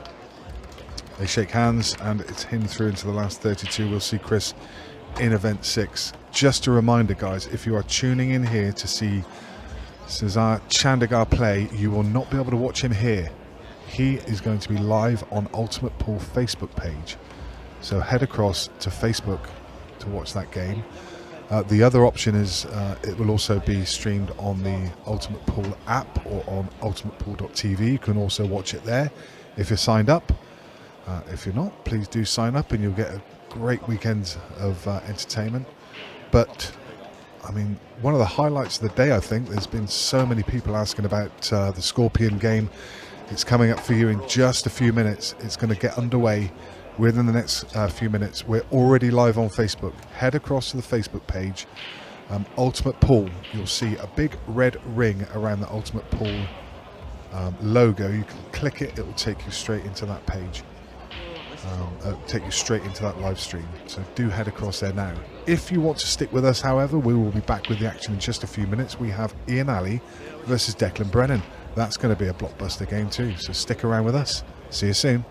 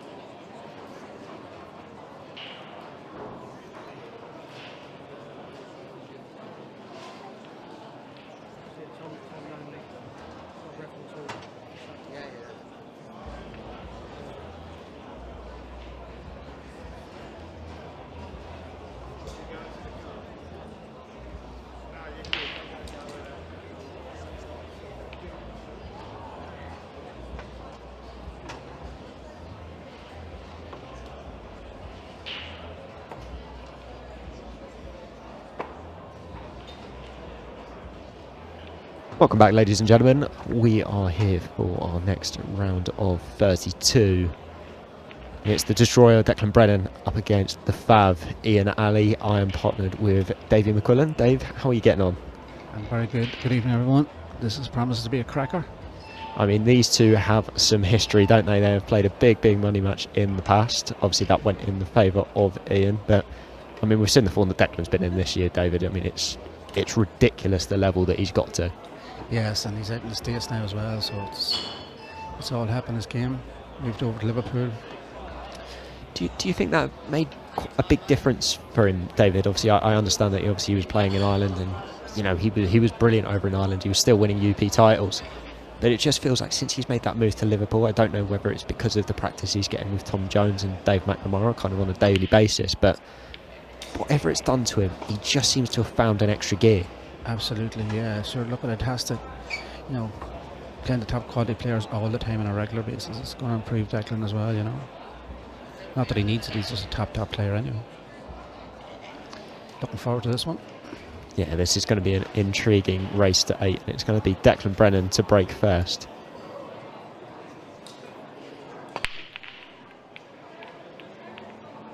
And it's not a bad split. It's gone dry. It's gone dry, but look at that cluster of yellows in the middle.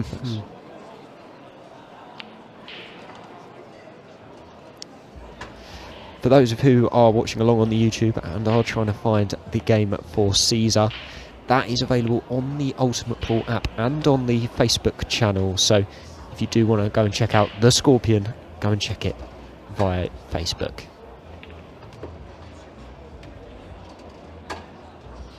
Ian doesn't hang around, so there he'll go for them. He will know how well Declan's been playing. He'll want to send a marker in very quickly.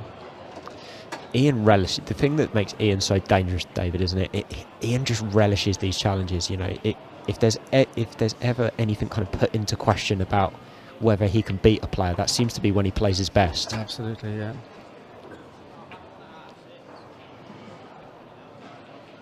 He's such a good touch. This new cloth will suit Ian's game something else. Just that wee gentle touch. I mean, you can see it straight away. Yeah. I mean, plumb off of the side cushion to land on this yellow here. And the more he plays in this cloth, the easier he's going to make it look.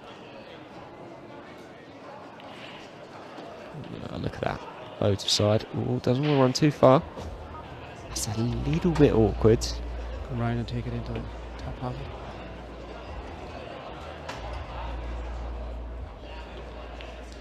Goes too far. He has the left middle, has he?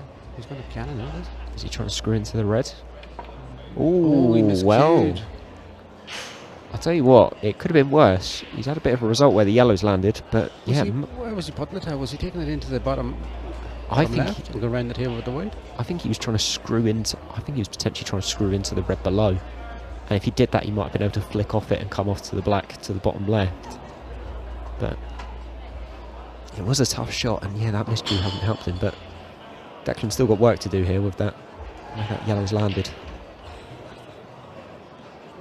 For the rest. Yeah, he's going for the rest.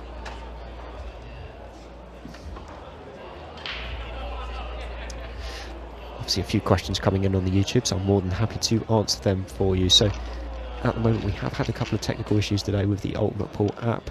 At the moment we are asking people who are watching along just to refresh it, just to see if they can get it to work. We are trying our best behind the scenes to help with that as well. So obviously give it a refresh, give it a couple of tries, but we are doing some work on it as well as we speak. And also, what model is the table? Well, it is one of our Rasson Apollo tables, obviously set up for the event, and it's got our brand new CPBA cloth on it as well, in the nice new teal. What do you think of the teal, David? I think it's class. And just as I say, even with speaking with Ian there, it's the more people playing it, the better they'll get to love it. That's the thing. It's all just pure touch. I mean, it took us a bit of time to warm to the grey, didn't it? Thinking back. Yes. We got there in the end, and a lot of the players are loving playing out on here at the moment. Shows a confident Declan is there. He straight away he went for the problem ball. Left himself an angle to the middle, come down and break them up. But now it's just a formality for him. Yeah, he's looking good here as the destroyer in the first frame. It'll be a damaging start to Ian Ali because, I mean, when these two have played previously in any event, it only takes a mistake or two to cost them a match. And Ian's already made one.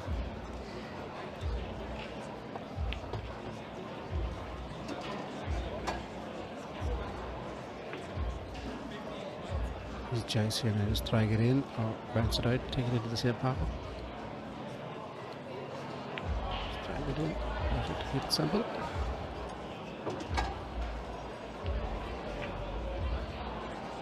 So Declan's been so good out, David, isn't it? Just keeping everything simple, nothing looks too hard, nothing's too far away.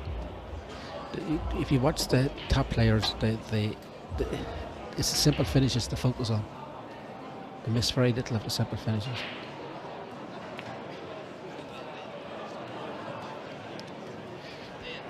Just a question there, obviously. First frame to Declan Brennan, just in regards to when the semi-finals and finals are. They will be played out tomorrow, so if I'm correct, we play to the last 16 today. And the 16 come out tomorrow morning and will carry on, and then the final will be tomorrow night. Also remember that we do host 2 events each weekend, so this one will come into play as well. Next one starts in the morning at 10. Starts in the morning at 10, David. Who have you got tomorrow? Eddie Barker. Eddie Barker. It's a good game, that. Yeah, nothing easy.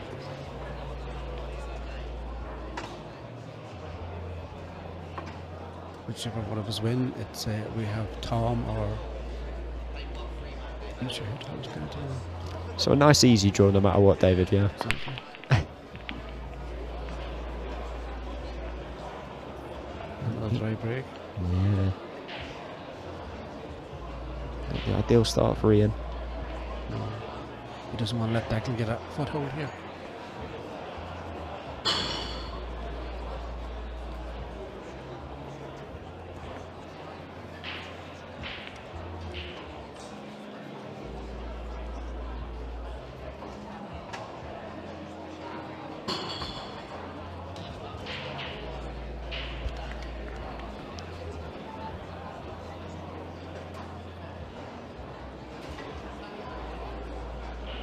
Yeah, so Declan opting to go yellows there. Where's his problem balls, Davey? Where would he be looking immediately? This one to side the red. He's looking at the angle there straight away to just run into the red. No more problem balls after that if he runs into the red.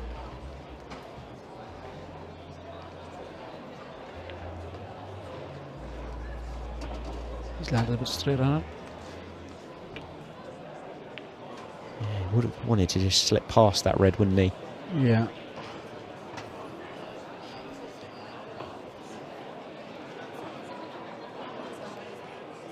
He may pot this bottom one and screw back up the table.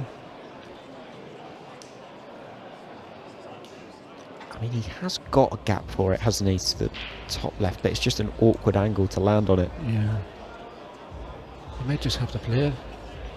Has he maybe got an angle now? I don't know. Yeah, he's going to take this bottom one and screw back up. He's in 2 minds.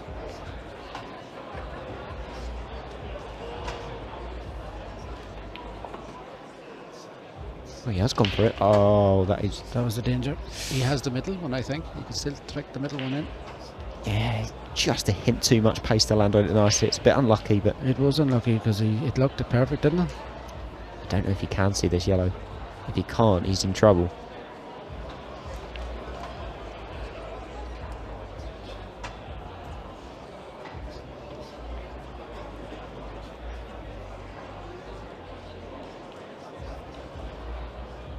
Yeah, right, Luke, he's not on it.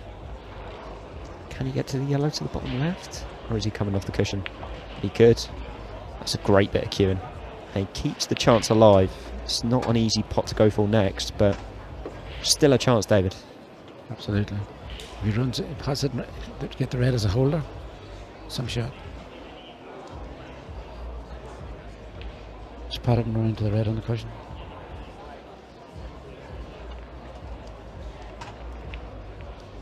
Oh, off the yellow. Off his yellow. Did he actually? No, he didn't. He put the hand up. Well. He'd missed that by a lot. Even the best get lucky, David, don't they?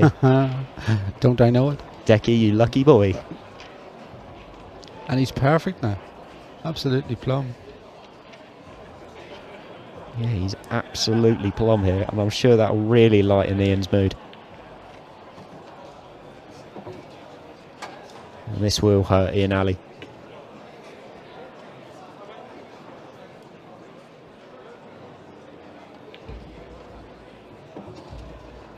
2-0 Declan. Yeah.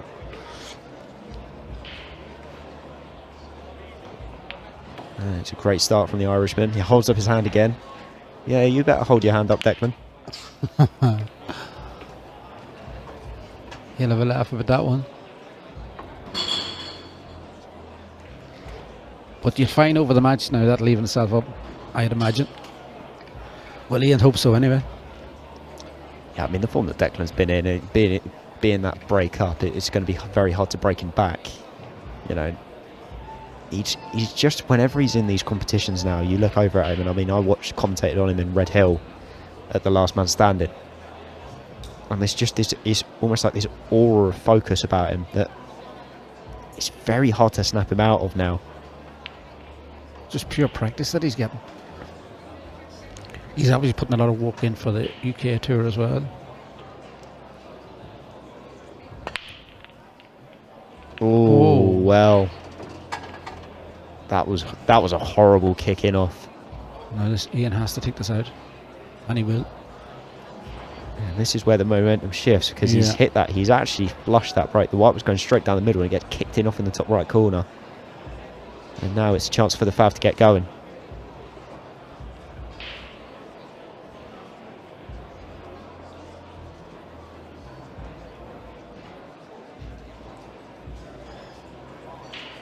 And he's opted to go reds.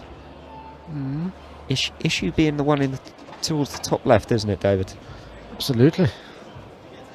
Yellows seem to be yellows all day long there, didn't it? Yeah, he's actually not landing very nice after the first shot either. He's got a positional shot to play. It's either a thin cut on this one where he's hampered, or a thin cut to the one in the middle where he's got to try and line the cue ball. This is not easy for Ian. Is he maybe going to try and go into it now? There you go. Where's the line? What a shot from Ian Alley. Perfect. That's excellent beautiful. Got that sweet, didn't he? Yeah, he looked too thin on it, but he's absolutely flushed that. Still got to pull out one good pot here, but well and truly in the frame. Oh, Ian.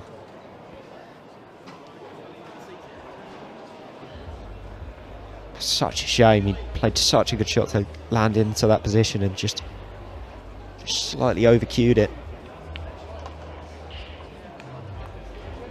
And an opportunity now, Declan, to cause more damage. It's not easy, but it's a chance. Yeah.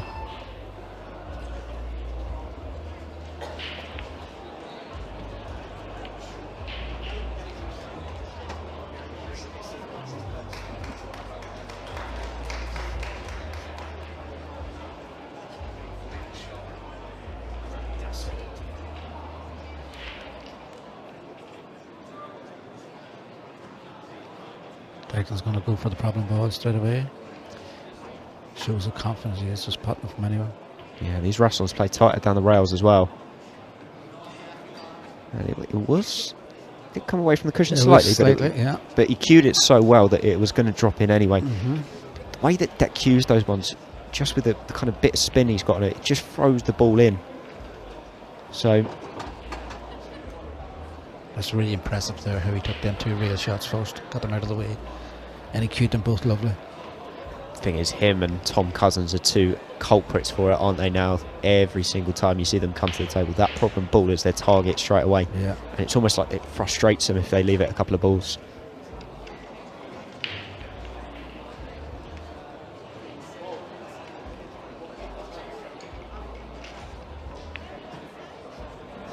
And he's back perfect again. Playing out into the area for his choice of yellows.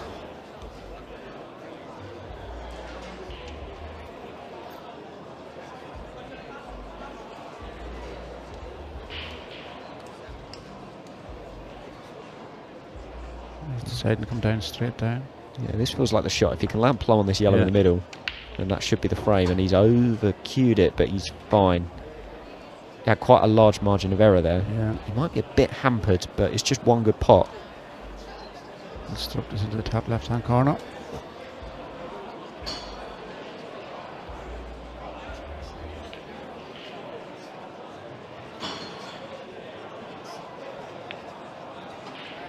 He's just so good at those, isn't he? Declan 3-0. And Ian will probably be thinking... Could have been 2-1 to him. Yeah, 2-1 to him. Yeah, but he's taking punishment at the moment. Declan Brennan is making the most of every opportunity, by hook or by crook, and he is 3-0 ahead.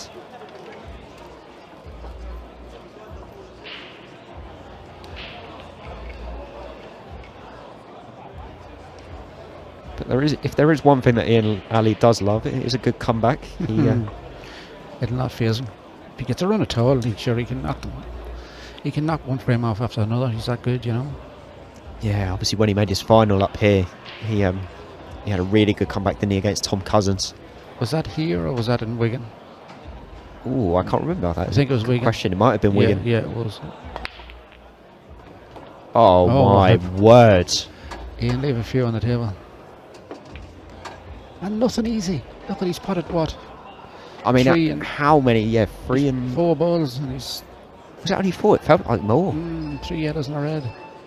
Well, actually, if he can cut this yellow in, he's in a brilliant position. That's a good shot, just to open that up. I mean, that is an absolute terminator of a break. And he really got through into that. He give it that bit extra and got through it well. Now he's just got to tie things up. Yeah, don't kick red. He doesn't want that. Oh, Ian. Now he's in a bit of trouble. So many times in this match so far, it feels like he's done the hard work.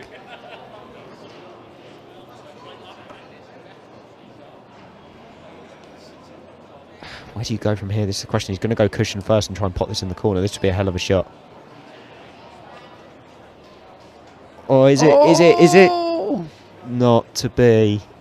Great effort from Ian Ali. Absolutely. But can Declan counter again? This is a bit of a tougher counter with 2 yellows over both bottom corners.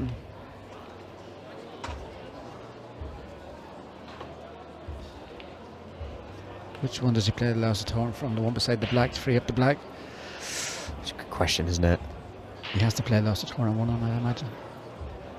I imagine it wouldn't surprise me, maybe, if Declan was to pot the one into the left middle and then play a loss of turn using the 2 that are together towards the left middle, slightly further away. Get the snooker that way and then cover the 8 ball to that corner. Just the snooker has to be good because both yellows are covered. You know, both yellows over the pockets. It's going to be an easy one for Ian to get out of. Just thinking if you can get it tight, then you might make it difficult for him. But he could actually go for this. They're looking at the red. It's going in off the yellow to open that pocket. Yeah. Side the black. He knows leaving the white. Anywhere Ian's going to get a. He's going to get out of the snooker. Yeah. Now he's going to play the last one, stick him to the black, is he? Depends how much room he's got. Would he maybe play the skilly with that? I don't know. Has he got there? I don't think he's got there, has he? It's very tight. Body language tells me he hasn't quite. Yeah, I think you're correct, Luke. But you're right, he was going to play the skilly, I can imagine. Or else stick him to the black, that he couldn't get up and down.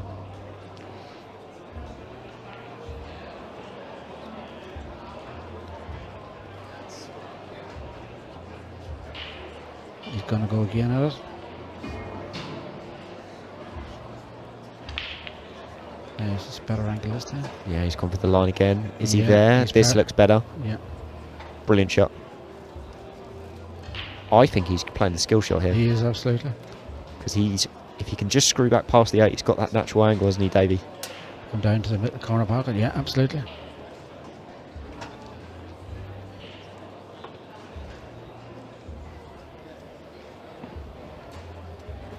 This will hold Ian. This one, of all the frames, will hold him.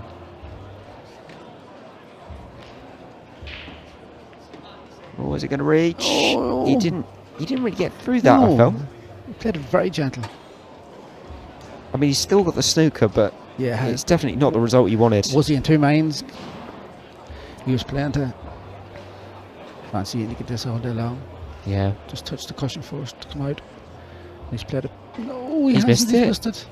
Ian. Whoa, well. And Declan with ball in hand is going to get out here because he can just put it right behind that problem red.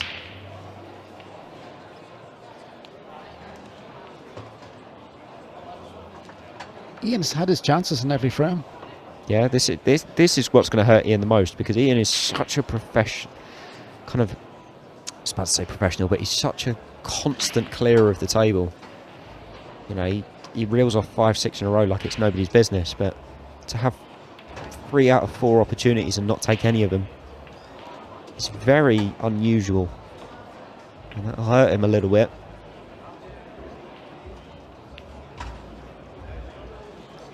But golden opportunity for the Destroyer to go 4-0 ahead. And he will be in dreamland at 4-0. And there you go. And that was on Ian's break as well, so it'll be Declan to break next. So he's broken the serve twice. And now it feels like a long way back for Ian Ali, doesn't it? Yeah, anybody can do it though. Ian can do it. He has the tools. Yeah, there aren't many men that are as equipped as Ian Ali to. Ian can wrap them off one after another real quick, you know. So he's never out of this, but he needs to get one on the board very, very soon. I think if Dyken gets one more, there's no way back. Because Ian's getting his chance, he's just not taking them.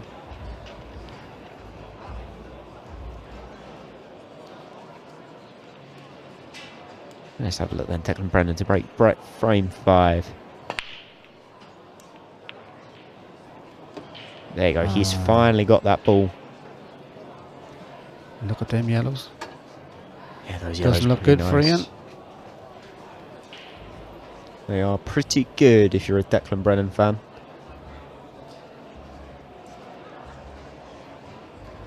But you're right. You're saying about Declan from he's come over now. Look at the tenacious look on his face. Like he's just really focused, determined.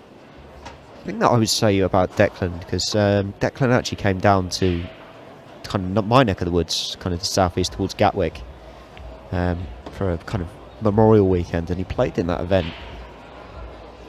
When he wants to and when he needs to, it's almost like he goes into like business mode. Yeah. It's how I would describe it, and it's just it's almost like a little flick of the switch, and he just starts reeling them off. And he's still in perfect position here. He's just probably going to have one shot to play just to bring the white slightly further down the table again. Beautiful. He's looking at that angle now where he wants to be to come down the line. He's taking it now. I thought he might wait on that. I know it's a slightly tough pot on the cushion, but I thought he might leave that to last ball. Yeah, that's perfect. It's perfect. I thought the same as you. He would have left it to the connector for the black. But yeah, he's just going to take the black into the bottom right. So such a good cue as this deck. I suppose he probably doesn't mind taking it slightly longer. Yeah. Declan's he has that snooker background, so no pot fears him.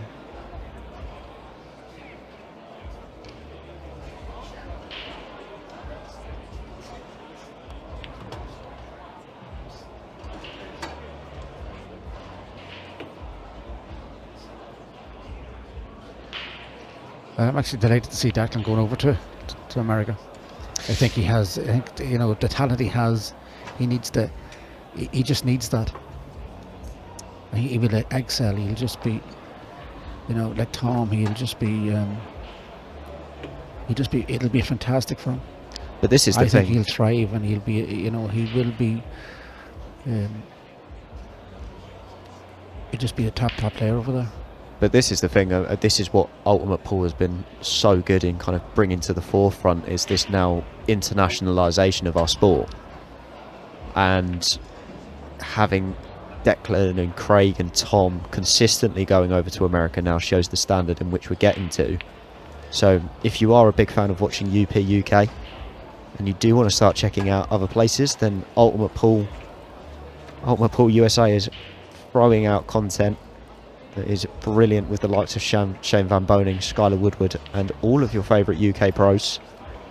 On top of that, obviously we do have Ultimate Pool France, Ultimate Pool Ireland and all the other subsections of which you can check out online.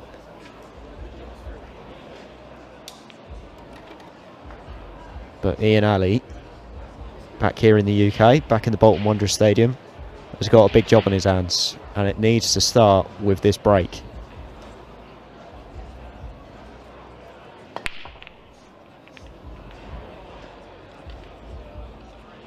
Gone dry. It's just not happening for Ian today. Cannot believe that's gone dry. And once again, Declan's handed a presentable split.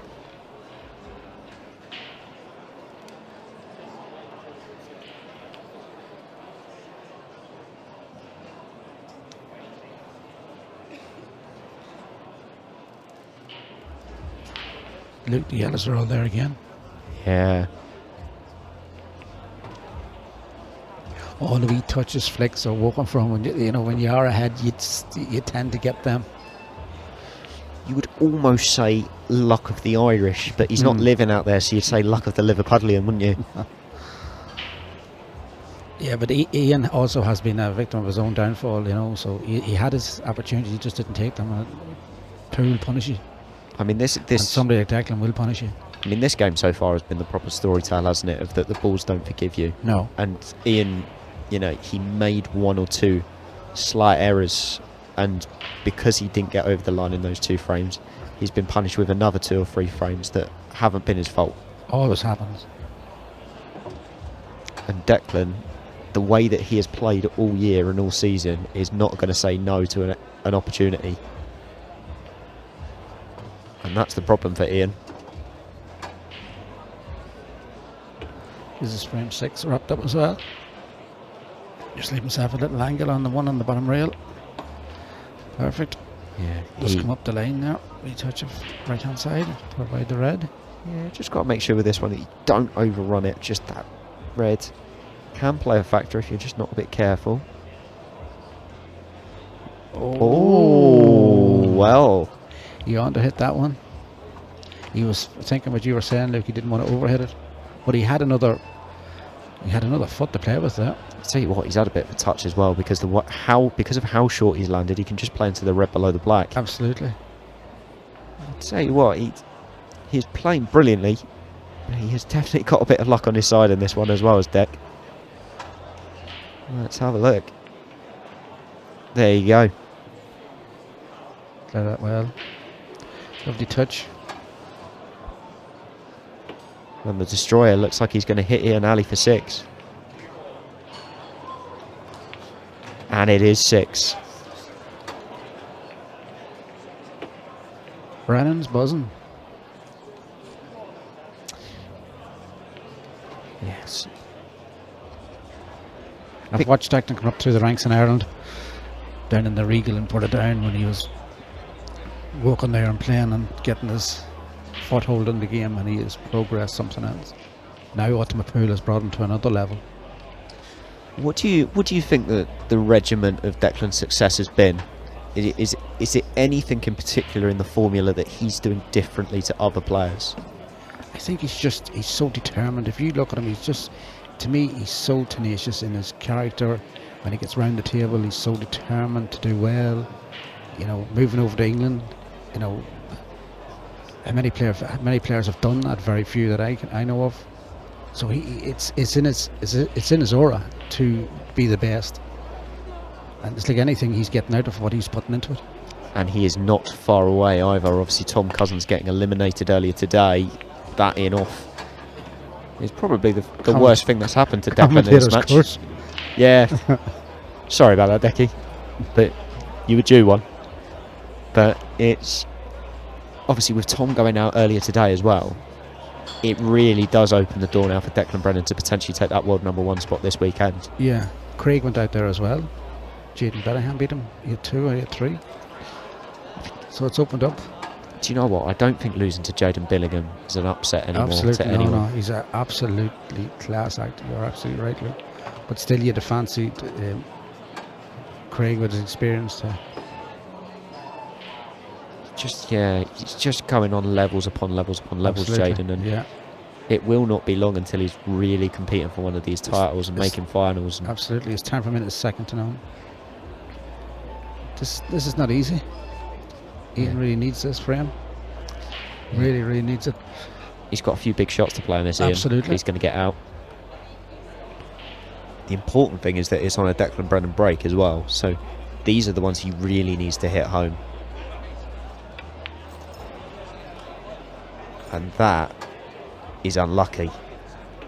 It's unlucky. How has he ended up there? He might have got the one to the top right, he's but one on top right. I feel like he was due a little bit more than that for that shot. How he's found that gap, I don't know. He's the yellow here on the side rail to hold. And he's missed. And there's another miss for Ian Ali. He's got away a little bit with this one.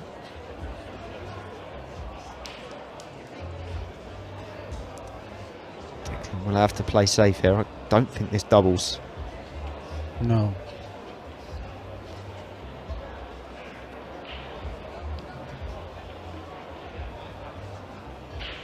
He's going to cover this red with the yellow in the middle of the table, and the other 3 aren't going. That's what he's looking at.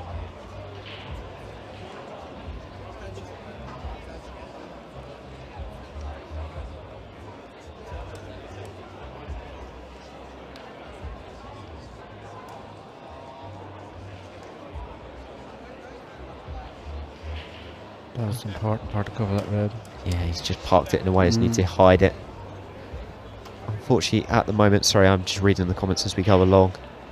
Unfortunately, we do not have access to the other matches' scores as we currently stand. But if I do have anything filter through, I will let you know. Obviously, on the main table at the moment, Alex Cameron is on the hill against Caesar. And he's going to get out of that. He's put a red on the side cushion. He's knocked all. He's knocked everything in the open for Declan, hasn't he? Yeah. A tough day at the office, you feel, for Ian at the moment. But when they go against it, they go against you. As you said earlier, the pool gods, I don't forgive you. That my first miscue was set a tone for Ian for the whole match. Was that the first frame? Remember he miscued on the yellow? Very first frame, yeah.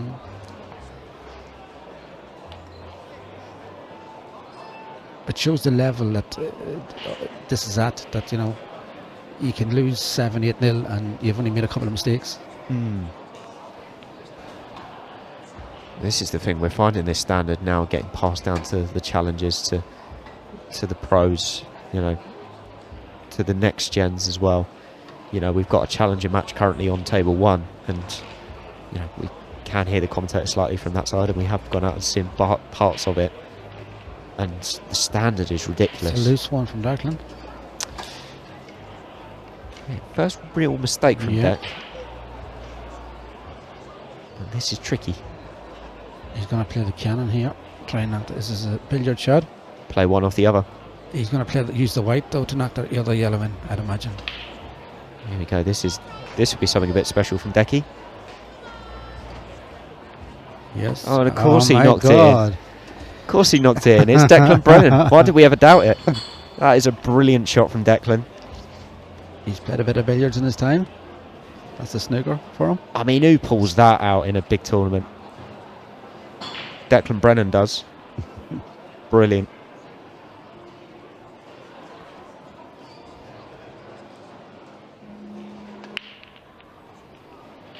What a recovery shot. And it looks like he's going to get out in this frame as well. This for 7-0. Ian Ali staring at a donut. Declan staring at dominance.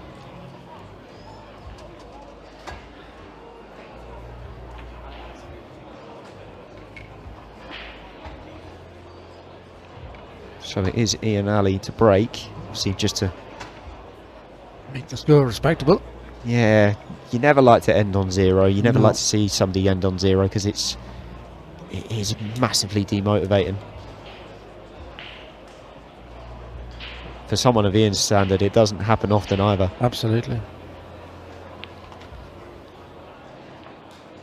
Ian Alley to stop the rot. Needs a ball. Needs a ball. I mean, how have they all flown towards that corner and nothing Ian, dropped? Ian just wants to get out of there. He just wants to go home. I mean, He'd be just wishing Declan just finishes this to put him out of his misery. Just didn't happen for him. I mean, with the split, to be fair, there's not a lot Declan can do. Look at where all the yellows are landed. They're all covering each Yeah, other. but because he's 7-0 up, does he pot a red here and go straight into the pack? I think he will. It's not even as disrespectful. It is the shot because, you know, he has the lead. Yeah, he's trusting by your word, Davey. Well, is he going to play the lost turn? I mean, this is very... I don't think it's beneficial. I think he wanted to land right behind it. Yeah.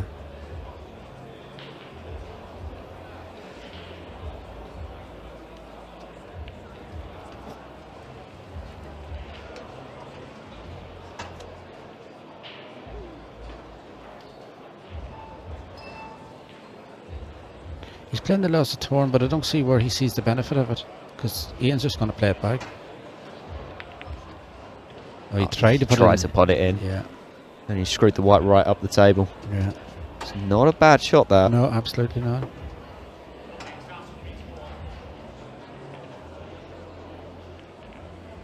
He's trying to play the combination.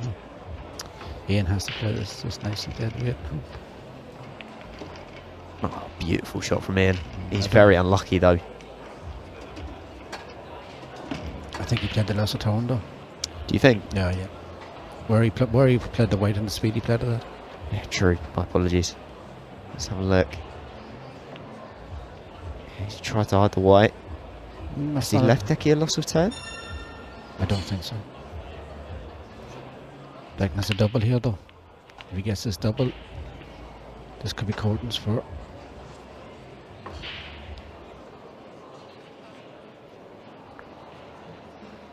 If he gets the double, he's angling one of these two rays to kick in.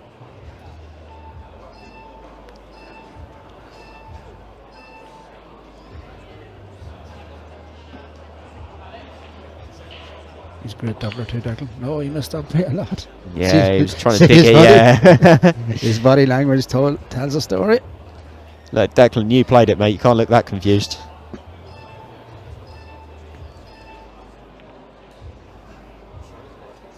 Oh. Yes, he covered the one to the top left. It's a clever shot. But has he the one to the middle? I don't think he does. I think it's a clever shot from Ian to hide all the balls. Yeah.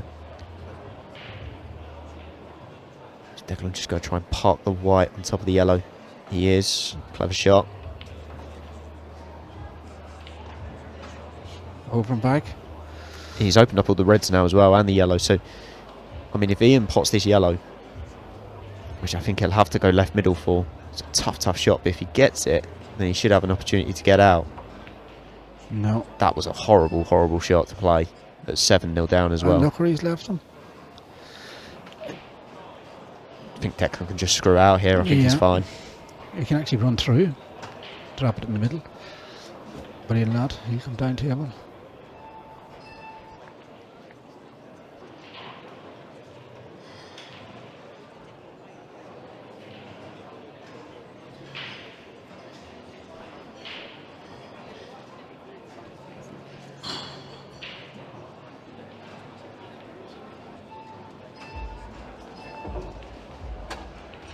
I think he's going to, he's going to, is he thinking of attacking the tough ball here? Oh, absolutely, his slight angle. Just that bottom red just only goes into one pocket, which is why he's going to attack it now. Off of this ball.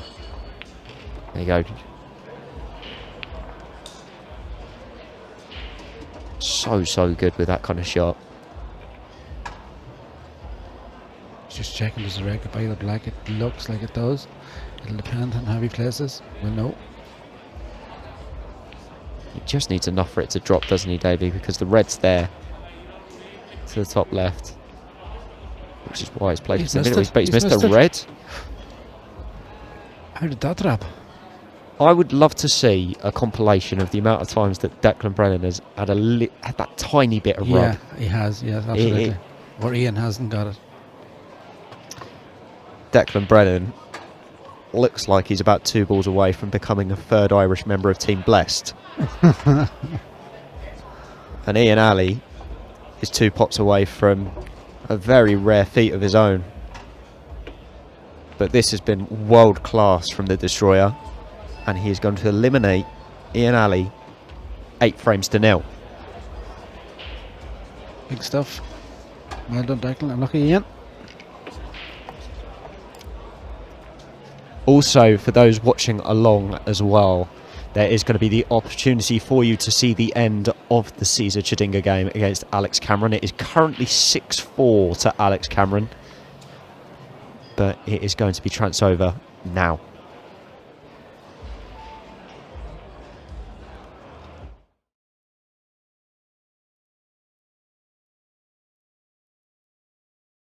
More than the one he's closest to now.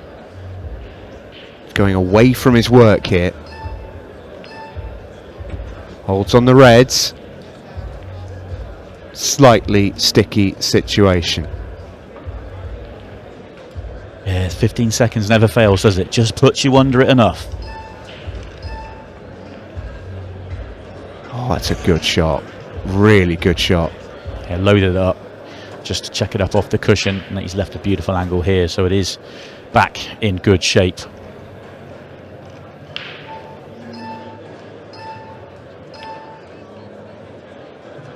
Has he come far enough?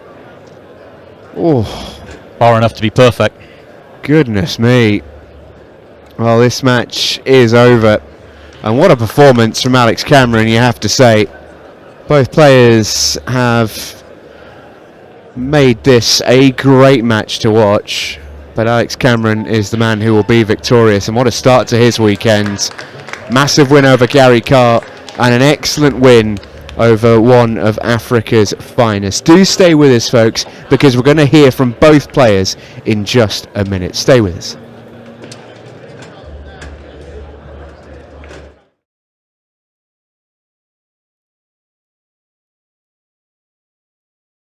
Are you looking for a way to improve your employees' mental health and well-being? Elevate your team with our quick and easy online training portal. In just a few minutes a day, your employees can breeze through our 20 core modules and a multitude of optional ones on subjects ranging from stress to sleep management, ensuring a healthier, happier workplace. No intrusion, just empowerment, avoiding those difficult and potentially awkward conversations which could even result in legal and commercial consequences. Elevate retention and confirm the learning journey with multiple choice questions after each section. Omnia Corporate Training. Invest in your success.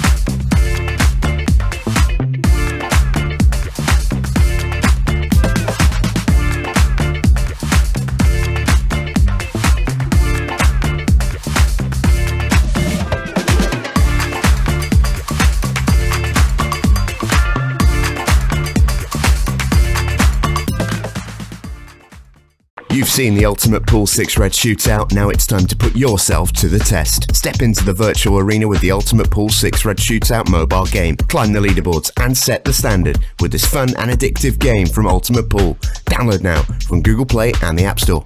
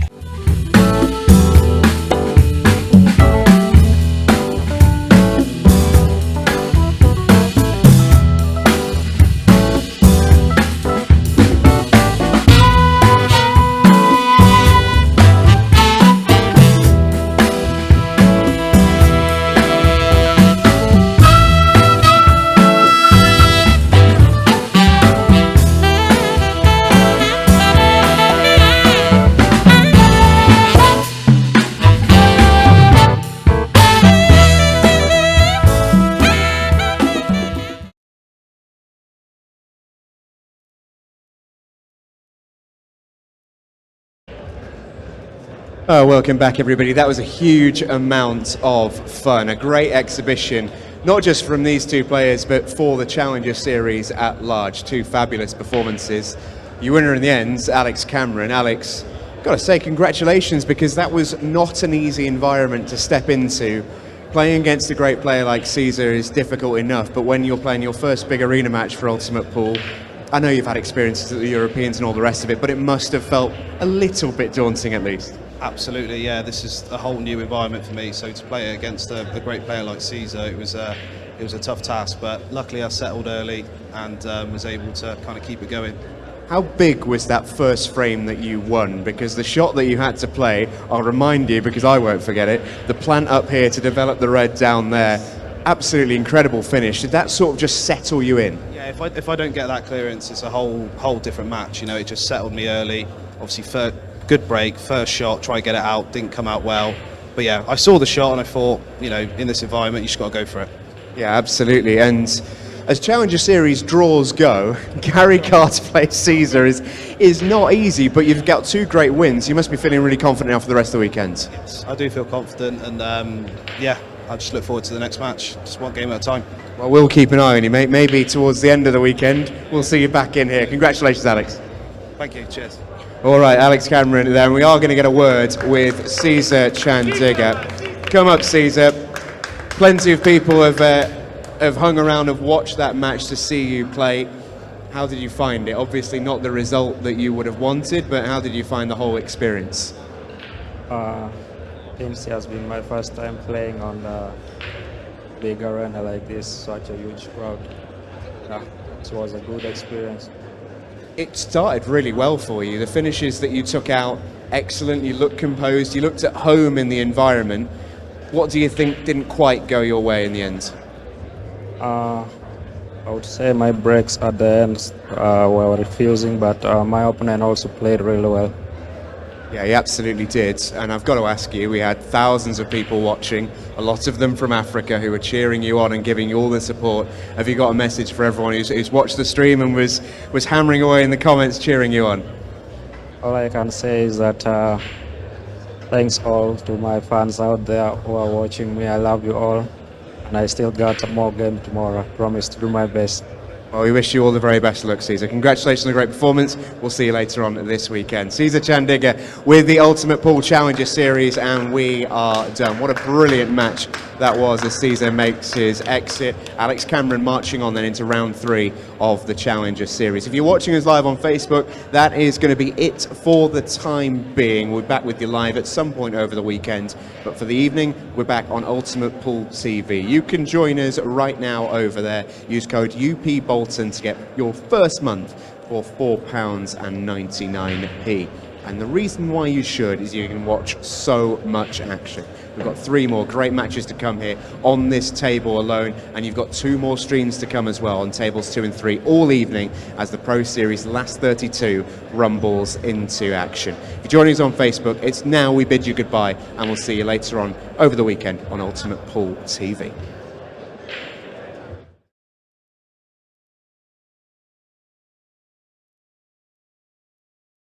Are you looking?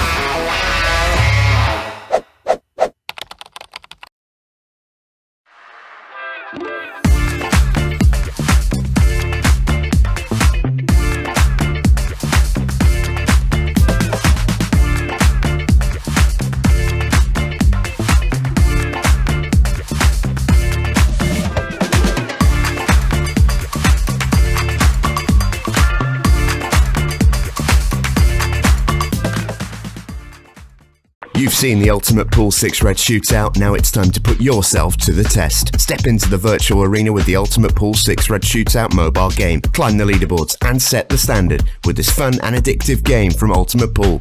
Download now from Google Play and the App Store.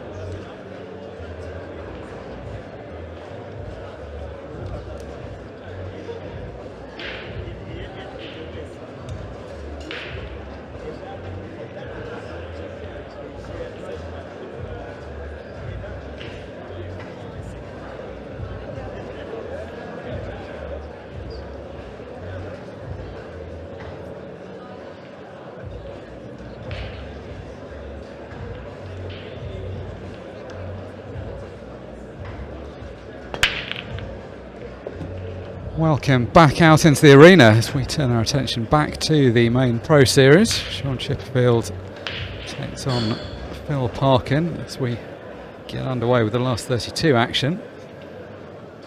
A lot of drama and quality from that challenger match we just saw last out on this table.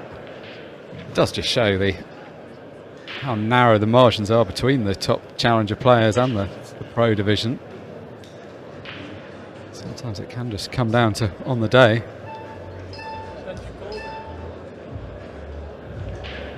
Phil Parkin's a player that's been on the up lately. He's always looked like a dangerous player, but this season just seems to have found that extra gear. It's the runner-up at the last Pro Series event, Pro Series 4, when we were in Bolton at the beginning of June. A few weeks later, we're back in Bolton again. I'm sure he'll be very much hoping to carry on that run. He'll have been disappointed, obviously, to lose that final, and indeed it was to this very same opponent. This is a rerun of that final, meeting in a much earlier stage, though, in this tournament. I think Phil would have to have been pleased, though, with the run he had to get through to that final. Mark Shepherd with you for this one, about to be joined in the commentary box by Tony Holgate.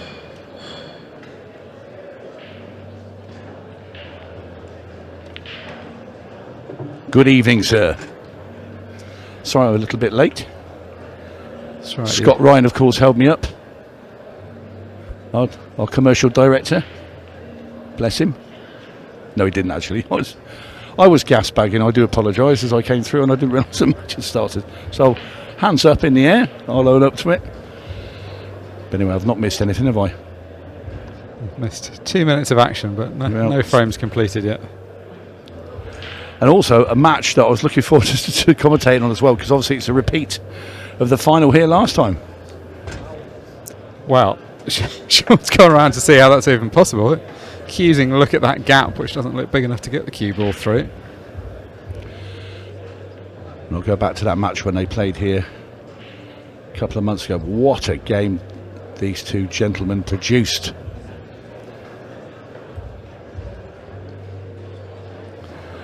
The power, Bill Parkin. Do you remember he's in his blue and white last time, I believe? So he's playing in his change of colour. Playing the away strip this time. Both going with the black and yellow. I mean, you've got to say they're both players who've had a good season. Shaun Chipperfield had such a consistent run with Ultimate Pool, but just kept losing at semi-final stages. Since he won a Pro Series last year, he's really kicked on. Added that one where he beat Phil last time out. I think he was possibly just short of a bit of belief about winning a title, which is odd to say about a former world champion. That's the standard of this field.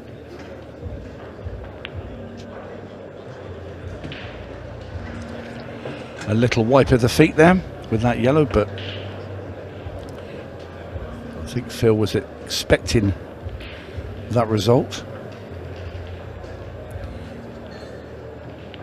Phil does just produce some incredible shots. Yeah, he's always been a really good potter and a really good shot maker. I think what he's added is just a little bit more consistency. And this is Phil all over. He gets so much action out of that cue ball with very little effort, and he's out of position. But you wouldn't write him off to pot this now out of the snooker. This just the way that Phil plays. Yeah, I mean, that's been the issue. He does sometimes make life more difficult than he needs to for himself, but equally he's very good at the recovery shots. This is a good effort. Not this time, and Shaun Chipperfield is going to be gifted a very clear opening chance now to wrap up this opening frame. Yeah, this is a bit of a bonus that he wasn't expecting to get. One of the quickest players, if not the quickest player on the tour. Not going to be taking long from any position, less still from this position.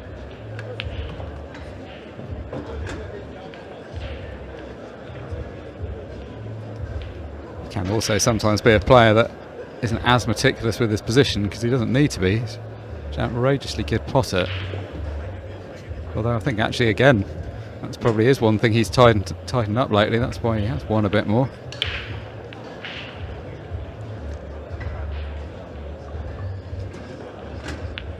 And the point and strike cue action of Shaun Chipperfield delivers the black ball into the corner pocket and takes this opening frame. Phil Parkin will be annoyed. That overscrew up the table and park the cue ball behind the red, snooking himself on his final yellow when he'd pretty much done the donkey work there.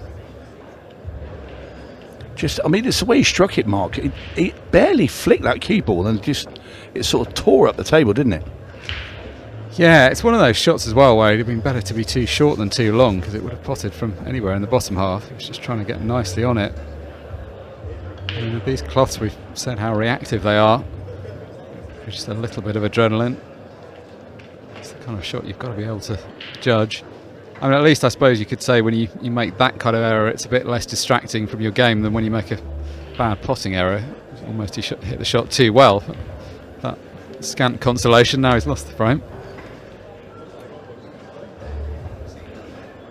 The nice thing for Phil now he's got to that final is that he must feel like he belongs in this company. I'm sure he did feel that already, but that's just reinforced it for everyone. I remember walking out after I did the commentary with, I believe I was with Simon, for that final, and I walked out as we were just shutting down for the evening. The players had come out of the arena, and I was chatting to the pair of them, and I honestly believe, and I said to them, nobody deserved to lose that match. It was that good a final. You expect it to be good, but if you can go back and watch that final from Bolton a couple of months ago, it's on YouTube. Go and watch that final. It is incredible.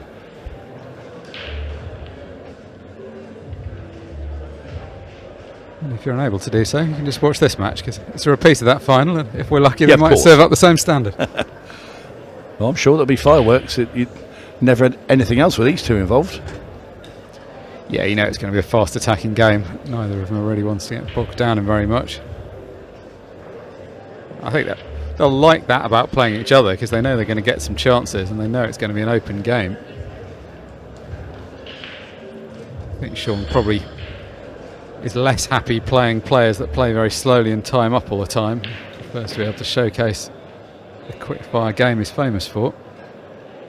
I think with these two, and I'm saying this with all due respect, Mark, both players, and I don't know if you'll agree, are sometimes a little bit either untidy or slap happy with the cue ball. They think, okay, I'll just land in that sort of like small dustbin lid of an area and that'll do me. Where, your Tom Cousins, your Declan Brennans are very precise of exactly where they want the cue ball. They're thinking 3 shots down the line. So are these guys, but they're thinking, well, that'll do, I can just take it from there. Would you agree? Yeah, I do, and particularly in relation to Shaun. Although I think for Shaun, he's found quite a good way of doing it, because he knows how good a potter he is. So what he does is keep it simple and not take a risk. I think with Phil, it's slightly different. It's that just sometimes he slips out of prime position, like we saw. But it's not that he's left himself an area. He's left himself out of position. But I think both have dramatically improved. That's why they are finding themselves in the final so much. Yeah, it's kind of when I played, I was loose with the cue ball a lot, because I use a lot of side on the cue ball. I could never roll a ball, and I think a little bit said that with probably Shaun. You don't see him slow roll anything. He'll belt it. He'll play side. When you think, well, why is he bothering playing side? He could just roll it in plain ball. I never felt comfortable with that shot. I thought there's always more chance of me missing playing a slow roll shot than me belting the ball. Yeah, players fall into some quite distinct camps with that. Like, some are much more comfortable rolling things slowly and letting the ball just drop in. Others prefer to put a proper stroke on it. Both of these two are very much in the positive striking category. Look at that, it's got well over half the balls towards the top of the table. 2 balls down. Yeah, Phil Parkin immediately looking over to that top left-hand corner. He's looking at that yellow. Can he get on it cleanly, or does he have to try and weave himself away of getting in between those 2 reds, or maybe across to the side and back into them? Because yellow, you feel, is going to be his colour of choice. Yeah, now that yellow stayed, it's so close to falling in, the one that's in the top left. That would have opened things up so nicely. Do you know what? I wonder if you could. I know it's a bit of a gamble. You could play the plant, yellow onto red onto yellow. Bring that second yellow back off the cushion. It's a gamble. It's a gambler's shot, but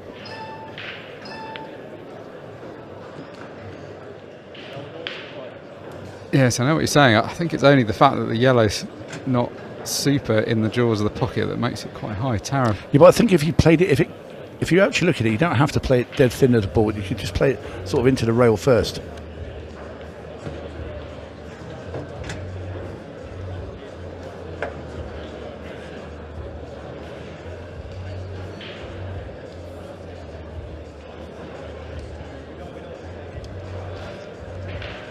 Good evening to those of you that are joining on YouTube as well. This match coming out live on Ultimate Pool TV and on the Ultimate Pool YouTube channel. That's a really clever shot he's just played there. Because the two reds were the same distance apart in a straight line, a line to the other yellow, he's managed to squeeze that yellow through. Because when you hit the two reds together, the ball will just carry on in a straight line on its original path, and he's managed to knock the other ball in. That's a great shot that Phil just played.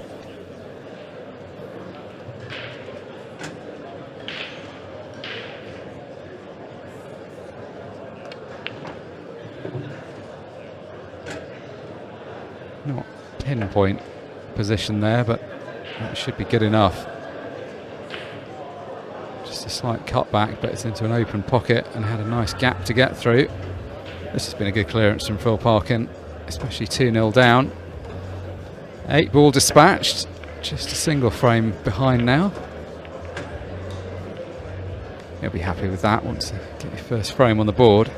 So he won't be happy with the fact that he's behind, but now I feel like he's in the match at least.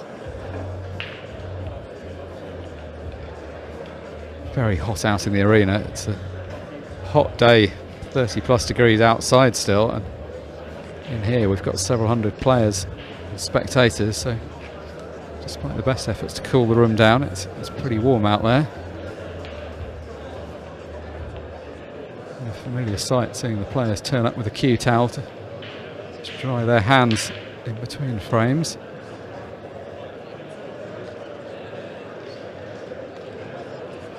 So 2-1 to the good. Shaun Chipperfield breaks off in frame 4.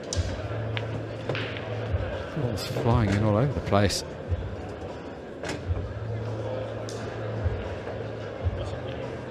Let's take another look at that break. Really gave that the treatment. He absolutely slaughtered that pack there. Shaun Chipperfield.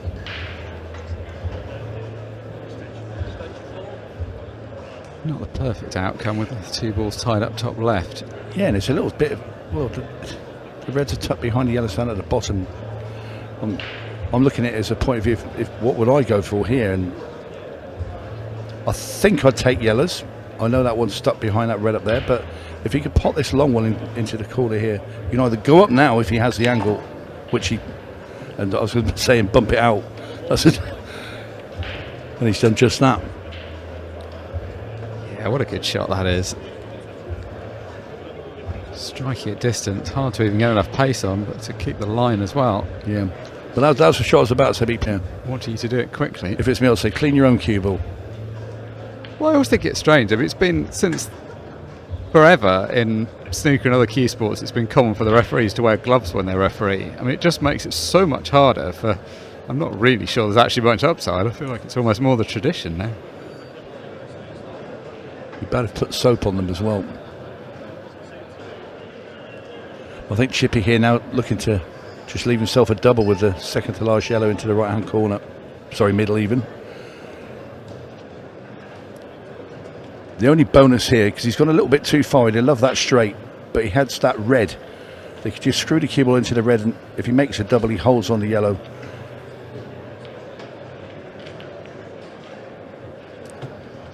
Just like so. Made to look easy. How quick has this clearance been? He's just blown through it. And he finds time to put his hand down on the table. It looked like he was considering just cueing with one hand almost for a second there. That's the speed he's playing at. Playing with real quality and real control though. And you said what a good standard match it was the last time these two played in a final. It's already heating up to be not dissimilar standard.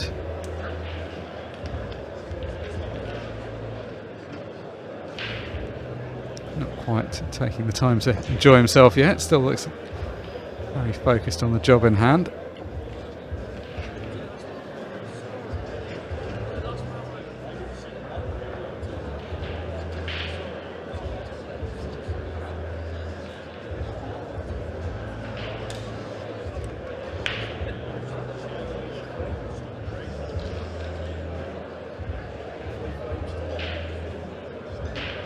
So 4 frames played of a potential 15. Parkin breaks off in frame 5.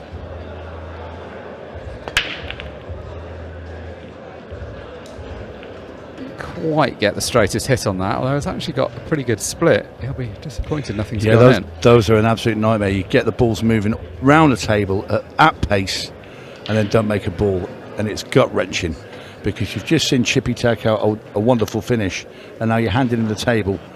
You think you've done enough to warrant a ball. So Chippy now eyeing up the yellows once again.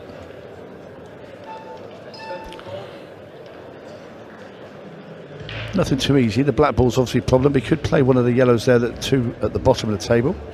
Play the outside one and use the keyboard to just to bump into the red that's next to that black ball. Taking a different option. Deciding to go into the black and the red from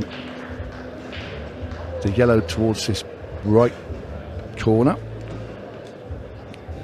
That's a part, and I'll tell you what, he can play this yellow now into the top right hand corner and this will be over. Shaun Chipperfield starting to fire up the guns. Yeah, he really is looking like a likely tournament winner here, which is not a surprise. He is the winner of the most recent Pro Series tournament. Just picking straight back up where he left off last time. I always look in bewilderment how he just pulls the cue back once and strikes.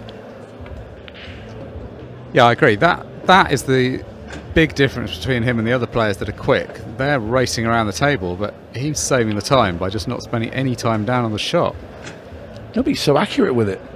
It's just, seriously, it's incredible. I think he's going to have to play the one in the middle now, you know, because if you try and play this with a load of checked side, and I know this cloth grips a bit more than the old one, but this is still a very, very tough shot. I think I'll go in the middle just to make sure, and I think Shaun agrees. Can't go wrong here because he just plays this plain ball into the corner, cube off the bottom rail. He's leaving himself a cut down into the bottom right with the black. Well, I was quite surprised he screwed across there. It's okay, but when you go into it, well, it's a bit risky. But then that's Shaun. Yeah, the point it made contact with that 8-ball, I don't think he knew quite where it was coming out. He's played that well. It's another good clearance. 4-1 now. Exactly like we expected. It's all happening very fast right now. Yeah, and I do feel for Phil Parkin with those dry breaks. You know, if it's a bad break and a bad connection, then you get what you deserve, sort of thing. But Parkin really loaded up on that break, and he was a bit unfortunate as he gazes up into the sky. Yeah, I mean, you reflect on the first 5 frames of this match, and apart from overscrewing that ball, what's Phil really done wrong so far? It happens to him a lot, and I've commentated on a lot of Phil's matches now over the last 3 years, and when he's been out there, he's looked great at the table, but he doesn't seem to get to the table enough. The breaks desert him, or you know, he does sort of end up in some sort of sticky position where, you know, he's just maybe overrun the cue ball. It's always a slight mistake, but not very many. But he just seems to get punished more than anybody else for me. Well, I'm sure he'll be happy to hear that analysis. Most pool players generally judge that they've been unluckier than average. So maybe he's got something to complain about there. Speaking of unlucky, Shaun Chipperfield's hit the break well, but no friends at the table. That's right. I mean, you tend to see in most sports, you always consider there's somebody that seems to get more luck than everybody else, and you think, well, you're a bit of a lucky so-so. Well, he's the opposite of that. Potted a ball, but he's got a lot of traffic at the top of the table to deal with.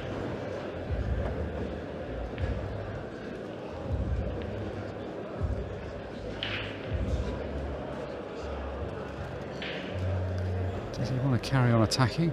The problem is if he doesn't, there's not really a very easy way of bailing out of this. The yellows are quite well spread as well. There again, we saw how much action he's got on the cue ball, having barely touched it. He needs a big shot here though, because he's running out of balls to get into the cluster. I don't know what tip he's got in his cue, but he's spring loaded.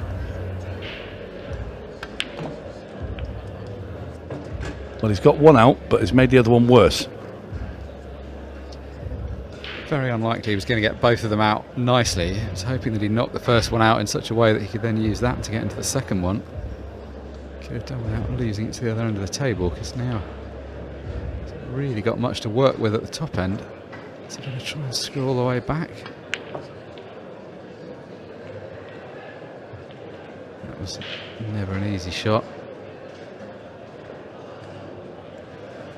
He was potting himself into trouble even if that ball did go down. It's not going to love what's happened there, because it's opened the table up. It's not probably an immediate counter-attack chance for Shaun, but it's got enough balls on the table to try and get control.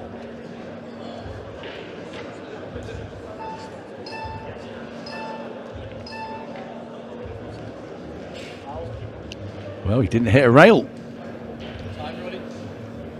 That's the first one I think we've seen this weekend. Yeah, and that could be a significant error. I mean, it's not super easy with ball in hand, but it's an awful lot easier than where Phil was about to have to play that shot from. Yeah, still plenty of work to do for Phil Parkin. Is he considering potting this and arcing around the yellow? He is indeed. If it wasn't for that yellow, if that yellow was slightly to the right, it's just above the red, he could play it in the other middle and you'd be guaranteed to go in them. Loads of top coming here. That shot there had to be played at 100 miles an hour. You smash it with topspin, where the keyboard almost bounces on the cloth, then sets off at pace and goes into him. That's the only way you get the red out of there. He was trying to be a little bit too precise for me. Now then, can he double that red into the middle? I don't think the twice cross is on. I think that yellow might be in the way that's on the right hand cushion, so to go for the treble I don't think it's there, but Phil might prove me wrong. Yeah, it's just got a bit wide. That's what he attempted. Yep, I agree, Phil.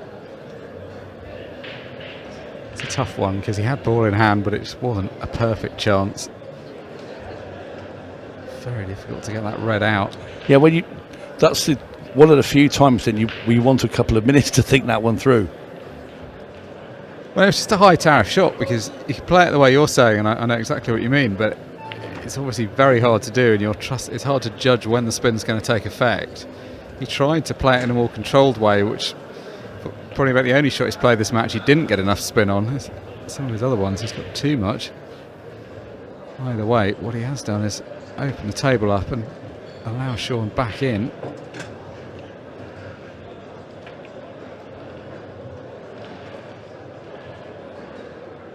Feels particularly punishing when you're 4-1 down as well. Feels like when your opponent makes a silly foul like that, you should be left an easier chance.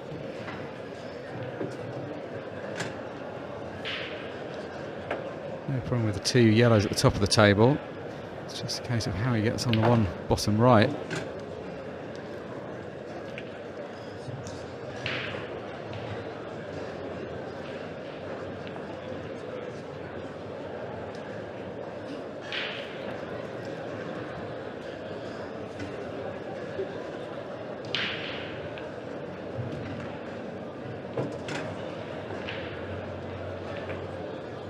Well, he's left himself a bit thin on this. Going to play this off two rails now and just try and drop round the angles. I'm not sure he'd be dropping on anything, because if he's cutting that back into that middle, that cube was going to be travelling at some pace. I wonder if Shaun's now contemplating playing the shot and then trying to kick the yellow out. There, he's just looking at that angle there. If he can either kick the yellow out or go full ball into the red that's in between the yellow and the black and hold on there. Well, he's gone with... That's not great.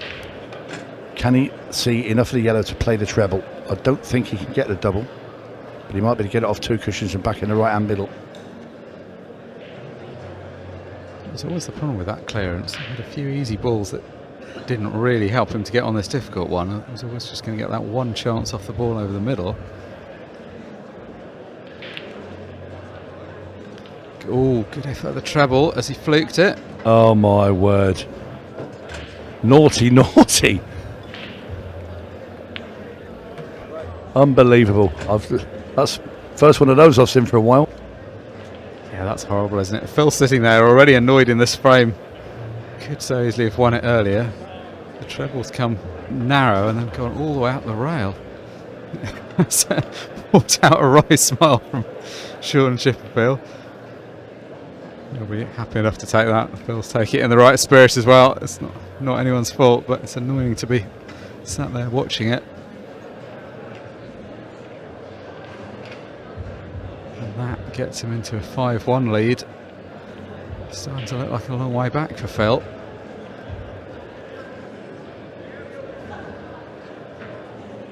Neither player did a whole lot wrong there. They both had to chase after quite difficult finishes that just slightly got away from them.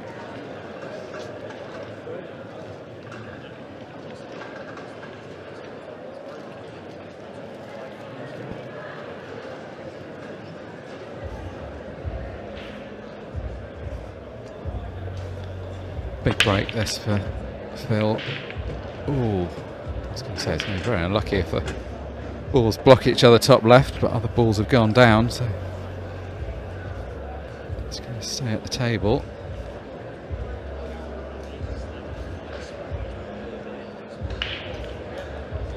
Two reds and a yellow down.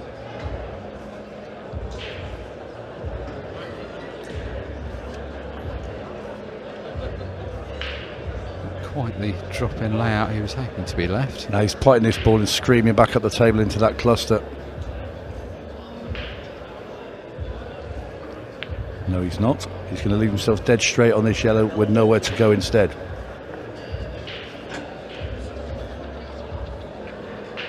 Yeah, tricky to carry on with the attack from here, isn't it? I mean, you could try and force it. There's a slight angle, but you're talking about hitting that ball at 127 miles an hour approximately and bouncing the cue ball up the table. I think he can afford to bail out, can't he? Can't he just cover that pocket? Phil Parkin never bails out. Not on a Friday night. He can get through to the ball. I don't think he can see enough, can he? The ball's the top. He's trying to get further over so he can play the cut with the yellow and then go into that little cluster, but I think he might have to pull the reins back here and just roll into that cluster, develop them and just basically give Shaun a go. The reason I liked bailing out when he was at this end of the table is he could have left the cue ball tight on the bottom cushion, which felt like it wasn't going to leave as much. So he's going to have to carry on attacking. Wow. Now. Where's he found that? Well, he had a good look over the top of those balls and just trying to see, is it pushed off the red? Yes, what a clever shot there from Phil Parkin. Squeezed it in, and that, I mean, that's class. Absolute classy stuff. Oh, this is going to be a monster finish. Yeah, this is Parkin all over. And he'll be parking that black ball in the bottom corner in a second. Well, what was I saying? There was no need to bail out of this. He's manufactured a phenomenal clearance.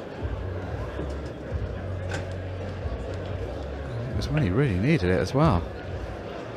Still behind, but that's one for the highlights reel. Great clearance from Phil Parkin. 5-2 now to Chipperfield. Certainly not here just to make content for the highlights moments, but he's got to be happy enough with that. Let's take another look at the 3-ball. I'm not even sure how you describe the shot. A plant of sorts, squeezing in off the red.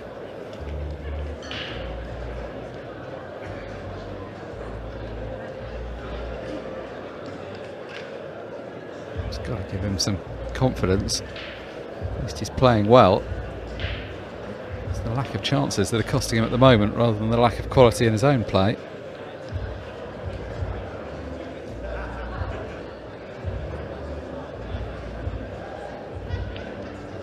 Slightly lucky frame. Sure had won the one before, so it's not like he can really have too many complaints about that.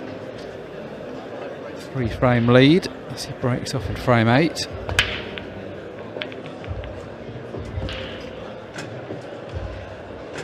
Service resumed on the break. First glance, these red balls look pretty good.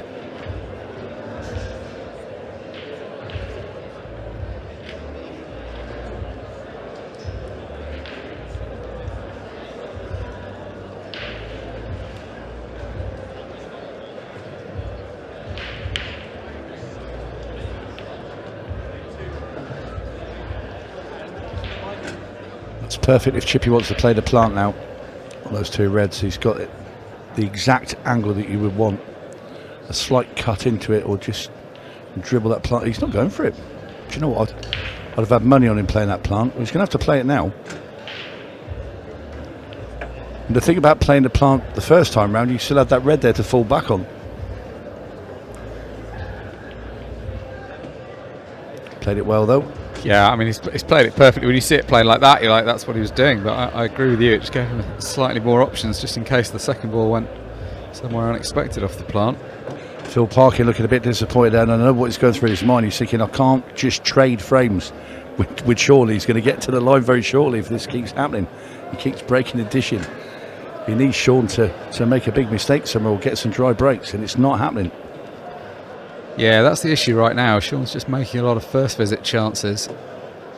So regardless of what Phil does, the frames are ticking by quite fast. Just over the halfway point in the match, time-wise. We're past the halfway point in terms of frames. 8 of a possible 15 played. More importantly, Shaun Chipperfield only 2 away from the winning post. This is his second match of the day, second match for both players. The last 32 stage. Be one more match to be played tonight. The last 16, and then the players will be back tomorrow for the quarter-finals. We'll also be getting underway with the action from the second Pro Series event of the weekend. That will play through to a conclusion on Sunday night. Saturday night's always the big finals night though. In these massive venues that we're playing in now, it's always such a great experience. We have so many people spectating on those finals tomorrow night. We're bringing you coverage not only of the pro events but also women's pro events, and hopefully, time permitting, some coverage from some of the challenger tiers. 4 challenger tiers in play this weekend, so many different tournaments. Yeah, it's incredible now, the ultimate pool setup that we have, the next gen as well. I mean, just all of it. It's growing and growing. Yeah, you can't fail to be impressed by this venue. I mean, this year has just been an upward trajectory. The first event in Wigan was spectacular. First time we've seen that many pool tables in a professional event, 90 tables in play. This venue, I think, probably just one notch grander as a venue, just a bit more imposing, the whole setup. Yeah, because it's on 3 levels as well. We've got the mezzanine level and you've got the top, up in the top bar there. They've got flyers that are running all the way through the weekend, so when you're not playing, you can still play in between matches, or if you haven't got to play for the next day, you think, right, I'll use that as practice and go and enter one of them. But it's just been brilliant the whole weekend. It's also a 3-man team event. It's always a popular format, 3v3, everybody plays everybody else. Yeah, our own Luke Terry was taking part. And he came bounding in, said he won all 3 of his games. I said, what was the other team a man liked? You know, a very accomplished player is Luke. Did play on the Challenger Series. And that is a wonderful finish from Phil Parkin. This has really been a good match, hasn't it? It's very entertaining stuff played by both players. So much quality. I'd struggle even to clip together highlights from this. There's been so many good finishes from both of them. And to Phil's credit, he doesn't really look like a man that's behind when you see him play. He's not letting his head drop. Maybe he doesn't think he's behind. Maybe that's the skill of it. You either forget or you convince yourself otherwise. But he's playing in a very positive spirit, as he always does. He'll have got the taste as well for playing out in this arena. It's pretty much a universal response when you see people that get to the latter stages. Last time we'll have had several games out in the main TV table. It's just what you play the game for. It's a slightly unlucky outcome there. That cue ball zipping up and down the table, finding the corner pocket. In fact, it took a pretty nasty contact there. It was going dead straight to the middle of the top cushion, and then out of nowhere, a red smashed it down the other end of the table. So ball in hand anyway behind the break line for Phil Parkin.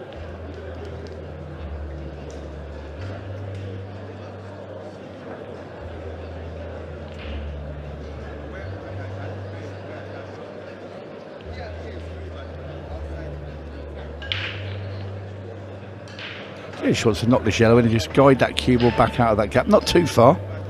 Doesn't want to come all the way down the table. Just enough he can play that yellow that's next to the red on the left. Probably won't play it now. He can play one in the centre and have a better angle. Now he goes up there for that.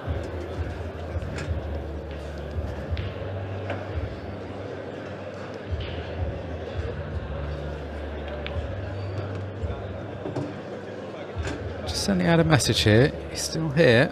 Any mistakes from Shaun? Wasn't even really a mistake. It was a pretty unlucky and off, but sometimes that's what you need. You just need something from your opponent to get you going. Playing at a blistering pace. I mean, was there any doubt that we were never going to get to the 6-ball shootout time at all, were we, in this match?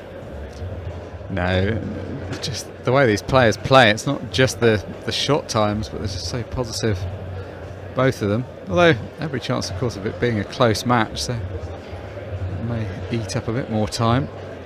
Still over 20 minutes remaining though on the match clock. But they must be averaging around 2.5 minutes a frame, aren't they? Around there, 2.5 to 3 minutes. Is that 9 frames? Yes. 9 frames in about 27 minutes. Yeah, 3 minutes a frame. Yeah, I mean I think that's kind of par for quick players these days, isn't it? Oh, that's a good shot as well. Super shot from Parkin.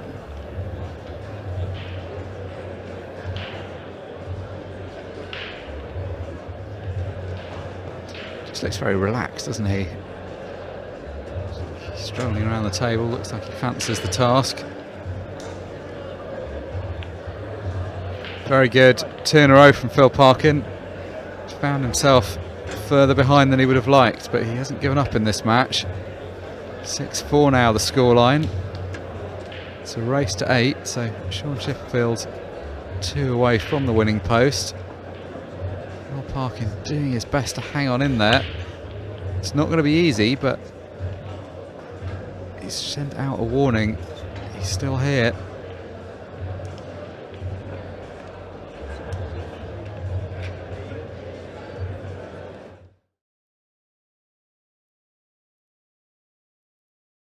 Be the match played in the final last time. A bit ironic to have ended up playing in the last 32 and a repeat of that. In a sense, both will have positive memories from the final. Shaun obviously more so, but Phil did play very well.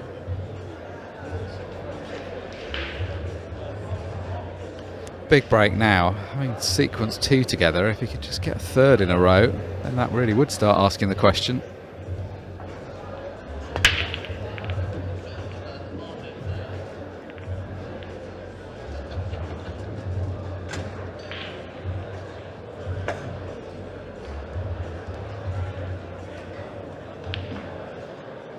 Another look at that break. You see Phil making a yellow into the bottom right hand corner there.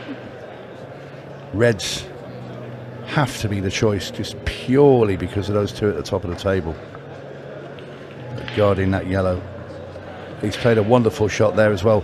What he's done there is by kicking in those yellows, he's just opened up a path for the red ball that's to the right of the black. Now goes in this bottom left hand corner. That was always going to look a little bit sticky. Obviously goes in the middle as well if you so choose.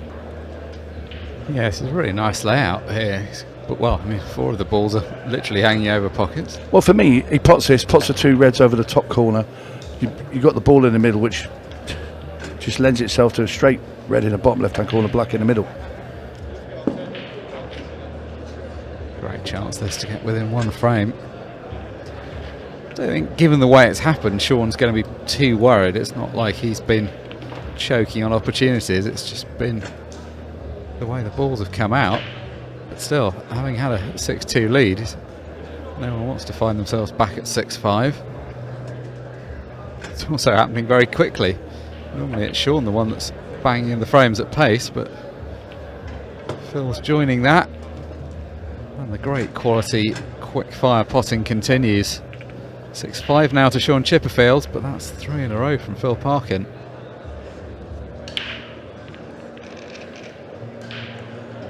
He's never lost his belief, but he's definitely going to have it now.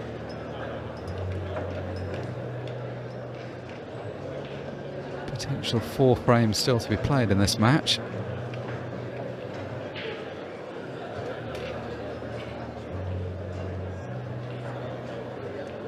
It's pretty relaxed, doesn't he? As he lays out his arms in the corner. He generally does, to be fair. I mean, he's one of those players, you don't see him get bad-tempered. Sometimes he looks a bit disconsolate because he's cursing his luck a lot of the time. With dry breaks, which anybody would. But of course, this has been another wonderful match between these pair. Shaun desperately wants the ball off the break because Parkin's playing some incredible ball. They're like number 7 buses. Waited for a while to get one, but he's got a couple this time. But what's the starting ball like? Yeah, does he try and cut this red along the bottom rail? Massive shot because makes that red and everything's hanging over the bags. He plays it and probably kicks into the yellow that's next to the black as well, just frees that up. Oh, he went past it. I'll tell you what, I bet he thought he would kick into that yellow. He's expecting that, but he's gone past, but he's made the pot. That was the most important thing. Yeah, had to stay at the table and wanted to take reds. That's turned out okay. Obviously it would have been easier to open up the 8 ball, but it's our pot's cleanly bottom left.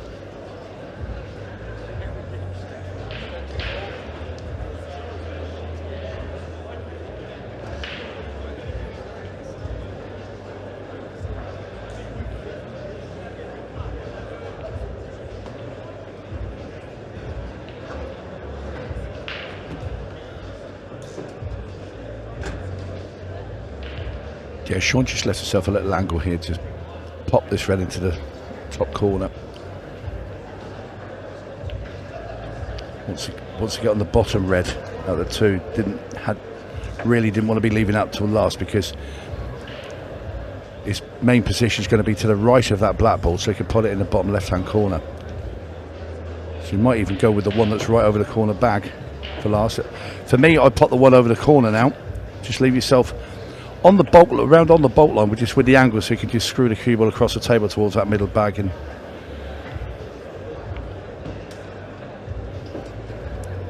that's a little bit thinner than he would have liked, but he should be okay. With this new cloth now, you can get the cue ball to grip a bit more. So he played that with a bit of left-hand side. This for 7-5. Wow, wow, wow. Shaun Chipperfield. A ball you would never, ever expect him to miss, especially the black ball to go on the hill. Incredible miss. Have you seen him do one of those? That's one of the worst misses we've seen this weekend from a quite unforced position. There's going to be a bit of anger in this, I think. Not surprised to see that black moving around the table. And now, what a great chance for Phil Parkin. He was 6-2 down. He's got these balls to potentially get back on level terms. And while Phil was reeling off the last 3 frames, I think Shaun wouldn't have been feeling too bad about it, because it wasn't like he'd done a lot wrong. He'd done all the hard work in that frame. Very annoying miss from his perspective. How big a turning point could that be in the match? Just dot to dot for Phil Parkin now.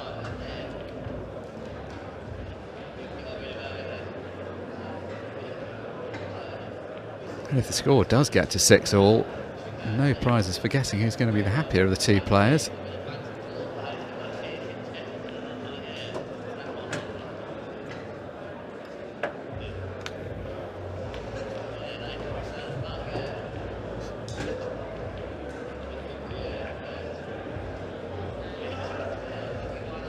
I just wonder, Parkin's relentless finishing in the last few frames, that has resonated in Chippy's mind, just as because he could only just have for a nanosecond, took his eye off that black ball and missed it, because he'd never miss a ball like that. No, I mean, I think he's just going to think he'd done all the hard work there. I mean, that's crazy, isn't it? How has that turned the game around? 12 frames played, 6 frames apiece. Well, the red ball before was a harder shot than the black. Yes, he'd come a tiny bit further than he would have liked, but, you know, this is Shaun Chipperfield. Let's have a look around the room where Aaron Davies 7-6 to the good against Liam White. Just needs this frame for the victory. Yep, good old Cyborg over there, playing Danger Mouse. Aaron Davies, another player that's been in really good form recently. Yeah, one at Wigan, one at Tor. And you saw what that meant to him when we were there. He played some fantastic stuff, did Aaron?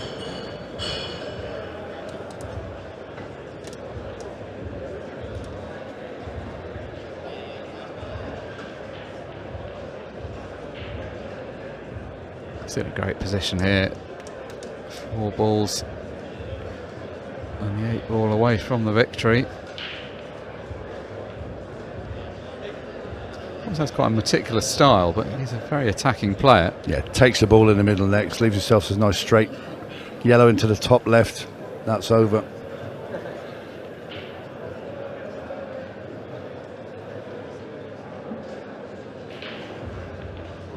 That looks pretty good for Aaron. So many close matches around the room. Yeah, there's been a few battles out there today. Brian Halcrow making some ridiculous comeback against Tom Jones early this morning, I think. Am I right in saying he was 6-0 down or 187? Yeah, I didn't see the game. It was no, I didn't see it. I just remember a lot of frames behind scoreline from what people were talking about. Yeah. So just the simple stuff to do now for Aaron. Yeah, very careful play, Aaron. Nothing silly for him. And that simple black ball is going to spell the end for Liam White in this event as they shake hands, and it's Aaron Davies who will progress through. He books his place in the last 16. One more match for him to come tonight. Danger Mouse, Liam White bows out. He'll have to take a break, then he'll be back in action tomorrow with the second Pro Series event. Let's get ourselves back over to the game we've been watching. Chippy has returned. Quick toilet break, and he's back. I think he just went to settle himself more than anything. It's probably a bit warm out there. I don't blame him. You know, he's 6-3 up. Missed that black. And wouldn't you believe it?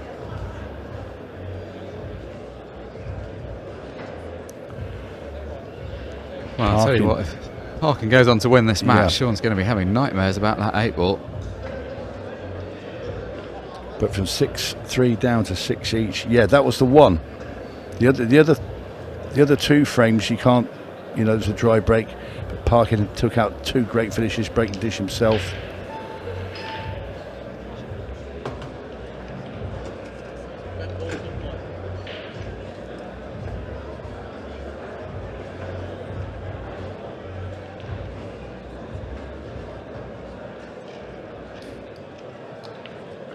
Once again, what a fabulous match we've had.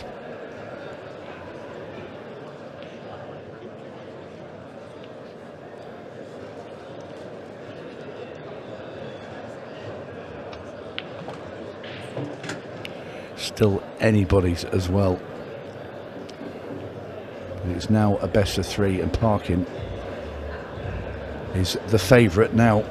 This should be 7-6 to Phil Parkin. Wants to leave himself a plant. He has done. Just got to be slightly careful, and 2 reasons. You play this plant very slowly. Make sure you leave this next red right over the bag, but also do not push that yellow down in front of the other red. Look how soft he's played that to do just that. I think I might have played it a bit harder than that. The adrenaline would have probably got me, but lovely pace from Phil Parkin, and that's good as well. Sure, he had a bit of help in that last frame, but how well has Phil Parkin played to get himself back into this match? Struggled at the beginning, never really through his own mistakes though, apart from that one positional error very early on. That time he doesn't make any mistake with the 8-ball, heart of the pocket. And in a match where Shaun Chipperfield held a 6-2 lead, we're now looking at a scoreline of 7-6 to Phil Parkin, only one away from victory.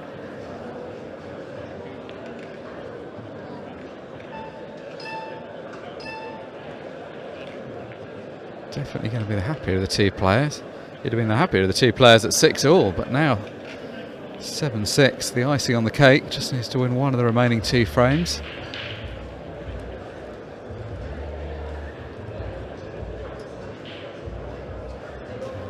Adopting the pose we've seen between a few of the frames, arms draped over the arena. Why would he be relaxed? He's playing superbly out there. You know, it's a long time ago when he overthrew that yellow and snookered himself, and you think, well, it's not going to be his day. You've just seen that early doors, and it might not still be. Chippy's going to have something to say about it yet. Well, the pressure of the situation that Shaun's in is that he knows that any miss could be his last shot in this match. He's done the important thing there though, made a ball off the break. Not the most friendly starting position, he's just a bit hampered by the cluster of balls he's around. Easy enough pot this, but not ideal having to queue over the red.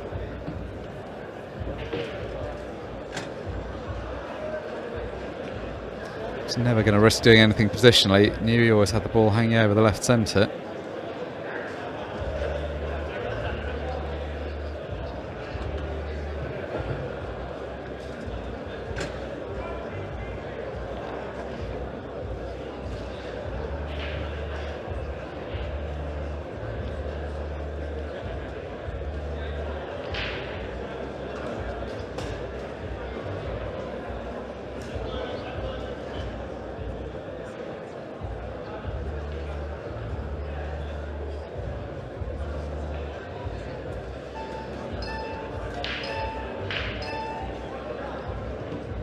Going off in the background, still playing with a 30-second shot clock for another minute.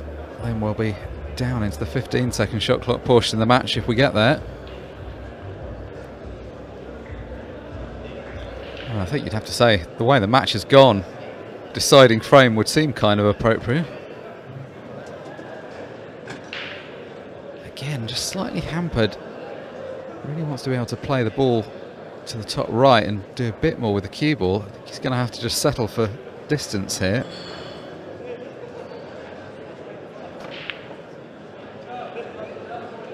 Just tried to force it there, Chippy.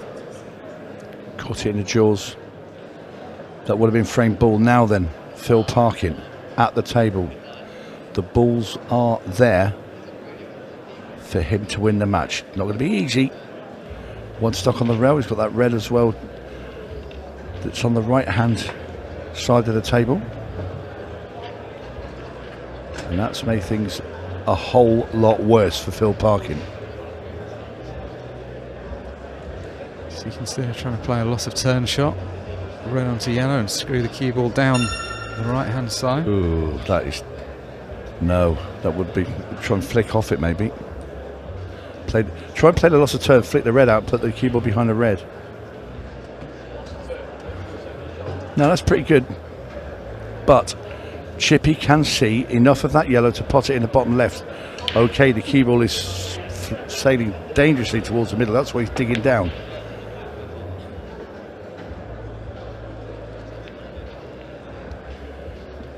Ended up looking a bit wild, although his options there were pretty limited. So Phil Parkin, does he go for the difficult ball down the left-hand rail, knowing that the game's there if he gets it? Yes is the answer, and he's played that really well. Oh, beautiful cue in there from Parkin. everything there for him. It's going to be all about just landing nicely on the ball that's above the 8 ball. And leave that likely as his last ball. That looks perfect. He can drop this into the centre now. What he wants to do is leave himself a little angle on the next one into the middle, so he can just have a straight red short position into this bottom left hand corner. And that's perfect. Absolutely bang on. Well, if he completes these 3 balls, this is going to have been a remarkable comeback. He never looked out of the match, but he equally never really looked the likely winner until the last 5 minutes.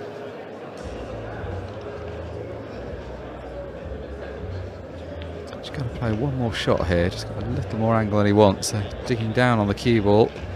Oh, beautiful piece of cueing. Just a simple 8 ball. Well, what a performance that was from Phil Parkin. Shaun Chipperfield made all the running early on in that game, opened up a 6-2 lead, and at that stage looked absolutely the man that you were expecting to go through. Phil Parkin never gave up, but ultimately it was that missed 8 ball from Chipperfield that was the unexpected moment in the match, and that was what led Phil Parkin in to close out a memorable 8-6 victory. Let's take a quick break. When we come back, we'll grab a word with Phil.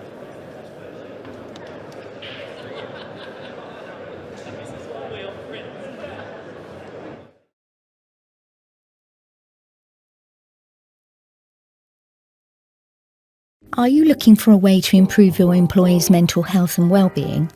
Elevate your team with our quick and easy online training portal. In just a few minutes a day, your employees can breeze through our 20 core modules and a multitude of optional ones on subjects ranging from stress to sleep management, ensuring a healthier, happier workplace. No intrusion, just empowerment, avoiding those difficult and potentially awkward conversations which could even result in legal and commercial consequences. Elevate retention and confirm the learning journey with multiple choice questions after each section. Omnia Corporate Training. Invest in your success.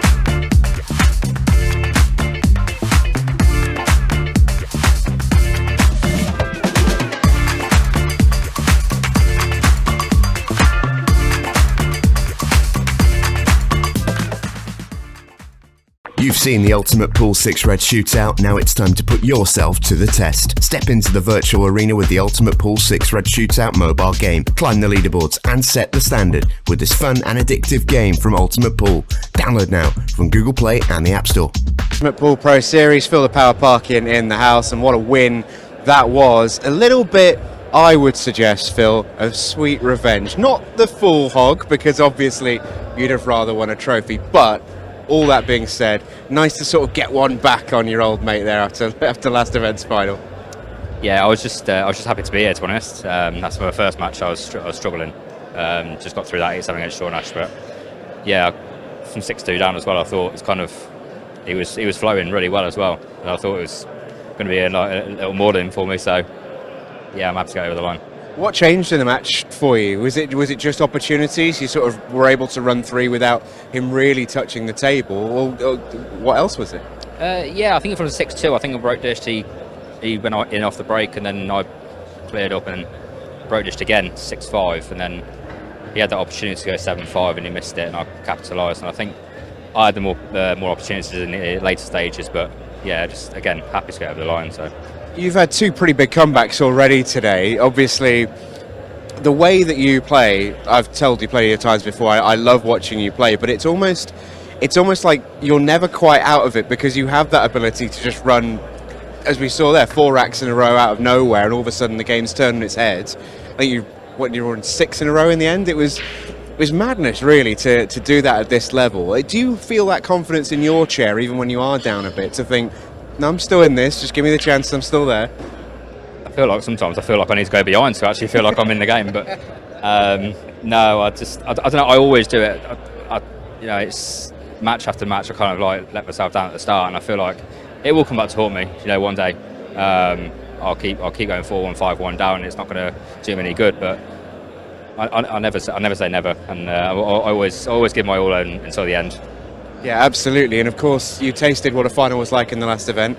I know that's absolutely not where the limit is for you. You want to win one of these things. How good's the game feeling going into what will now be a big day tomorrow for you?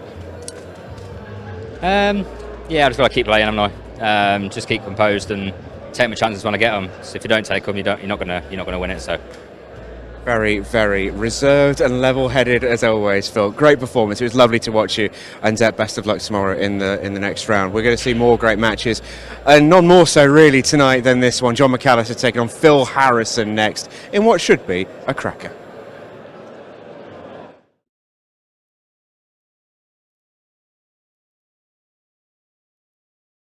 Are you looking for a way to improve your employees' mental health and well-being?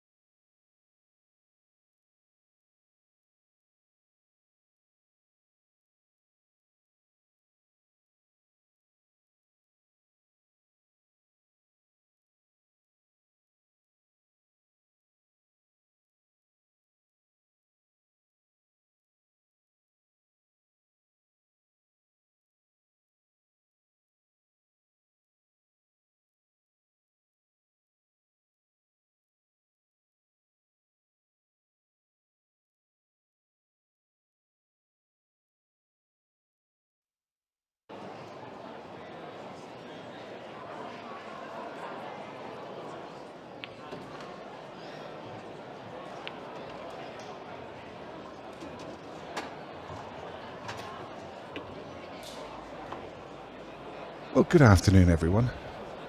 I have an apology to make. We have been sitting, myself and Luke Terry have been sat here for the last half an hour commentating to you. And I've only just looked on the chat box and realised that you're all asking, where's the comms for this game? Well, we muted it earlier for the main arena game, and it wasn't unmuted. So we've been sat here talking to ourselves, Luke. And I got to say, it's a really good piece of comms. Yeah, Simon turned around to me and said, "Luke, save your best stuff for this match. You know, between frames 1 and 6, personally, you know, it'll be really worth the content." And then, he did us a great favour, and so decided not to switch us on, which it hurt a little, Nick. It's hurt my personal feelings, but we're here now. We're here for you. Huge apologies. So let's just recap on what's happened so far. Yeah, so obviously Josh Kane made that really quick start, didn't he? As the viewers seen and didn't hear. Obviously went 2-0 ahead. Jaden has come back, played 2 brilliant frames, and Josh just nicked the last one after going out of position. Good recovery, and it's now at 3-2. But Jaden's bashed the balls here open, and this looks like it might go 3 each if he can get this swerve right. And Lumby Oldies played it absolutely perfectly, Nick. Yeah, absolutely. Yeah, we've been talking about both players, talking about their rankings and who we thought was favourite going into this game. Talking about Jaden Billingham and the kind of development of his career. I mean, we'll touch on some more of that as the match goes on. But well, I tell you what, let's hear it in the YouTube comments. Obviously, there are a lot of Jaden Billingham fans and Josh Kane fans that have been messaging away in the comments. Let's hear from you guys what you have made of Jaden's progress and what you've made of Josh this year as well. Yeah, it'd be good to hear what your opinion is. We gave ours, but sadly you weren't listening. We were talking to ourselves. Yeah, I had a brilliant opinion. Simon Webb turned around and said, "Luke, no one wants to hear it," so he put us on mute for a bit, and now we're back. Yeah, it's hurt me. Yeah, absolutely. That was a great win, taking out Craig Waddingham, and he is. We said it earlier. He is growing into this event. Other players that we've seen do that have come through the ranks, noticeably Luke Gilbert came in as a pro when we were playing in that first season down in Stoke-on-Trent, and he's been in the pro ranks for a few years now. It took him a couple of years to find his feet. He started to make darts, started to make deeper runs, and then finally got himself a trophy into the cabinet. And I think Jaden's on that similar journey. Just 18 years of age. I mean, it's absolutely incredible. This young man is fearless. I mean, Jaden, the scary part about Jaden is he's already more decorated than half of the pros that we've got on the tour already. I mean, world titles are under 15 level, under 18 level, under 21 level. He's national under 25s champion, He's world under 23s, I think, in a different rule set. And he's 18.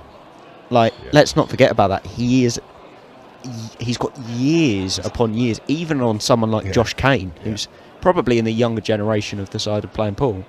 He is a breath of fresh air. Yeah. He's got 30 years at the top of the game, hasn't he? I mean, at least. Which is absolutely incredible. So yes, apologies for that. A few technical errors today, and I noticed a few people asking about what's happening with the app and the scoreboard and everything else. It's a bit of a mess here at the moment. There's been a few technical errors, so we do apologise. The app has gone down for us as well as it's gone down for you guys. It's carnage out in the arena. I've just been out to the referees table to try and get us unmuted, and there's a melee of people out there because all the pros are having to hand in their scores, their results manually. They're working on it. The software guys are working on it, and I'm sure it will be rectified fairly shortly. But there's just a couple of gremlins in the works over this weekend. Happens. I mean, it's a massive event. There's almost 90 tables and over 900 players. I mean, it's just such an incredible setup. But with that kind of thing, it happens. You're going to get a couple of gremlins. Yeah, I mean, the thing to, I think, look at and put it into perspective is Ultimate Pool has only been going for 4 or 5 years. And with that, obviously, because it is still a growing company after 4 or 5 years, because of the size of it, and the rate of expansion that we've had as well, there will be a couple of things that obviously things will happen, and at the end of the day the referees have been quite prepared, they've been quick on their feet to make a response and find a resolve and a way around it until we can get the app situation sorted out. And obviously as long as we've got the support of the players, then we will continue to try and drive and offer our best. Obviously in terms of the comms situation though, that is very much down to Simon Webb, and I will blame him on stream. And so I hope you're well, and I hope you hear this. But obviously just sitting in the comments there, we thought you were giving us the silent treatment. Well, we just wanted you to want it more. Kev Cronin asking if the Dishers playing Hughes. Tommy Donlan has played. It's bad news, I'm afraid. He won his first match against Jamie Graham 7-5, but then lost to Simon Fitzmaurice. I did see him just out in the foyer earlier on. Yeah, I mean, what a great win that was in the last event from the Disher. It's great to see him recreating that kind of form. What a fabulous player he was. Back in the days, back in the late 90s, early 2000s, just incredible. Changed the game of pool. One of the most influential players that's ever played pool, I'd say.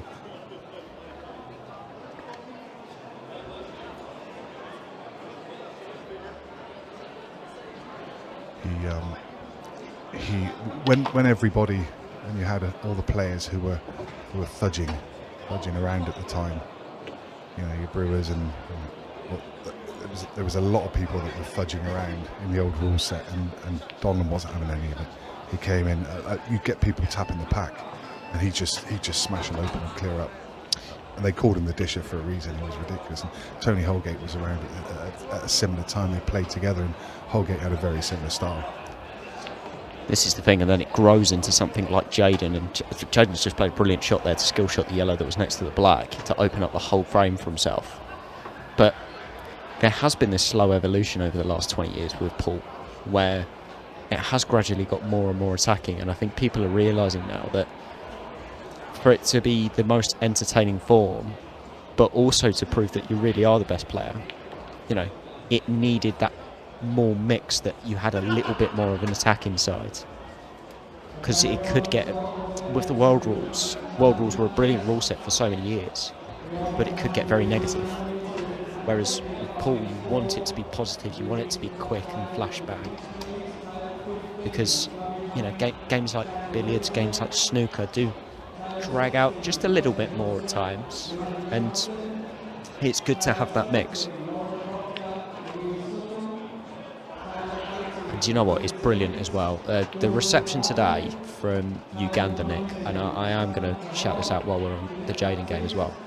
We have still got people watching along from Uganda that tuned in earlier to watch the Caesar game, and Caesar has been another kind of breath of fresh air this weekend, hasn't he? Absolutely, yeah.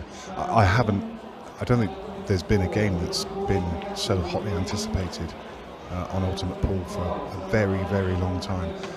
It just brings a new energy, you know, to have a tier 1 player. It just shows you to have a tier 1 player playing his last 64 game in the main arena. That just shows you, and he comes with so much support, and he's such a great young man as well, such a polite, unassuming young man. It really is, as you say, it's a breath of fresh air. It's wonderful.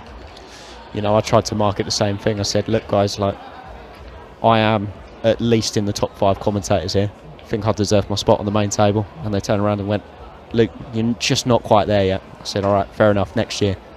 But, you know, someone being serious, someone like Caesar, I mean, he's been such a good advocate for pool, just generally worldwide. You've got to remember he's gone out to China and done loads of other events as well. That he has made a name for himself. He's marketed himself. He's got his agent here this weekend with him. That is the sign of what all of these pool players in an arena could be. Score at the moment is currently 4-3, if I'm correct, to Jaden Billingham. Glad you're keeping an eye on it, because I was keeping an eye on the chat, and one of the frames passed me by. But yeah, I think you're right. 4-3. Again, apologies. There's no scoreboard. Just a few gremlins.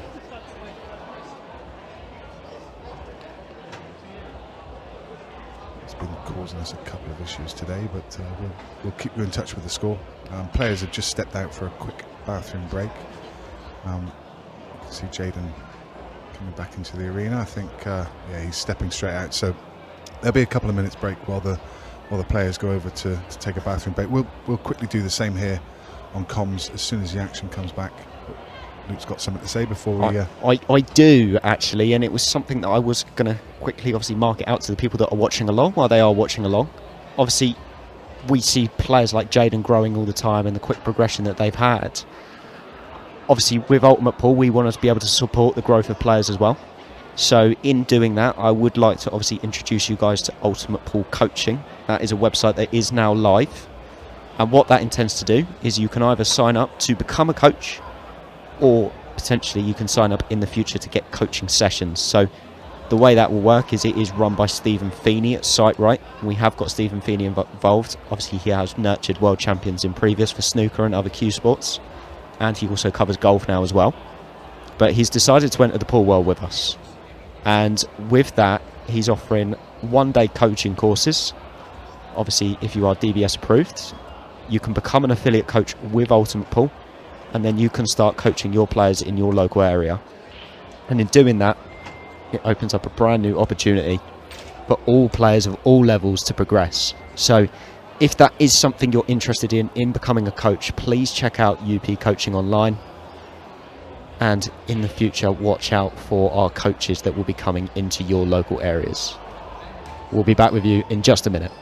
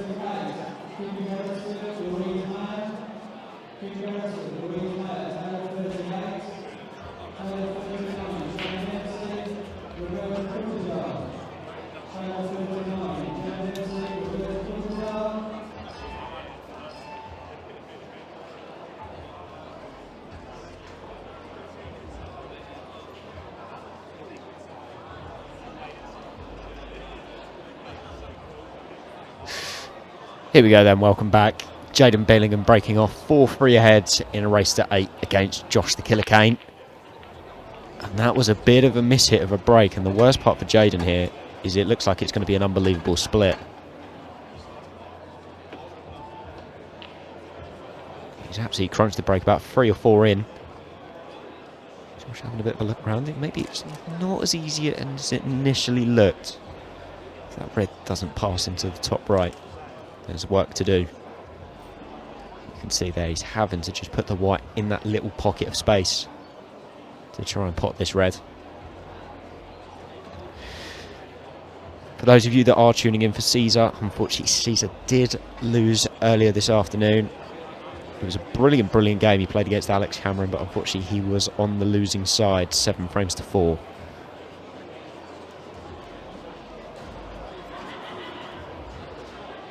Josh is going to get first poke in this. This is a really touchy shot, which is... Oh, he's changed his mind again.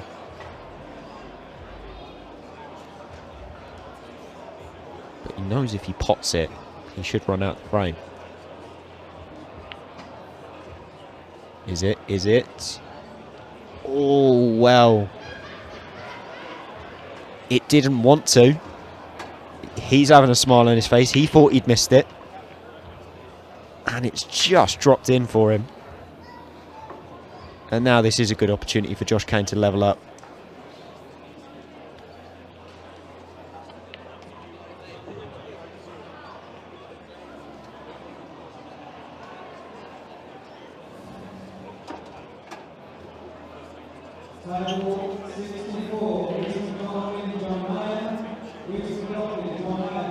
Curly asking which table is the Scorpion going to play from. He's already played, my friend, and you missed it. The bad news is that he was beaten by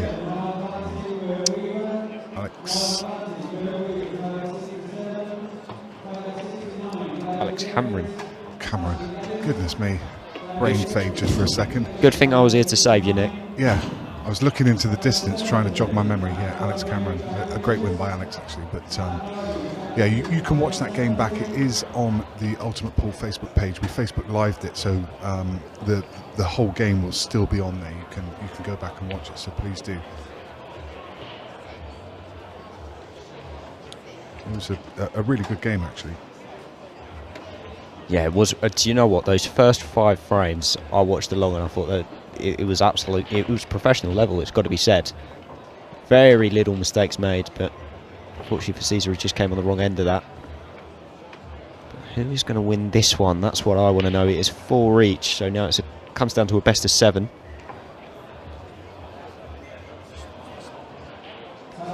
Is Josh on break?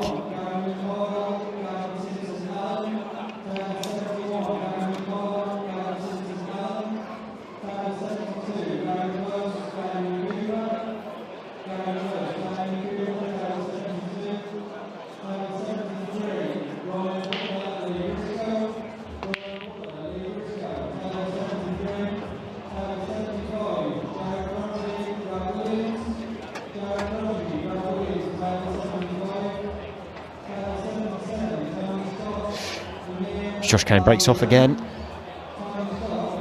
It's not a bad split. It's just got a bit of early work, you feel. Can he pot the red into the right middle? If he can't, actually, this is very tricky.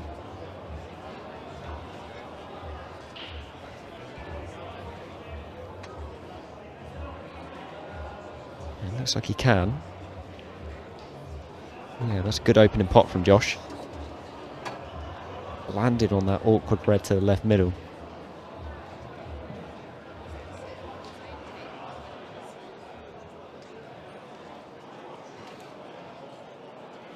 I mean, it's fairly old news now, but if anyone is recently joining us, I can tell you that the number 1, Tom Cousins, was out early this morning.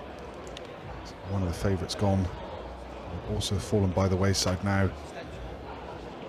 is Steely Dempsey. Shaun Chipperfield also out as well. Yep, Chipperfield. So the field really is starting to open up. Declan Brennan's still there. Obviously, it was a danger, and probably be certainly in the top 2 or 3 favourites of who's left in this field now, wouldn't he? And John McAllister will be up there as well. There's a good background to this as well. If Declan goes on and wins this event, he does go world number 1. He overtakes Tom Cousins' throne over the last couple of years. And it would be a big, big moment for the Irishmen as well. And I think it would actually be a big moment for Irish pool in general. Yeah, I couldn't agree more. Someone I mentioned just then, John McAllister, is actually in play at the moment, and he's playing for Harrison. He's currently 5-2 up. John McAllister is looking sublime from what I've seen with him this weekend, and you know, if he navigates another really tough game there, takes out another one of the big names in Phil Harrison, he will feel very comfortable of his game. And like I say, you probably install him and Declan Brennan as the favourites of the event of who's left now. Yeah, there were little signs of it from John at the last man standing. I know he had a bit of luck, obviously getting the extra life against Rab, and I know it is short format as well, but there were just signs there as he started to get further down the field, especially towards the end, taking out Luke Gilbert and Dom Cooney, both of them looking like quite comfortable wins. You know, he took out some other good players en route to getting to the last three of that event. John McAllister will definitely be a danger this weekend. And so will whoever wins this, because this has been very good standards so far between these two. And Josh Kane is now going to pull ahead.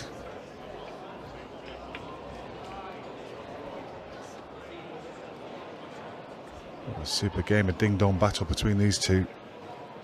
It's really to and fro, Nick, hasn't it, so far? Absolutely.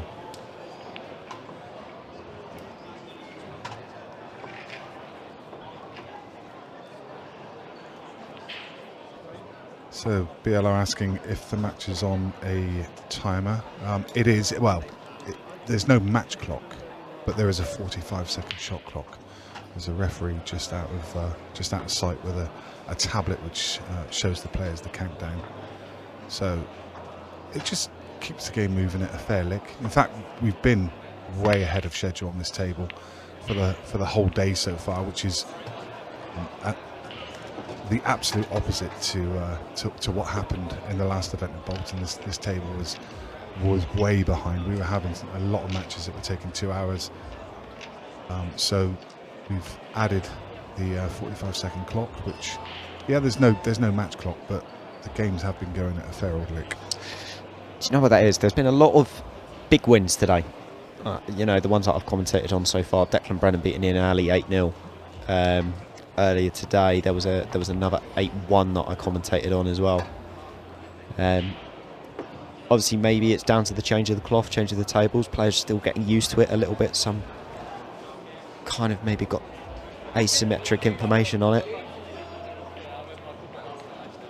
But these two are playing at a very good standard. I mean, it was another massive break from Jaden that's left him a nice kind of open attack on these yellows.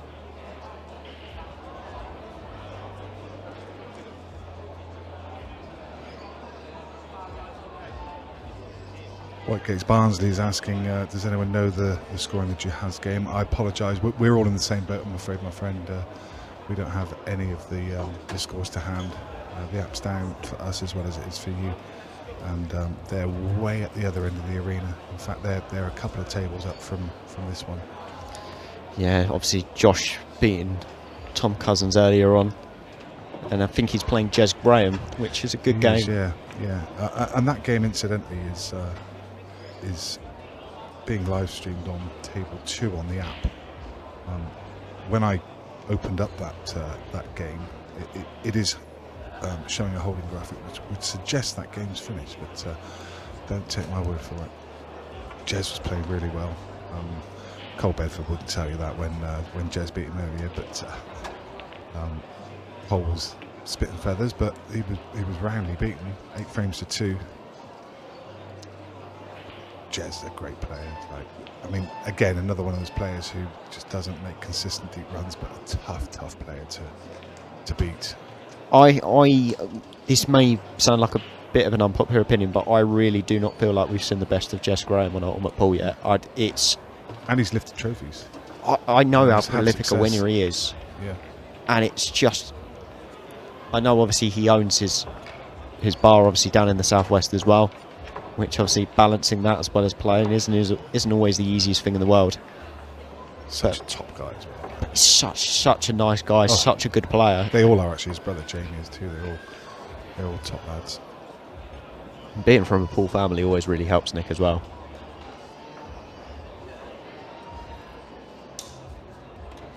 BLR, no, the game is not 45 minutes in total, so there's no match clock. It's just a shot clock, 45-second shot clock. So every shot is on a timer.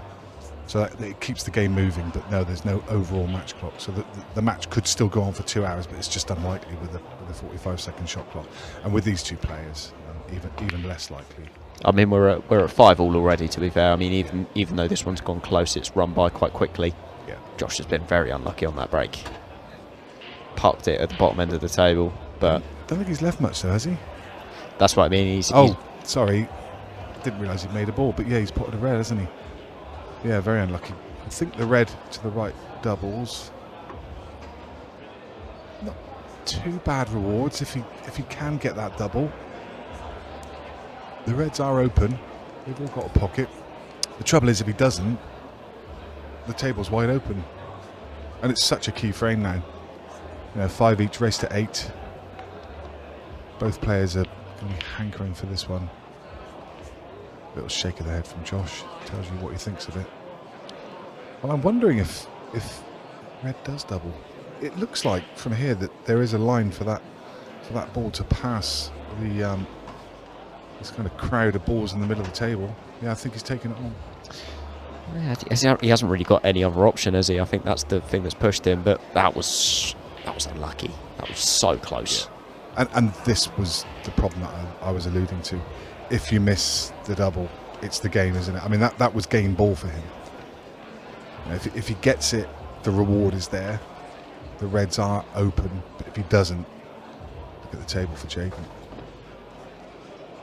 I mean, take your pick, really. Reds or yellows. Probably yellows, I would think, but you could make a case for reds. Yeah, I think. Yeah, I'd probably go yellows. You know what? It's a tough decision because there's just so much traffic around. Sometimes you can be a bit blindsided by it. I think for me, the decision is the 2 reds just below the bulk line. Yes. Don't have natural connectors because you have to get to the right side of the table to pot them. They're sat on top of each other. If you come the left side of the table, they both pop from the right side of the table, but how do you get across to that right side? It's not natural. So I think that was a deciding factor in Jaden's round.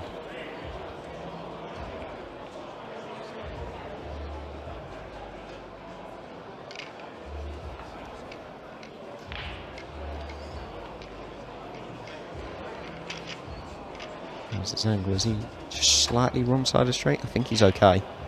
Yeah, no, I think he's fine here. I think he's just okay. I mean, if he's not, he can reroute. He'd love to take that and then just run through for the yellow, just the right side of the breaking line to take to the middle. If he is the wrong angle, he could stun up into the red. He just had the angle. That's perfect. I mean, that is so pinpoint. He's banged straight on this. Yeah. Wasn't much of a margin for error either. So if you finish high, you're having to navigate the bottom of the table. If you finish low, then you're risking canning into the reds. So he had to be just spot on there.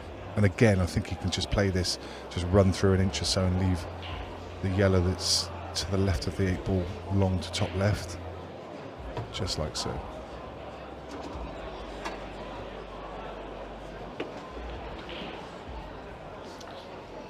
Yeah, he's got a perfect angle now. Stun into the 8 ball. Just move it out the way slightly, land yourself on the yellow to the same pocket. And this should be Jaden Billingham pulling ahead again. Is it just a tad awkward? He might take the one into the bottom right now. Yeah, I think bottom right's the right ball.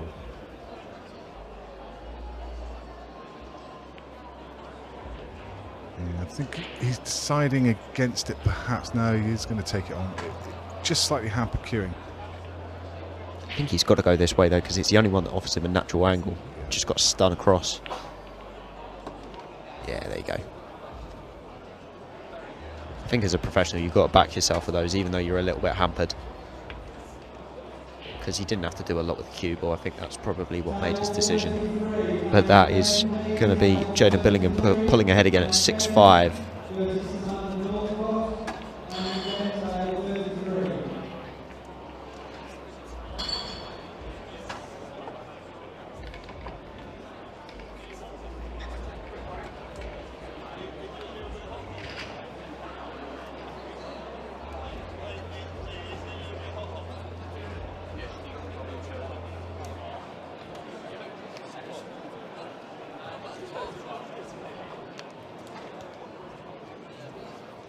What a game, I'll say it again, a proper ding-dong battle. Both players going toe-to-toe. It's like a couple of heavyweight boxers just slugging it out in the middle of the ring. And punch for punch. Both players have had the lead. Who will have the lead when it counts the most? Well, Jaden. Well, it looks like they don't want to decide either. They might just let it go hill, see what happens. I mean, that's ridiculous. The break that Jaden's hit just then deserved the ball. I love the way he just staring out the table as he walked away from it, giving it an evil glare. What are you doing to me? How could you go dry? I think it's with Jaden. He's so relaxed and so chilled out that you would never see him, show kind of anger. The only kind of thing you would get is a bit of a side eye, I suppose. Yeah, that was about as much emotion as you'll see.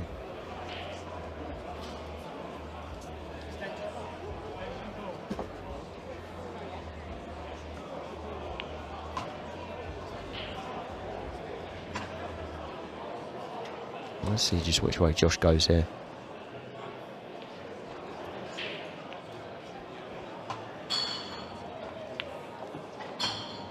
Yeah, he's going to opt to go yellows.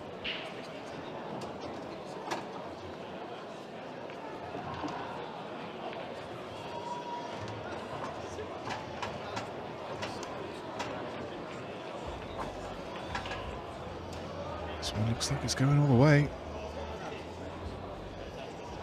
Yeah, we just can't get away from each other, can they, at the moment? Goes without saying there's such an important clearance here. And a bit of pressure on as well. Let's not forget, just a touch of pressure on, and again, just a little unwanted flick on the red. He was going for a full ball cannon and just got a little glance. And it's just another one of those shots that's just left him slightly out of shape. Yes, he's got a recovery ball. He's got one to bottom left. He's got one to top right. But it's not the position that he was trying to land in.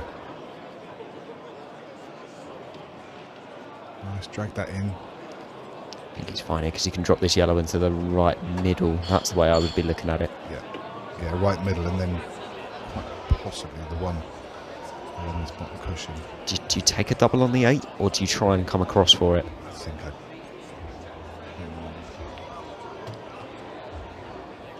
Well, the way that he's lining up, he might go into it with the final ball with the yellow at the bottom left. I don't think he risks it.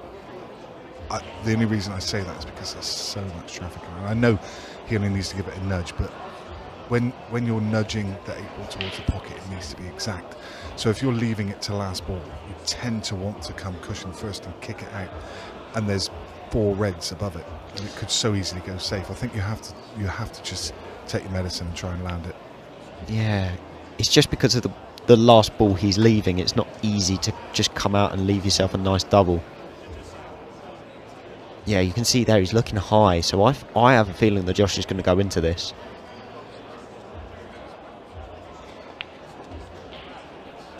Yeah, he's come high on the angle. So I mean, he could feed it through the gap with a bit of check side. You know, you could run it through the gap. I don't think he'll take that risk because I don't think the value is there to risk it. So is he going to try and move it? Is he going to try and find the gap? Is he going to try and double it? It's the gap. Oh, Josh. What a great shot. Beautiful. That's a super, super shot. Do you know what? That's a lot tougher than it looks. Yeah, absolutely. So easy just to ping a little too much side on it. And if Brilliant. you do, you're flicking the 8 ball and then you're in no man's land. Yeah, that's a brilliant out from Josh Kane, and that is going to bring things back together at 6-all. He backed himself to find that line at the left side of the table. Just slides past the 8 ball and leaves himself absolutely plumb. Very nice.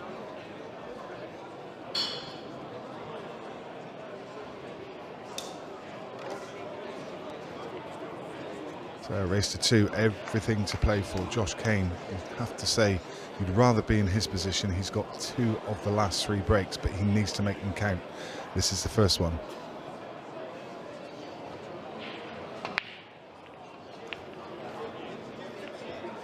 didn't seem to time that at all well, did he? Just didn't. There was pace off for sure. I think he was going for accuracy over pace, and that's why you see this huge cluster at the bottom of the table.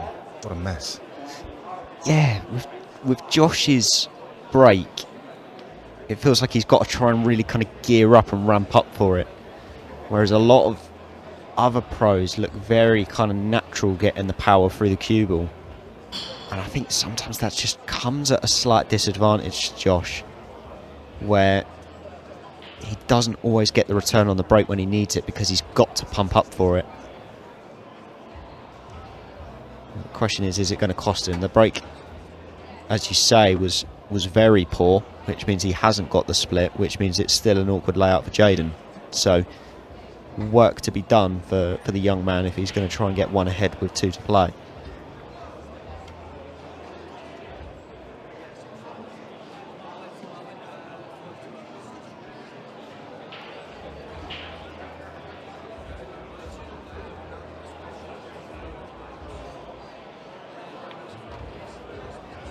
That's a lovely shot. Very simple, but now already opened up one of the problem balls, and suddenly you can see the table start to develop. I mean, he's not only opened up the ball, he's also landed plumb on it if he wants. Surely you take this now. I was going to say, yeah, I think he was just eyeing up where he wants to be for the next shot. A lovely deft touch. I mean, if Jaden Billingham gets out from here at 6-all in a big game against Josh Kane, then it's a ridiculous out. I mean, it wasn't there when he came to the table. You feel he's done all the hard work. I mean, everything's there now. He takes the top one of the 2, opens up the other ball. Looks like he's got a nice angle just to drop that in, and then he leaves the ball to bottom left. Just wants to leave an angle to then stun across for the one to the left of that. Yeah, I think the hard work's done. Yeah, that was the key shot. And I think he's got a nice angle here, because he just drops a load of chalk on his hand seemingly. Just wipe that off. Just got enough angle there that he can stun across. Yeah, this is a really key shot. You need to have a nice angle to come up with a yellow, because that red will play big. That's next to it in the top right.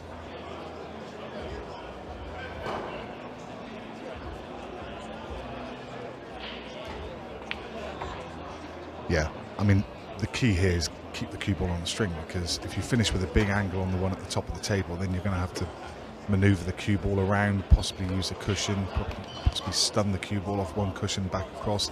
If you finish just there, just off straight, then it's just a drop in, and then you've got a drop in 8 ball. It's a really simple game when you can keep the cue ball on the string.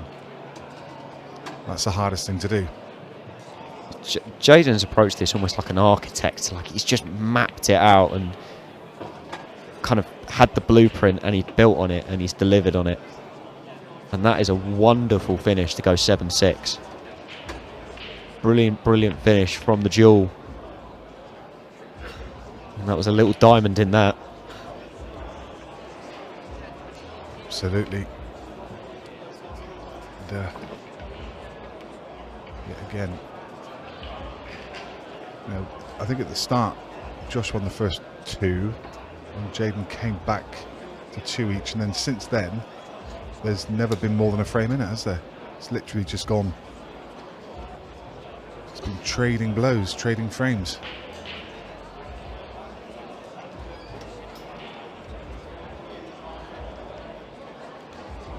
Yeah, I think at the moment, to be fair, I think on the overall form of both players, I mean, even coming in before the event, based on probably ranking, on general one-year ranking and everything else, they are very close to each other. And it's just seen the little thumbs up from Jada there. You know what he thought of it.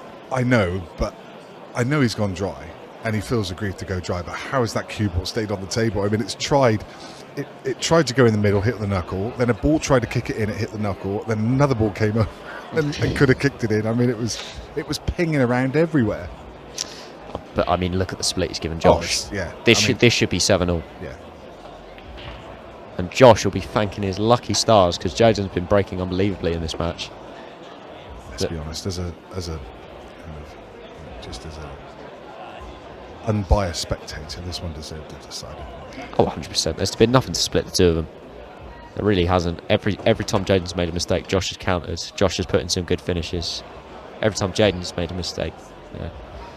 All I would say is it would be nice if both players get a chance in the last frame. If it's one of those frames where both players can get their hand on the table, because it's a cruel way to go out when you get when you break a monster, get a dry break, and then your opponent just comes and break clears.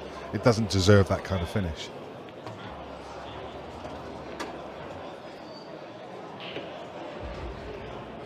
Yeah, he's just got to dot the I's and cross the T's with this as Josh. There's no silly mistakes. That's the last two breaks from Jaden that have gone dry, haven't they? Both monsters, both gone dry. Yes. So, he'll be sat there thinking, I could be packing my key up and already be in the next round. He'll feel annoyed for sure. But he has to put that behind him and hope he gets a chance in the last frame. Yeah, it's massive that Josh has got the last break as well. Yeah, it just comes back to the lag, doesn't it? The importance of the lag. We overlook the lag, and it doesn't really matter, does it? Like who wins the lag, but it does now. It's massive now. I think at the pro ranks it really does matter who wins the lag now, especially with these shorter formats. And maybe money matches, races to 30, kind of 25, that kind of thing. It definitely plays less dividends, but the shorter you go, the more these guys are just going to dish, and it's. The only reason I say it is because there's not that many. Yes, it's important to get the first break. Yes, it's important to go to a decider. But the way most matches play out, they're not 7-alls, and then there's not that much importance. It's the ones that go to 7 each where it's huge. Here we go, Josh Kane on the break. Cut break again from the killer. He's done it again, Yeah. Oh, he's made a ball though. That's very fortunate. Jaden will be fuming because that's the last two breaks. Josh has not hit well at all, and that was horrible. And he's actually had an all right result because all of these yellows go. They do. They actually all unlock each other. This is a good opportunity for Josh.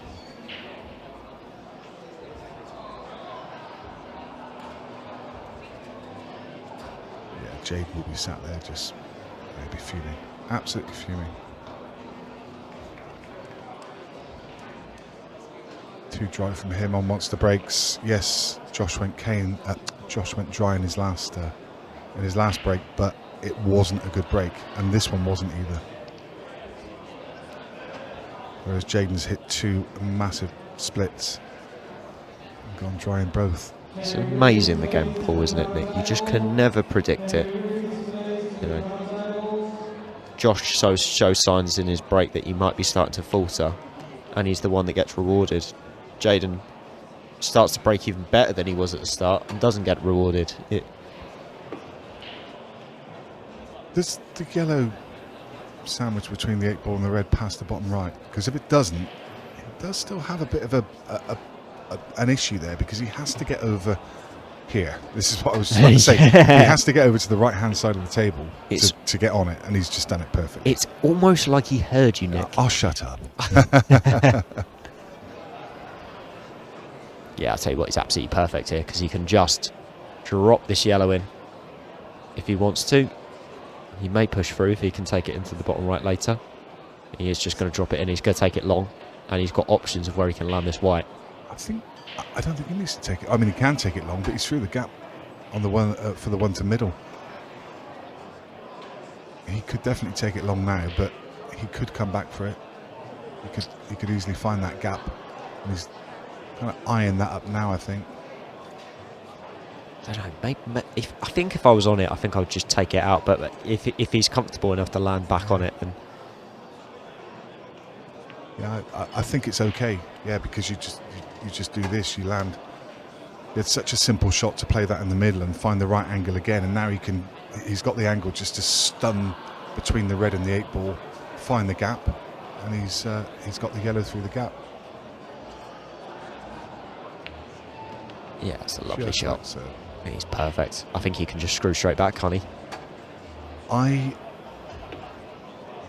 Yeah, maybe just flicks the red, but I don't think that'll matter too much. Yeah, I think you're right. Straight back. He's perfect. Oh, you've got a feel for Jaden Billingham here, haven't you? You really do. When he saw this break, and it was a bit of a fluff, to be honest, and you would have just hoped for some kind of chance. And it's like I said, it's heartbreaking because he's broken well the last two, gone dry, and he doesn't get a chance in the decider. And he's played so well. You know, what's he done wrong? Yeah. What's he done wrong in the match? I mean, it's crazy. It's a crazy old game. Jaden Billingham is very unfortunate to get knocked out tonight, but Josh Kane is the one that progresses, and he will be back tomorrow. And we will be back with you in a little bit.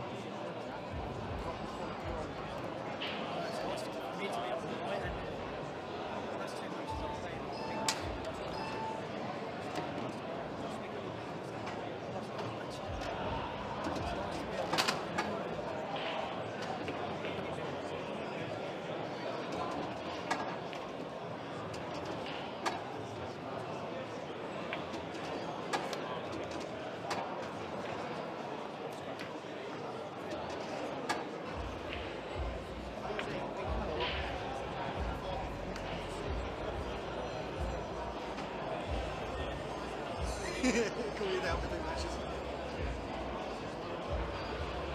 This is the last one. I think this will be the last one on the project. That was the next one.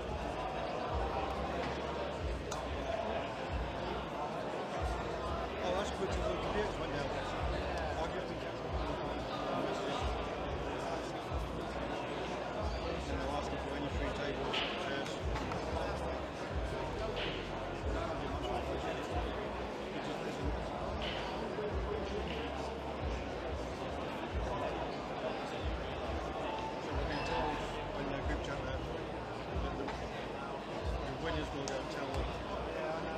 I went up myself last time.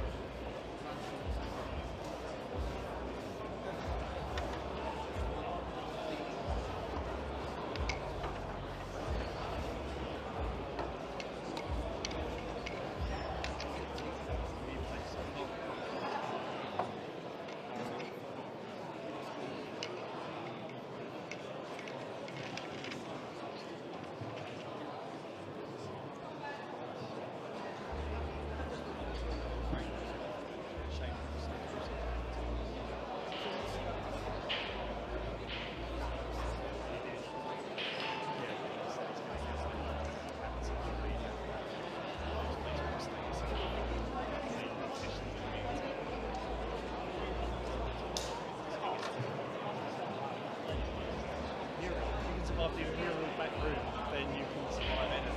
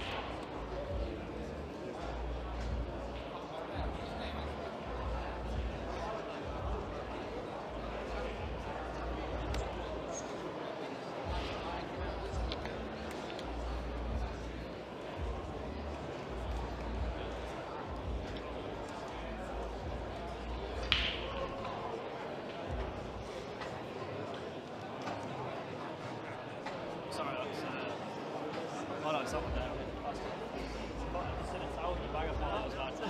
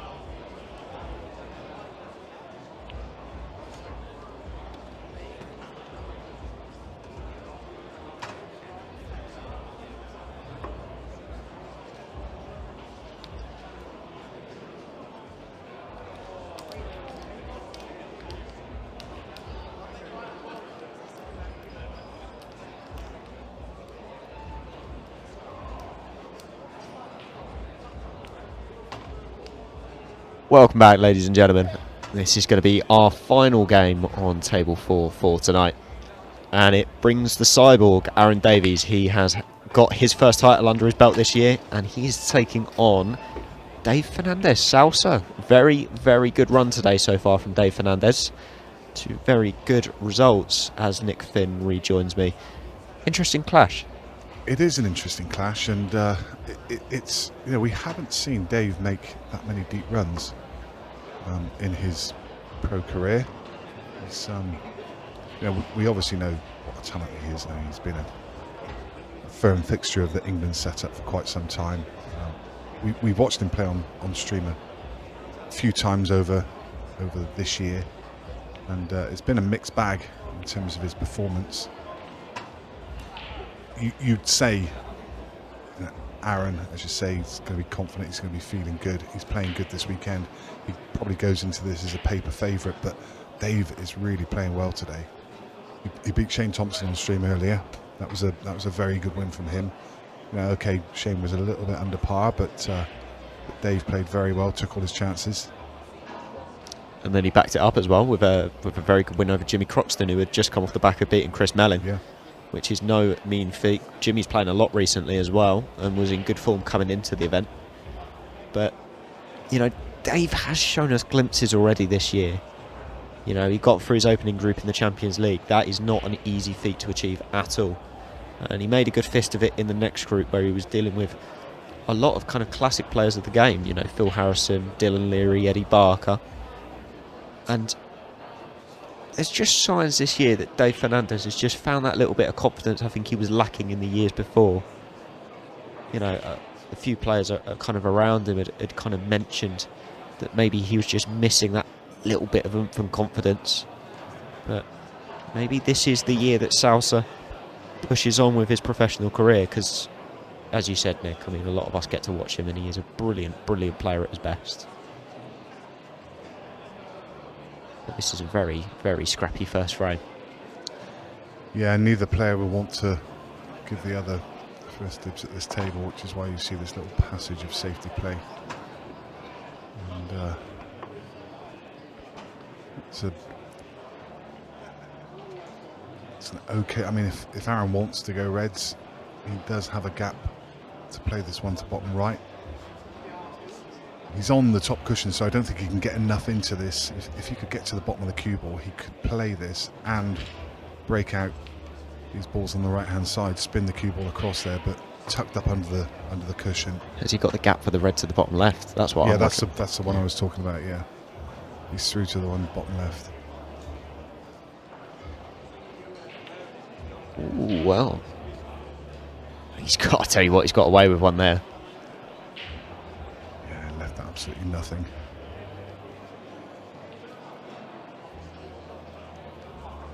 And I think more of the same from Dave. Can't do anything but just glance off the red and try and tuck in behind this pack of balls. Dave's got a wealth of experience, but Aaron is also very astute in the tactical department, so this could potentially go on for a little while, just while the two of them kind of fathom each other out for the first frame. Boy Wonder asking how the Scorpion got on. It's bad news, I'm afraid. He, if you're a Scorpion fan, he lost 7 frames to 4. A very good game against a very good player in Alex Cameron.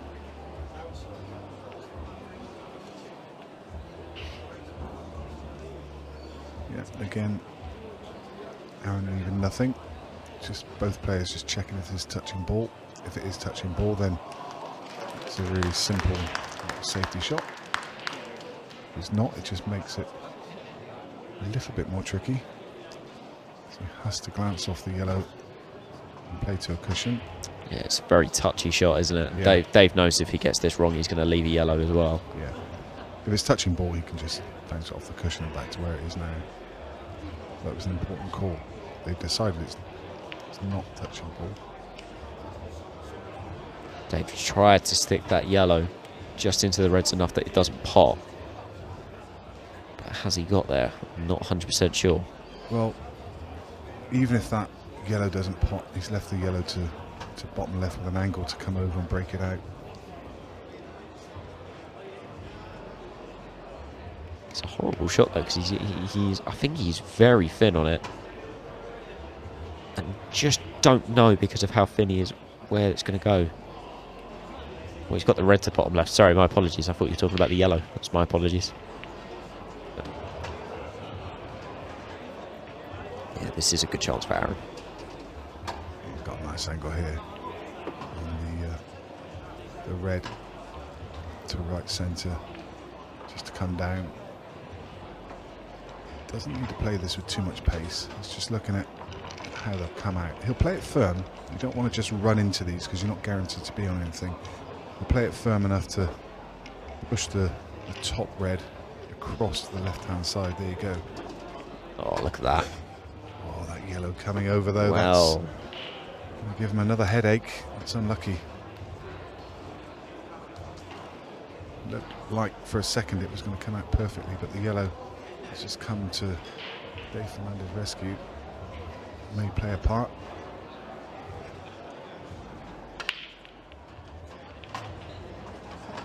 yeah, that's the thing. I'm sure when Aaron hit that split, he probably thought he'd done his main part of the job. Now he's got to go digging again with another ball less on the table.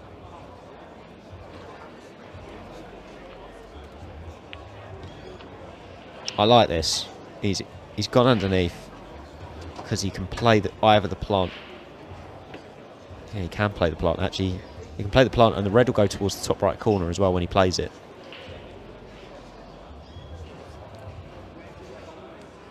Yeah, it's another one. You can't just drop this in. You need to play it at medium pace. Get that red ball moving. And get the cue ball out, just like so. Nice shot. Maybe just wanted to play a little bit slower than that. didn't want that red hug in the right hand side cushion. That does make things a little bit awkward to come across for. So It's okay though. I think he can take the red to top left and just hold position on the yellow, just cannon into the yellow, and it leaves him a nice angle just to stun across table. But you're absolutely right. I mean, it does make it a bit more awkward because he has to use that ball on the right hand side to get onto the 8. or do you just leave yourself a double and if the 8 goes into the bottom left? Arguably, he could try and screw across the one on the right hand side now. No, he's not. It's got to be a double now, I think. Yeah, it has to be. I think he's pretty plumb on it.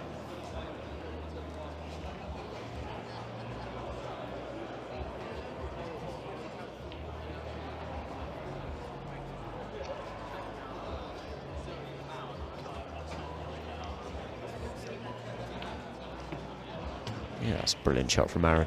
Yeah, nice double.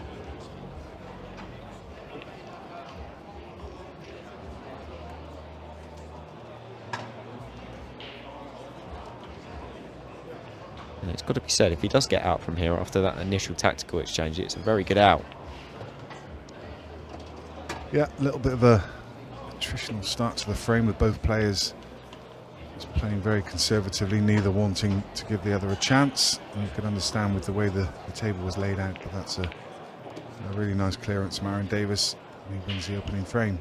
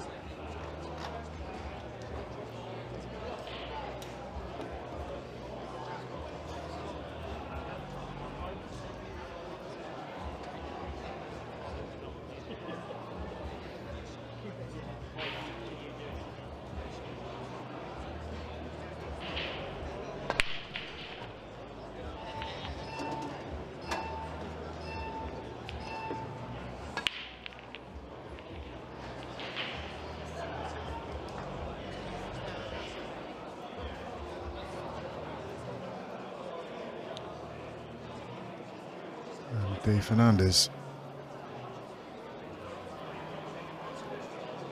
He's going to consider himself a little unfortunate here. I believe ball he's closest to. Does it pass? I don't think it does. No. Yeah, and we're going to have a very similar start to the second frame that we did to the first. Must have been really tight because it was on its way towards that pocket. Just to the right side of it. It must have been really tight.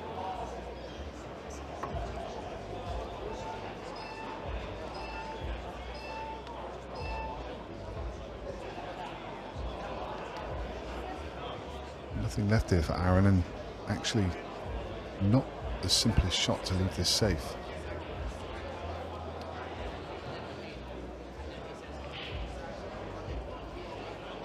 No.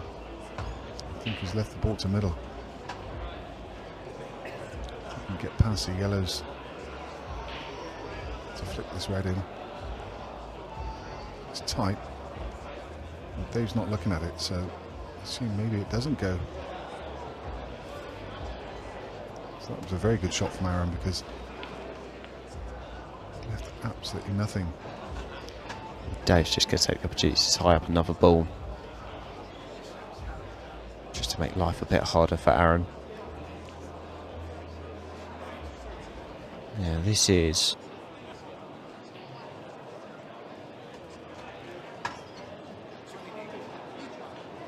because neither player likes getting tied into this, but both of them are very good at tactical nous, which means that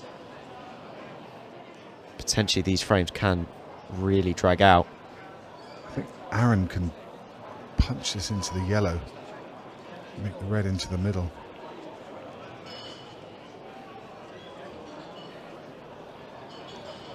Just awkward queuing.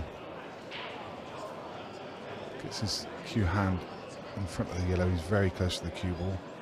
Gets it back and he's got a very long bridge.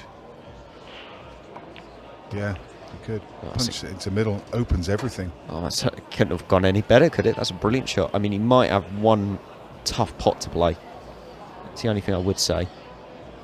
Do you take the risk and take the red into the left middle now? Yeah, absolutely. Has to be the shot for me. Opens up the frame. He keeps looking at the one to the right middle, which makes me think he doesn't like it. It's a real thin snick though, isn't it? It's a really thin snick. He's right behind this red. Surely you drop this in. Got to fancy yourself. Yeah, and also if you don't get rid of this red now, it's tough to get rid of later on. Yourself. Oh, brilliant shot. And that's the hard work done. Yeah, you just screw this with a bit of side, I think, off the top cushion. Bring yourself up and down. Yeah, he would have liked to have been half ball higher. Just give himself a more natural angle. A little bit of work to do with the cue ball here.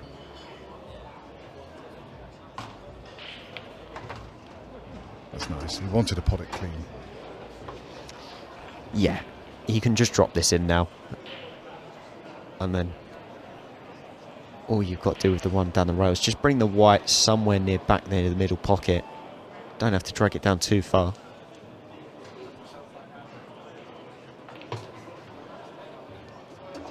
No, I mean, you know, arguably he could just come back 2 inches and still have a shot on the red, because he can carry into the yellows to hold position, but he will certainly try and get closer to his work. He wants to be off the cushion slightly as well, so you'll see him punch this in. Just try and get that cue ball a foot down the table, just above where he is now would be ideal. He's just taking his medicine. Thought he may just try and get back a little bit further than that, but he just made sure of the pot, backing himself to get this. As I say, the position should take care of itself. It's a real cueing shot. That's the thing about Aaron. He's really just got to cue the ball. You just don't want to make sure you flick off the yellow and lose the white with it as well. Yeah, I was about to say the same thing. You don't want to find the gap between the yellows, kind of catch one half ball and going behind the other. See, this is almost what I don't like. The fact that he didn't screw it back, but he's going to dig this and try and hold it. That's a risk. But he's proven me wrong, as Aaron is just a brilliant player. Super cueing. And it's a super out. It's two very good outs from Aaron for the first 2 frames. 2 frames that could have gone very tactical, and he's managed to find an opening and make an opening and finish it off.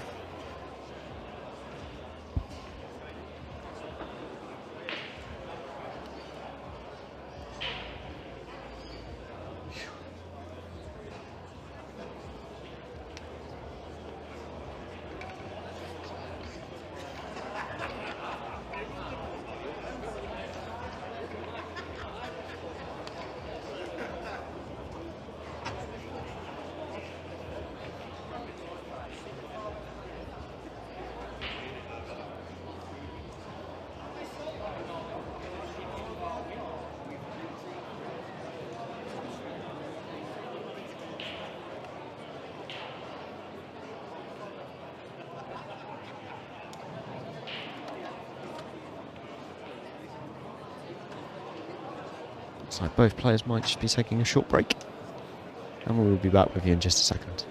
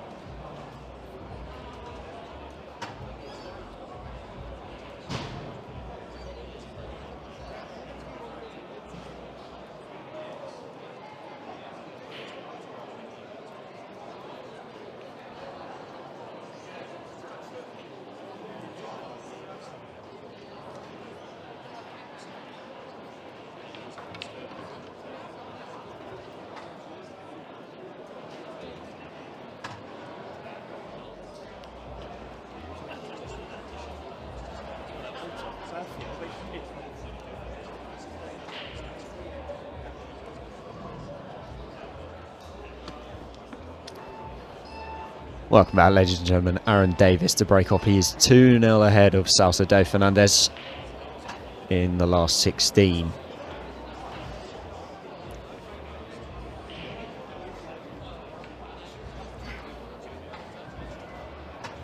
Just brushing off the table there was Aaron. Obviously after a day's play, you do start to see a couple of chalk marks, a couple of finger marks.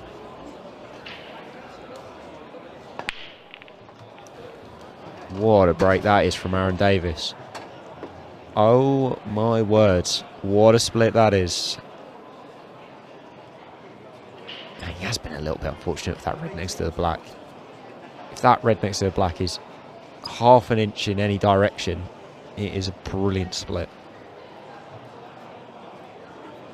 But he's got, annoyingly for Aaron, as it always is when you hit a break so well, you end up just having that one awkward ball that's really tough to get out. He may have an option here though. He may look to play a plant and then work up and use the two reds in the middle of the table to access that, to get a cannon.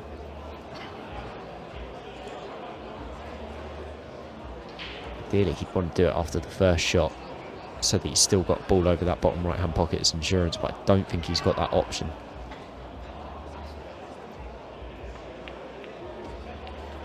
Oh, I tell you what, it's a clever shot that. He's used a bit of the side pocket so he can go up for these two reds now and still have the insurance ball.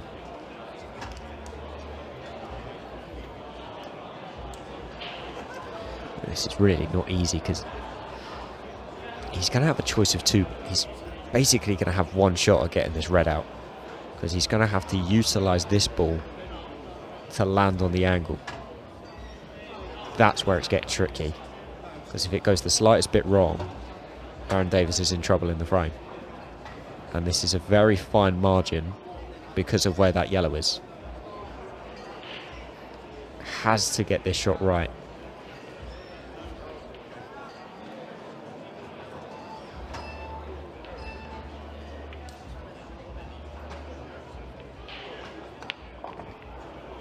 Has to get it right. That is not a bad result. He'll take that. He can play a plant here. The white might run loose a little bit. That's the only thing that Aaron, I'm sure, will be worried about.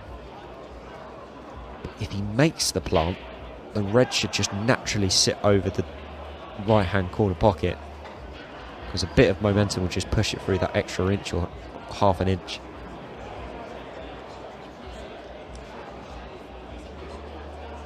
Can he nail this? Ideally he wants to hit the red clean. Doesn't want to hit cushion first or anything like that, because that's when you can lose the red. I tell you what, he's not. Is he there? I don't think he's there.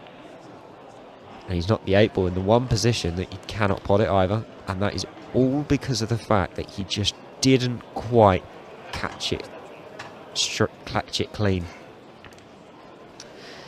Just catching that bottom cushion has made such a difference. It just knocks the red to the cushion, which makes it harder to manoeuvre. And now he has got a very, very tricky shot to play. Yeah, I wonder if he's maybe tempted to just pot it and hold on the yellow above.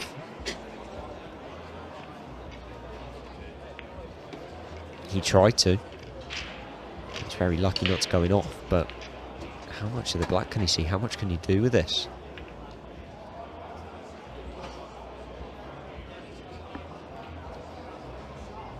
He is going to have to play one hell of a shot to get out in this frame now.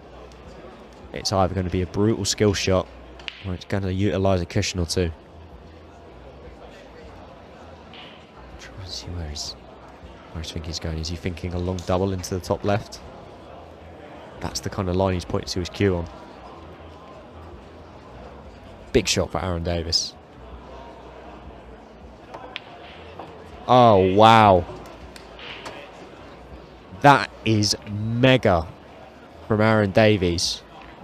What a double. What a double. And And that is 3 in a row for Aaron Davies. I'm sure Dave Fernandez was sat there thinking he's probably going to get back to the table when Aaron landed in the jaws. That was such low odds to double that into the top corner. What a double that is.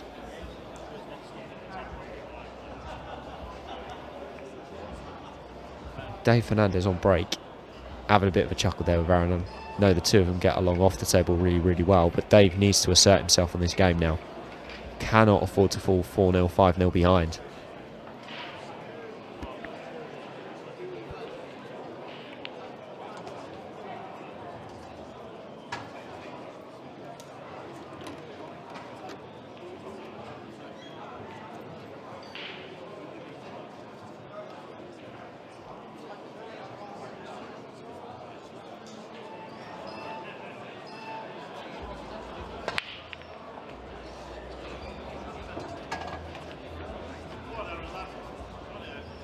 That is not the way to do it.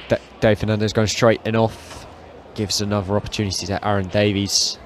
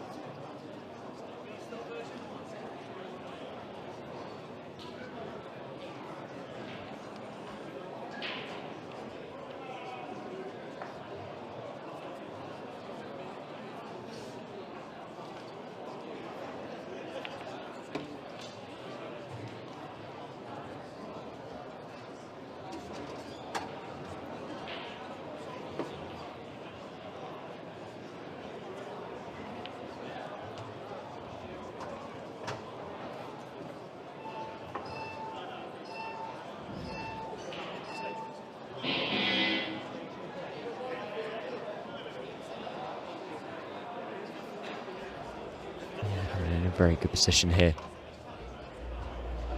Just has to get this next shot right. Just don't want to lose the yellow to a cushion. But it is a slightly off-angle plant.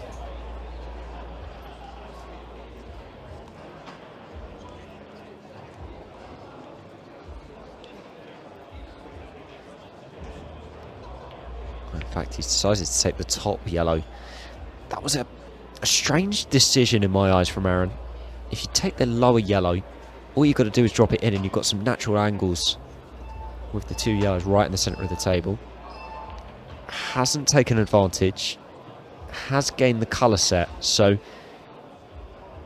Dave Fernandez has got a tricky out with reds. But it's within the realms of possibility. And that first shot may help things. Does that red go in off the yellow in the right middle? If it does, that helps.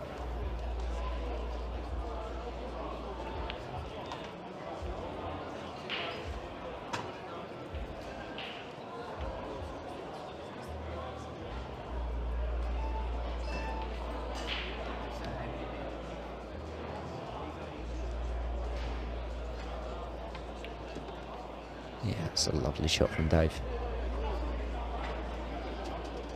Just curious as to how he tackles this red now.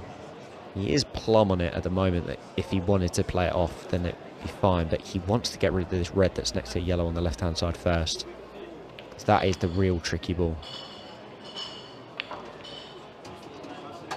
How well has he got it out? Because it doesn't pot into the bottom left. So he's still got to play a good positional shot in it, even though he's played the cannon.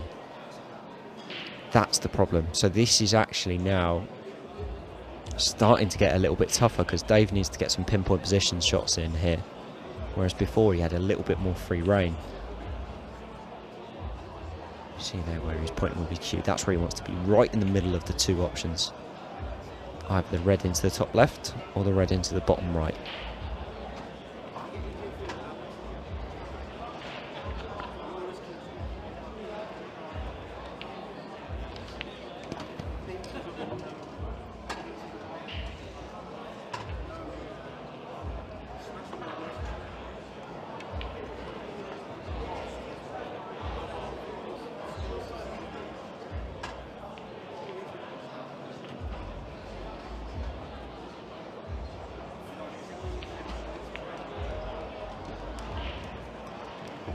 Yeah, so this is where it gets a little bit trickier. Just where those final balls had left himself, he's now got to take this really horrible cut into the bottom right and play position. This is a tough shot to get right. He's made the pot. Oh, white ball. Ah, Dave. That's tough. That's really, really tough. Maybe just expected that to straighten up a little bit more off the cushion. Didn't quite happen for him. And Aaron's now got a golden opportunity to make it 4-0. That's the first really, really bad sign for Dave Fernandez, that beforehand he hadn't really had a nice opportunity at the table. Aaron was just nicking those advantages in tactical exchanges. That might be the one that opens the floodgates a bit for Aaron Davies.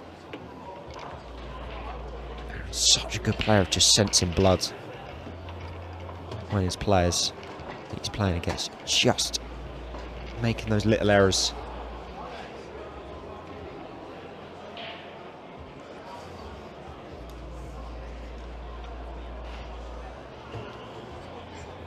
Just threaded that through.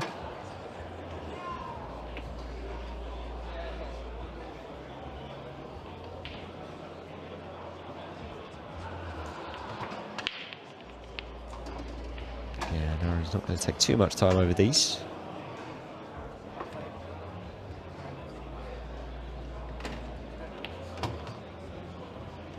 The thing I like about Aaron is no matter what stage of the match he's in, always make sure he goes through that pre-shot routine. It's that thing that if you repeat something enough, it just happens naturally in your mind, in your subconscious. And that is going to be 4-0 to the Cyborg.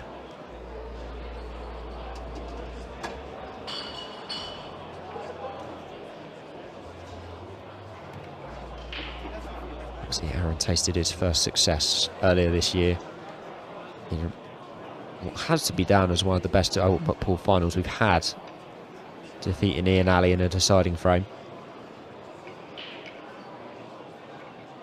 And he just looks a slightly more intimidating character now on the tour. Not to say that Aaron wasn't. I mean, he's a ridiculously good player for his age and a brilliant professional for the sport, and has always been knocking on the door. But now he's got that champion title. And it's amazing how much that makes a difference. And he's on another run here. Can he make it continue? He's now 4-0 up on Dave Fernandez.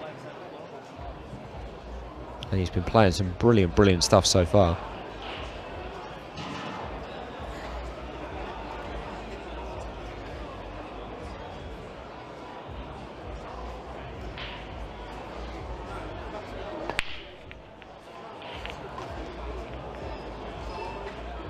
I mean, how on earth has that gone dry?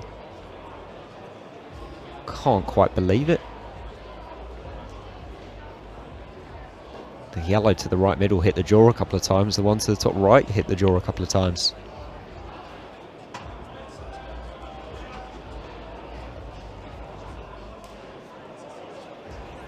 It's going to be another opportunity for Dave Fernandez here.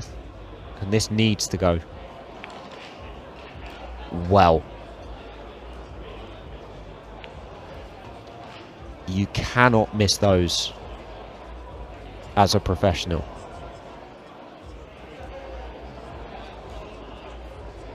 I've never seen Dave Fernandez miss a ball like that. That was, I'm in a little bit of shock. But it brings Aaron Davies to the table again to hit home that advantage.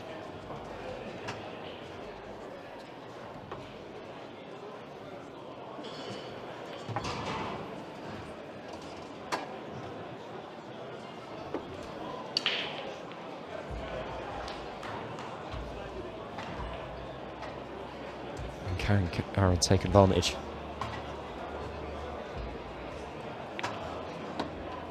That's a lovely shot. Just opens up his work a little bit more.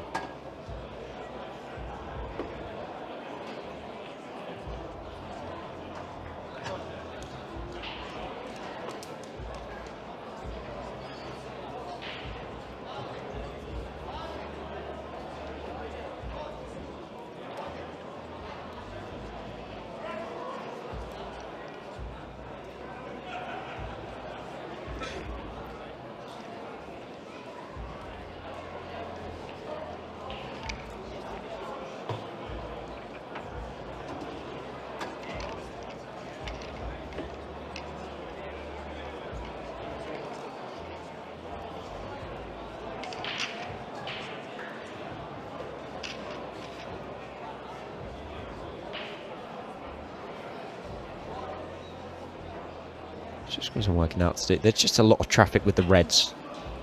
All of the balls are there, but manoeuvring the white ball is the tricky part. Just weighing up. Can he push through for the red to the top left? Potentially now. It's not a bad shot if he can get there. But has he just got that run too much angle? Just that extra half a roll.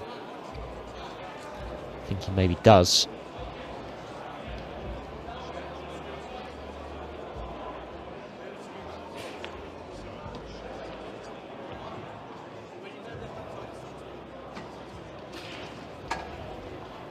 This has got to be very pinpoint now from Aaron.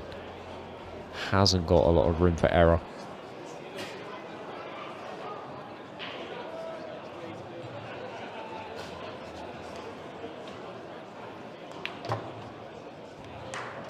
Oh, has he come far enough?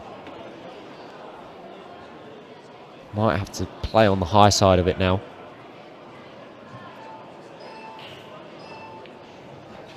Tricky one here for Aaron. He's hampered as well. Sorry about that, Luke. I went for a bathroom break, and then you walk back through and you get caught talking to everybody on the way back. And I just saw a couple of young lads that have travelled up from Cornwall playing in the next gen, and brought them in to just have a look around the Thomas box. Do you know what? It's been brilliant to see the next gen around at these events, especially this year. It just shows the kind of influence and the growth that Paul's having now, where venues are getting all of these youngsters in that really want to play the sport. But I will sideline this as well, Nick. You have just cursed Aaron Davies because he's played 4 perfect frames and then he snooped himself on the 8 ball the moment he came back in. So what's the score here now? It must be... It's 4-0 to the Cyborg as things stand. Wow. Yeah, so I was talking to the lads there earlier, and the thing I like most about next gen and Ultimate Pool in general is, I said to the lads, who's your favourite player? I said, Tom Cousins and Carl Morris. I said, have you met them? And they went, yeah. And they're all accessible. Like, what other sport? You know, these guys, okay, you know, pool's not on the map like golf or tennis or anything else, but, you know, I'm a massive pool fan. And I remember when I started this journey, players like, I was in awe of players like Phil Harrison, Mick and Potts and people like that, and then suddenly you know them, and like they've always got a smile on their face and they shake your hand, and you know, became great friends with Jordan Shepherd, who was another player that I really looked up to. And then suddenly I remember starting the Supreme Series. I think the first Supreme Series, we found ourselves in the arena. Jason Shaw was in there, Darren Appleton was in there, Melling was in there. I'm in there with them getting my photo taken. I'm stood there thinking, what am I doing here? This is ridiculous. These are all my heroes. This is, if I was a tennis fan, I'm in the arena now with Djokovic and Federer and Nadal and all the players at the top of the game. And that's what it's like for these youngsters. You know, they're heroes. They get to go and meet them, shake their hand, talk to them, get advice from them. And they're accessible. You just don't get that in other sports. I think the thing that we're very... I'm going to up us a little bit here. I think as a company, one thing that we are very good at, but as a sport we're also very good at as pool, is the community side. And because of that, a lot of people, when they're starting out, you know, they might watch and flick onto Ultimate Pool for the first time. They've never really played pool before. You know, they flick on and they watch this game between Aaron Davies and Dave Fernandez and Aaron Davies. Got the names out at the end. But they probably look at them and think, wow, like, I'm years away from that. When actually, they could pop down to the Bolton Arena this weekend, walk through the door, and probably have a conversation with both players that they're watching. Yeah. It really is that accessible, and it's brilliant to see, because now you've got young players that are like, oh, you know, I'm friends with, say, Eddie Barker, and because I'm friends with Eddie, you know, he teaches me things when I'm at the club and all that kind of stuff. And even if it's not a top pro, it's a challenger that knows a pro, and then you just end up filtering through. Yeah. And just catching up on the comments on YouTube, so there's a lot of comments about the scores. We have to apologise. Just 1 second, be right back.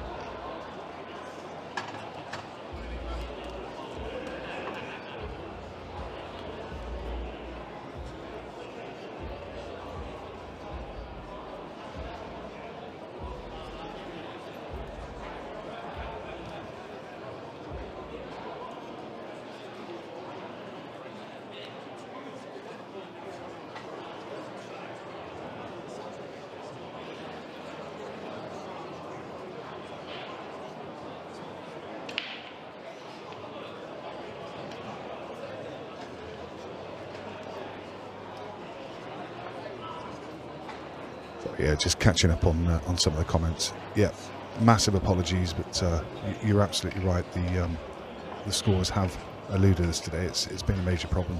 It's not just you guys at home that it's frustrating. Even the organisers here can't see the scores. The system has got some problems. They're going to work on it, and hopefully things will be right for tomorrow. But yeah, we do apologise. There's nothing we can do about it.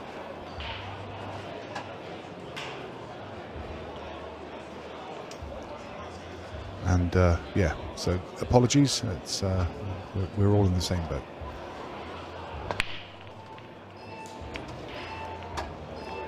And also seeing somebody asked, when is Tom Cousins playing? Tom went out actually first round. Just his opening game. And very good performance by young Josh Jahaz. And he'll be back in action tomorrow in event 6, and I'm sure you'll get to see him. Who was that? Sorry, Josh. Was that Josh Graham? That result that you just said? No, the opening game, Tom Cousins. Oh yeah. I mean, the thing that I loved about that, right? So I was chatting to Josh Juhaj during the week, and he messaged me, and he went, well, we were just having a discussion. Obviously, Josh was getting involved with the new cloth, which you are available to buy on the Ultimate Pool website. Obviously, speaking away to Josh, he kind of messaged and he went, I'm confident this weekend. I messaged him, I said, who have you got in first round? He was like, easy draw, I've got Tom Cousins, you know, I've done it before, I can do it again, love to do it again this weekend. And I said to him, I said, look, if you're confident about it, you'll go ahead and do it. And lo and behold, he went ahead and did it. Brilliant.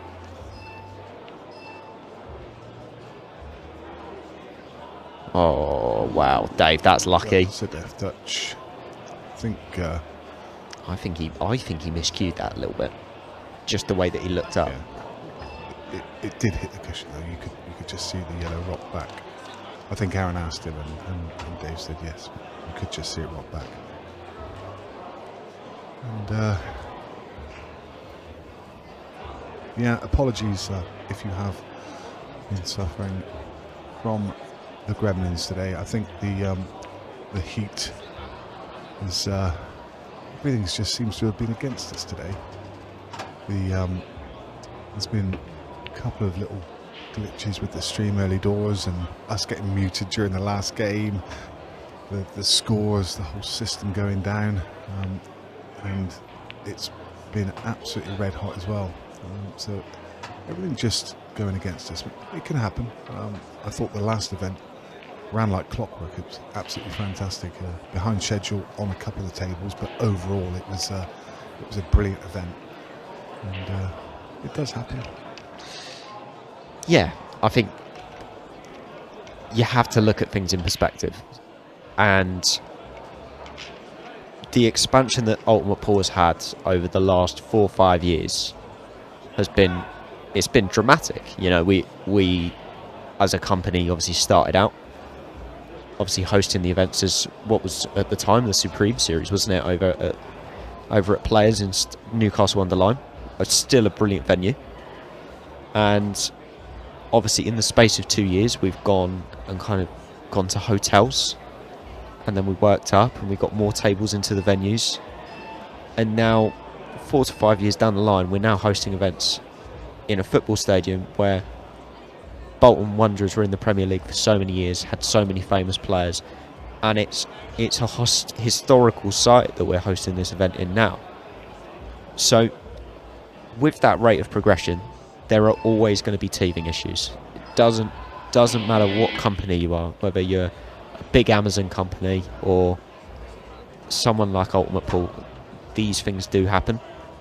The only things that I can recommend, obviously, stick by us. We will resolve them.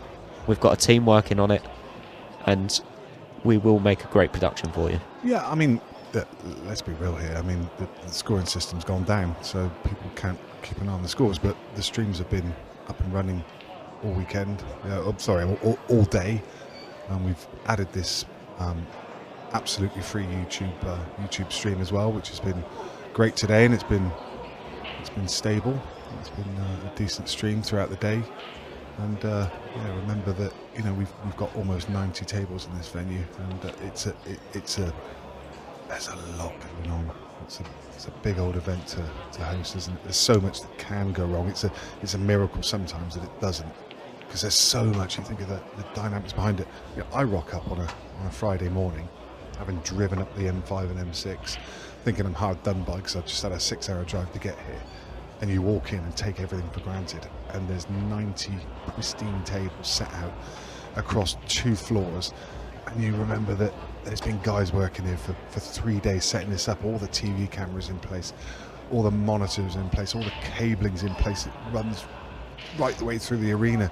The speaker system, the great big TV screens that have been set up in the arena, the lighting systems. You just think, my God, there's so much work going on behind the scenes to get it. It's a miracle. It's a massive kudos, actually, and I think it's something that we do need to say thank you to, is obviously the table fitters, the lighting fitters, and also the companies that have a look.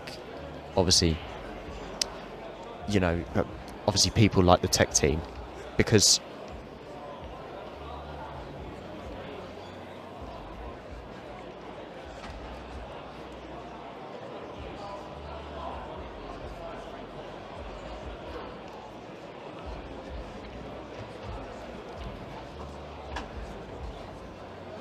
sorry, I stopped you in your tracks then. You stole my thunder, Nick, and I will never forgive you. Sorry. No, it's fine. But as I say, it's a massive kudos to all of the people that work in the background to get these things set up. I mean, we are commentators. We come up and obviously we get to kind of narrate you through the weekend, but it's the people behind the scenes that make it, and it's a huge appreciation to Zach Leonard and the team. The likes of Jake Cooper. He played on the Challenger last year, and he was, I used to hear stories from him where he was up until 4 or 5 in the morning making sure the tables and the lights were there and good to go, and then he would get up for an 8 o'clock match. And then he'd be playing. And madness. That is commitment beyond the sport, and the one who gets me is Zach Leonard, because okay, he's a major part of this. He's tournament director, table technician. He's clothed every one of these tables. He's out there levelling tables, and quite often plays in the Challenger as well over the event. And you think, what on earth? How do you ever sleep? But that is the definition of a pool addict, isn't it? Oh, somebody that just loves the game beyond loving the game. And there's nobody on the planet that loves the game more than Zach, I don't think. I must be close, but I don't come anywhere near him. He is the only man that I can see that after barely sleepless nights, sprinting around, fitting tables, doing other bits and bobs on the side. I dropped him a WhatsApp about doing a poster as well, by the way, for something completely separate, and he still grafted away and did that on top of that. I like to help him out, and even after all of that, probably after about an hour or 2 sleep, he comes in the next morning and he's got beaming smile on his face, and he goes, "I can't believe I'm hosting this in the Bolton Wanderers Stadium," and that is just like gold dust. Look, do me a favour, because the chat box are kicking off that we haven't told them the score. Let them know the score, will you? The current score at the moment is 5-0 to Aaron Davies. Dave Fernandez is still yet to pick up his first frame. It's been a tough old game for Dave so far. He's just not quite got going. Kevin O'Malley has put in capital letters commentate on the match. He wants us to talk through this frame, which has literally been safety shot after safety shot. Yeah, if you need us to describe it for you, we will try. Yeah, it does make sense, Kevin. We will do it for you. Aaron's he's in a good place here. It's the 8 ball that's going to be his big issue. I think he will take this long red into the bottom right hand corner, and he'll cannon it out with a next shot. You see here, he's going to drop this in now. Yeah, he's left a good angle. Look at this, it's prime. If he gets the cannon right, he's got an option of 2 different reds. The only thing you don't want to do is just cannon full ball here. You just want to glance the 8 ball. Like, if you hit the 8 ball half ball, you can't fail to be on something. Yeah, that's what I mean. If you've got a thin angle, you can always fly from one to the other. Lovely. Oh, well. That's fine. That's fine. I think he is. Yeah, he's just okay. Yeah. And he's just got a little bit of an angle there that he can punch the cue ball across.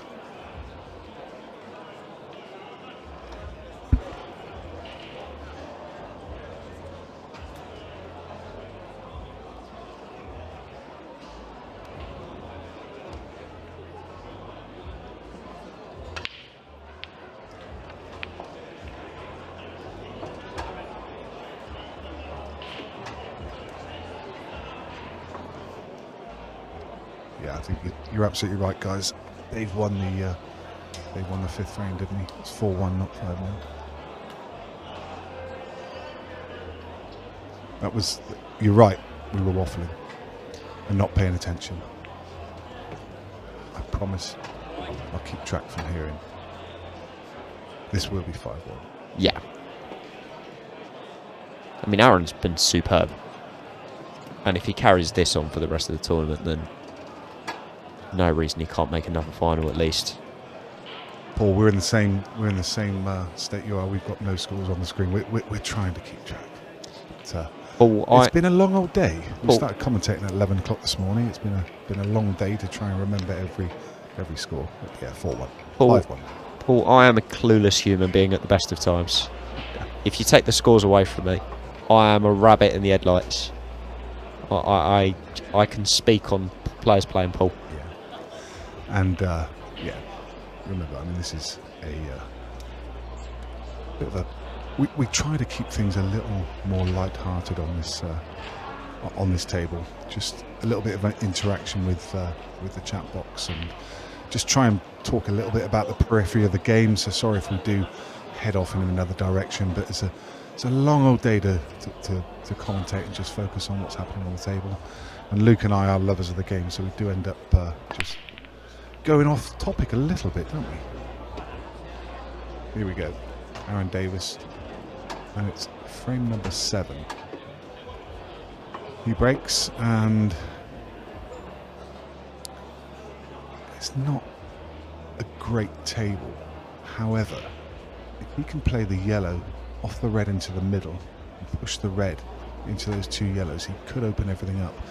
He may elect to go reds here, but it's a tricky opener, and he's still got a couple of problem balls even if he makes that opener. I like the yellow to middle off the red. Yeah. Aaron disagrees. I mean, maybe it's because it's a cutback that he's going to play a double off the red. Yeah, double into the middle off the way. He wanted to hit the red, catch the red on the way through. But he can do it this time round. Yeah. Yeah, so this is the last 16, guys. So this is to get through to the quarterfinals.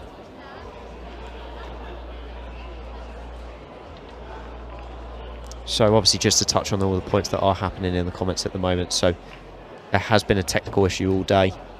Unfortunately, so far it's not been something we've been able to shake, obviously because of the magnitude of the venue. We are trying to work it out and get it resolved. It is just taking a little bit of time. But obviously back to the action here. Aaron's got a great split on these reds.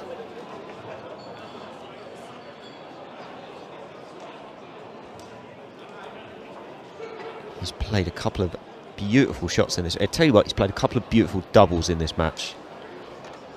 And he's in prime position now for the hill. Let me just say that greatness is upon us in the chat box. That young man, Jordan Church, who once appeared on, what was it? Paulo, whatever his name was, Paul O'Grady's show, wasn't it? Wheeling his cue when he had hair. You're going to have to tell me that story, Jordan. I don't actually think I've ever heard it before, but great to see you, Jordan. It's we miss you in Ultimate Pool for sure. Jordan, just let me know when you're coming back. Just let me know when you're coming back. It's absolutely fine. Aaron's taken these out really, really well, by the way. So well. He's just got to nail this part. He keeps the game simple. And he's on it. He really is great. Such an unorthodox cue action. We've mentioned it so many times over the year. Completely off the chin. Ridiculous. It's ridiculous. It's under his left ear. You've got to be so side-eye dominant to do what Aaron does. It's not even under his left eye. It's under his left ear. It's crazy. It's so effective for him. And that is...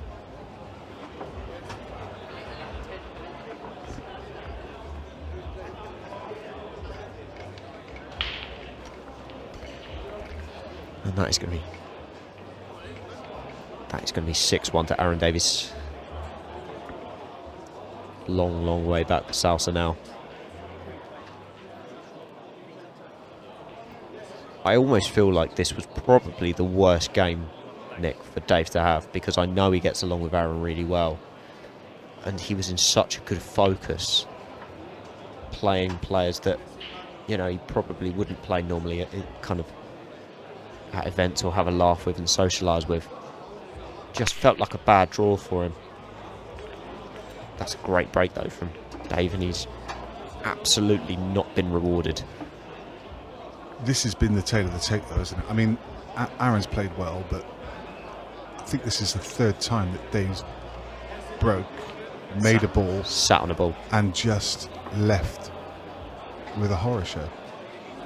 He has got an opener on Reds. He's got this one on the bulk line to top left, and Reds are reasonably open, but he's at the drop, and it doesn't. Just not there for him, is it? No. And it's hard, but like 6-1 down, it's just hard to pick yourself up. Yeah, so the names of the players, obviously you've got Aaron Davis, Cyborg, that's at the table at the moment. Aaron, obviously, has won a pro event with us this year. His opponent at the table, the man with the red shirt, is Salsa, otherwise known in real life as Dave Fernandez. Yeah, stalwart of the England team. He's been playing in that England team for a long, long time. Aaron giving that a wary look as it tracks towards the middle pocket, just catches the knuckle and leaves him plumb. Mick Hall, Bolton Wanderers have had technical issues ever since Sam Allardyce and JJ Okocha left. Do you know what? I remember watching them at Barclays Premier League. I remember those years. Ivan Campo on the wing. That's nostalgia. I love that.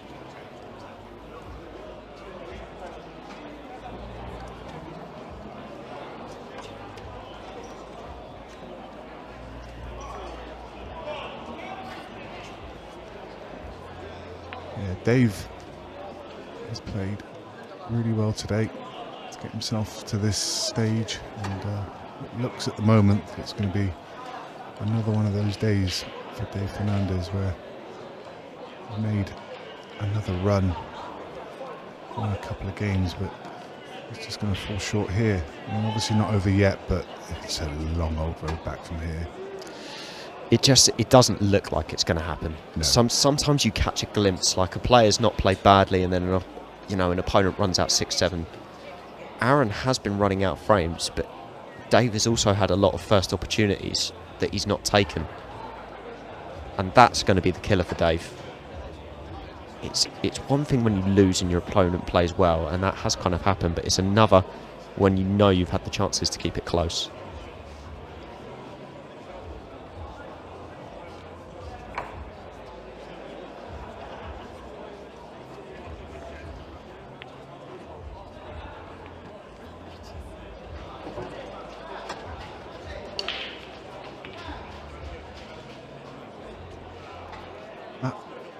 Ball is he would have right in the pocket.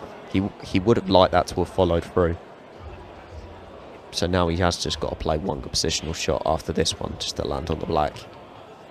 I'd expect him to get there. Yeah, I mean, it's buried in the pocket, but he's left a nice angle where he can use the side cushion. It's not so far in the pocket that he's going to catch the knuckle. So he can just use left hand, a little bit of stun, a little bit of screw, just drag the cue ball through the gap of the yellow and 8 ball. Oh yeah, he's done all right. Like a little flick. Yeah. Didn't even need to use the side cushion. He screwed straight back. That's well judged. That's all Aaron Davis. That is 7-1.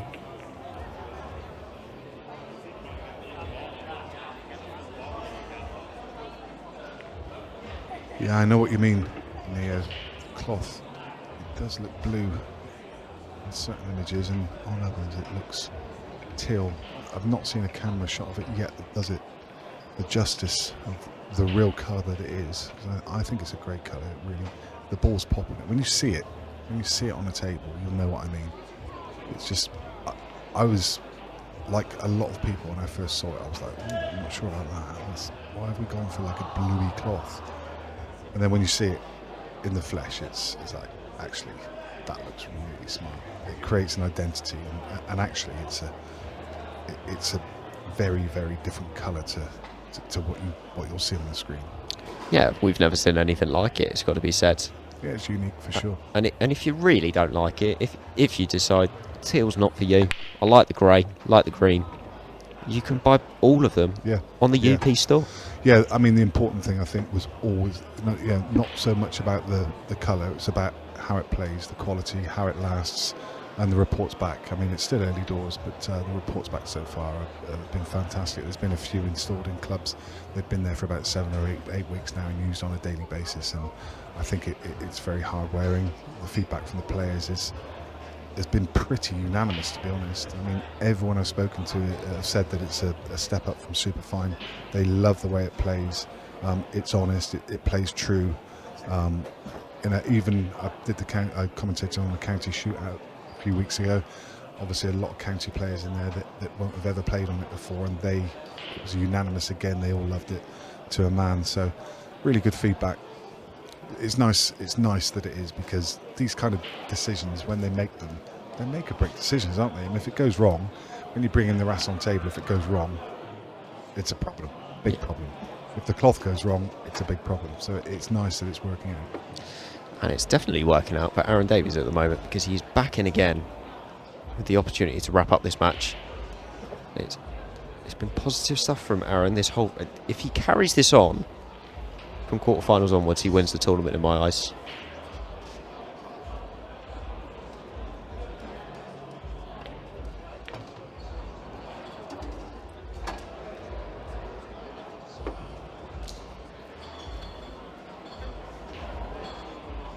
He's in a good position here. I think this red goes into the left middle. If it does, then Aaron should be thinking of wrapping up here. That's to your question, Gary Smith. The action gets underway at 10 a.m. tomorrow morning on this table. The main arena will be 11 o'clock, but we will be with you from 10 on YouTube. So, earlier start for us. I don't get a lie-in. Just one thing for you guys to check out, just overnight. If you've not had enough of your fix of UP and you decide you want to get involved in a slightly different way, I have just introduced Ultimate Pool Coaching. So if people do want to check that out and look to become their own personal coach, they can work with the likes of Steve Feeney and the team at site right now. Steve Feeney will be in the building in Bolton tomorrow as well, so make sure you don't miss out on that.